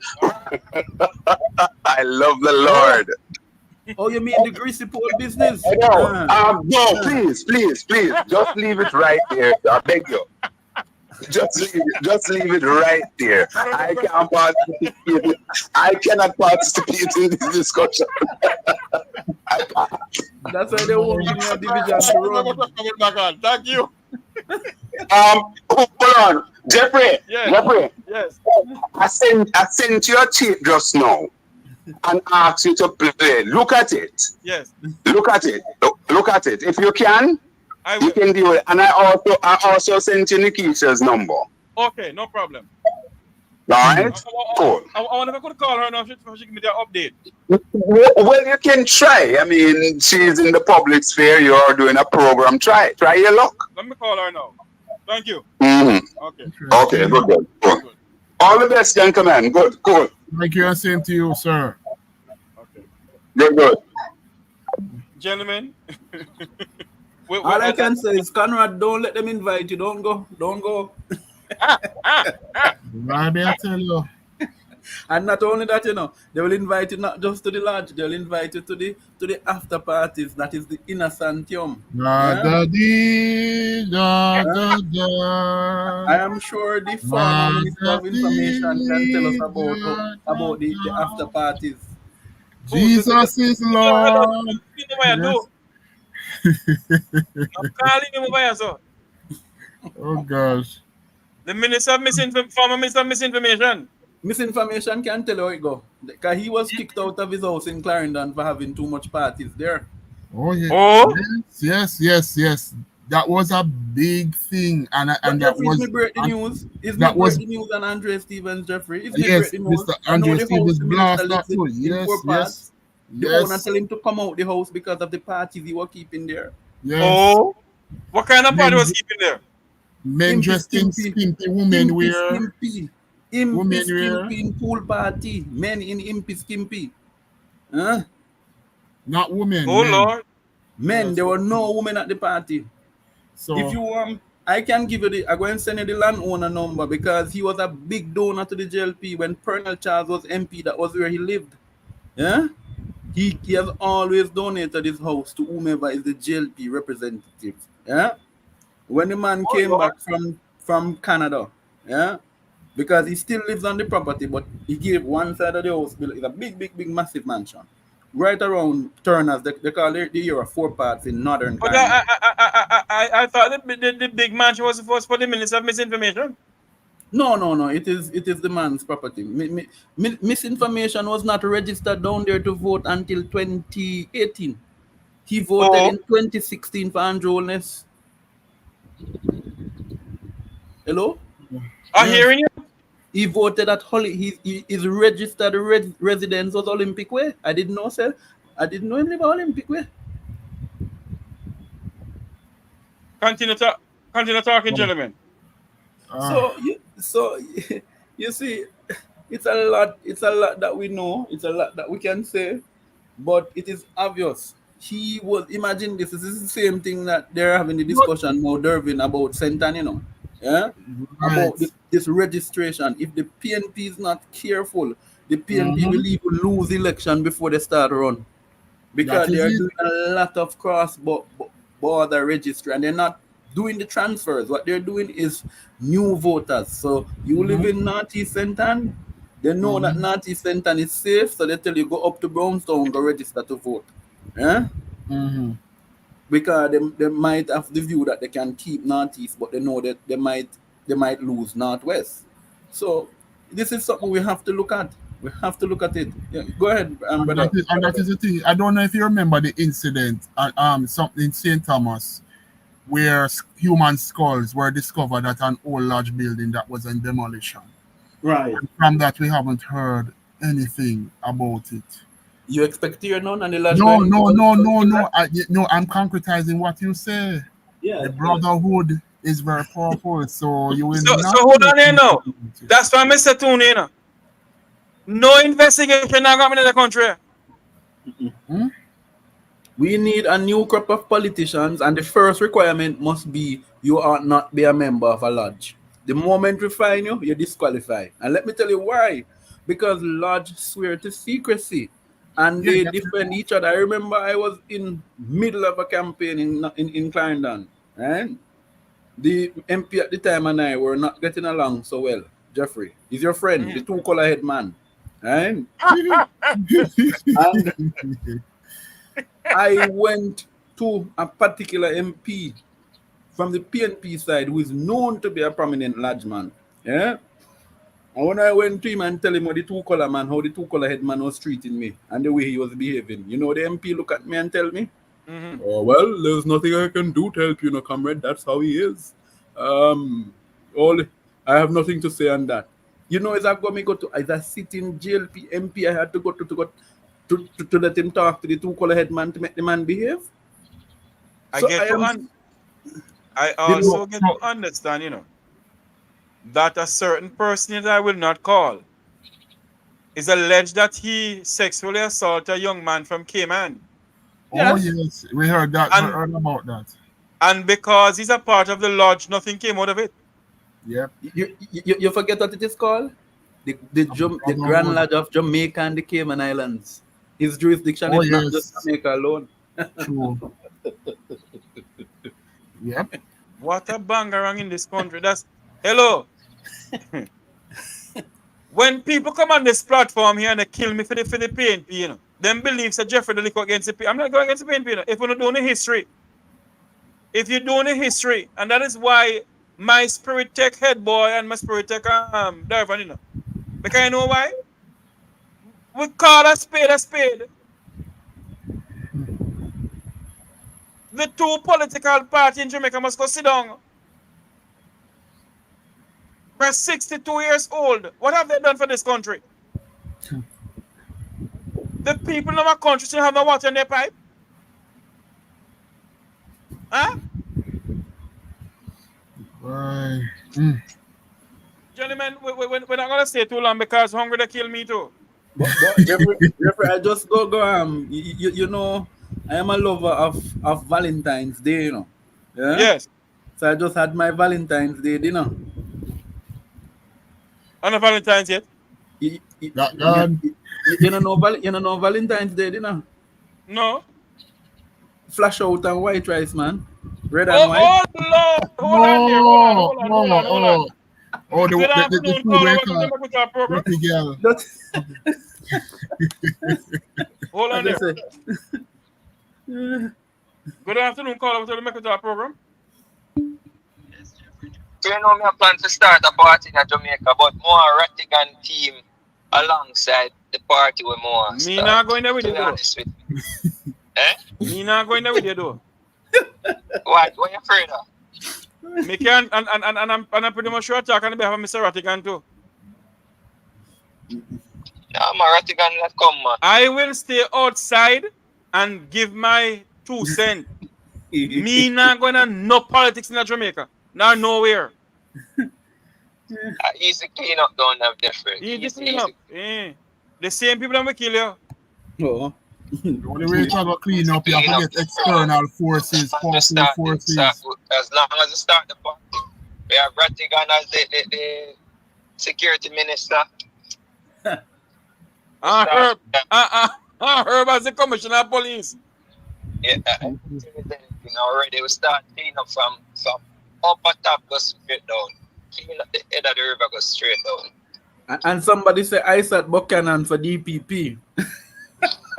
Isaac same no want that either. I know. I'm just joking. Right thing they do, Emma do to me. Because Jeffrey, we have to understand, you know. It's there, you know. Basically, when you set the platform, the role. Definitely be a part of it. The young man that will study law, that definitely be a part of it. You mean Dervin? No, I have a law degree, but I'm just... It's not hard to clean up, man. It's not hard to clean up. As long as you're not greedy and licky and corrupt, it's not hard to clean up. And you say you call the spade a spade, you just call it a spade. Even if you're one when at the party make a mistake, you might go pay a fee. Yes. Gentlemen, that's so detrimental. Call, I'm sorry, I have to go. I just realized there's an appointment that I have to go to. We have to wrap up the program now. We do apologize about that, my friend. All right. Dervin and head boy, your 2 cents before we go, because we got to go now. All right. I just said that Jamaicans, we need to open our eyes and see what is going on in our country and to hold our leaders accountable. We elect them to represent us locally and internationally. So do what you have to do, and if you see that there's politicization of humanitarian aid, we need to just band together and let your representative know that you cannot politicize humanitarian aid. I have never seen this ever, and if someone politicizes humanitarian aid, it is lower than that of a mongrel dog, that of a cockroach, whatever you want to call it. But it is highly despicable, it is highly inhuman, and you need to stand up, people, and let them know that we have a humanitarian crisis. No matter the person's PNP or JLP, all should get aid. It's no time for politics now. It's humanitarian business we're dealing with, Beryl recovery, and hopefully prepare for another hurricane which may come during this hurricane season. That's all I will have to say on this matter. My good friend, head boy. Yes, my brothers. As we close, I just want to say to our young people in Jamaica, be aware of what is happening around you.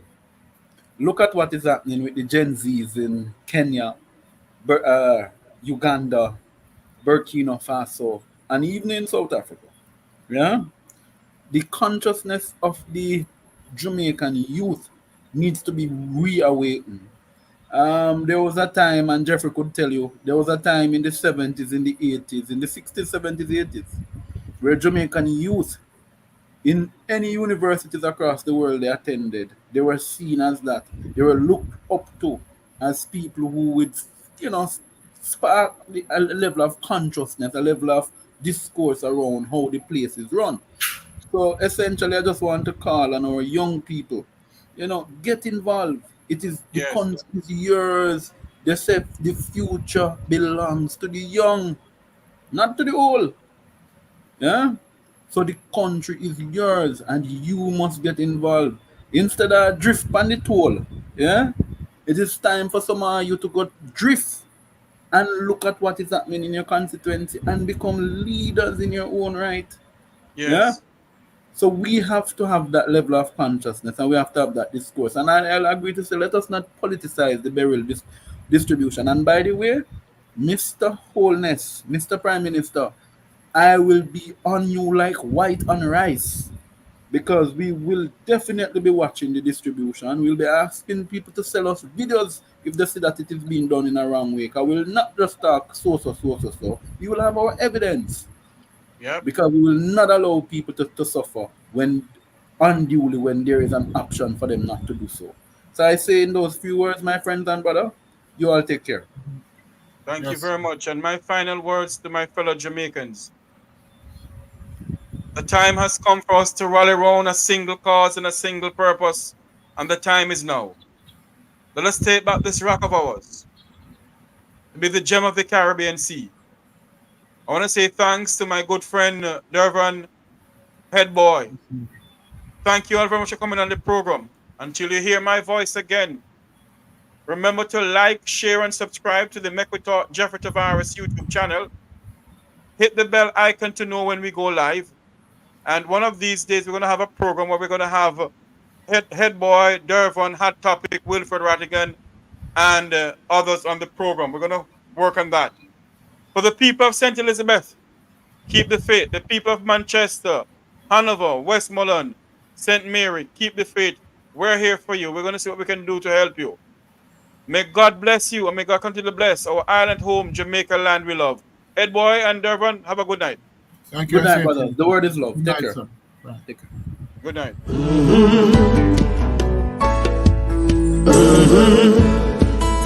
When the game gets rough and this life just seems so tough, make we talk, my people, make we talk. When this town becomes an ugly place, don't let it erase the smile from your face. Make we talk, people, make we talk. Conversation is the key, a guiding light for you and me. Spark a talk and you will see. Conflict solver A to Z. World leaders master the art of self-defense just by talk. So people, make we talk. Hey, we're living in a world that on ourselves we must depend. Make we talk. People.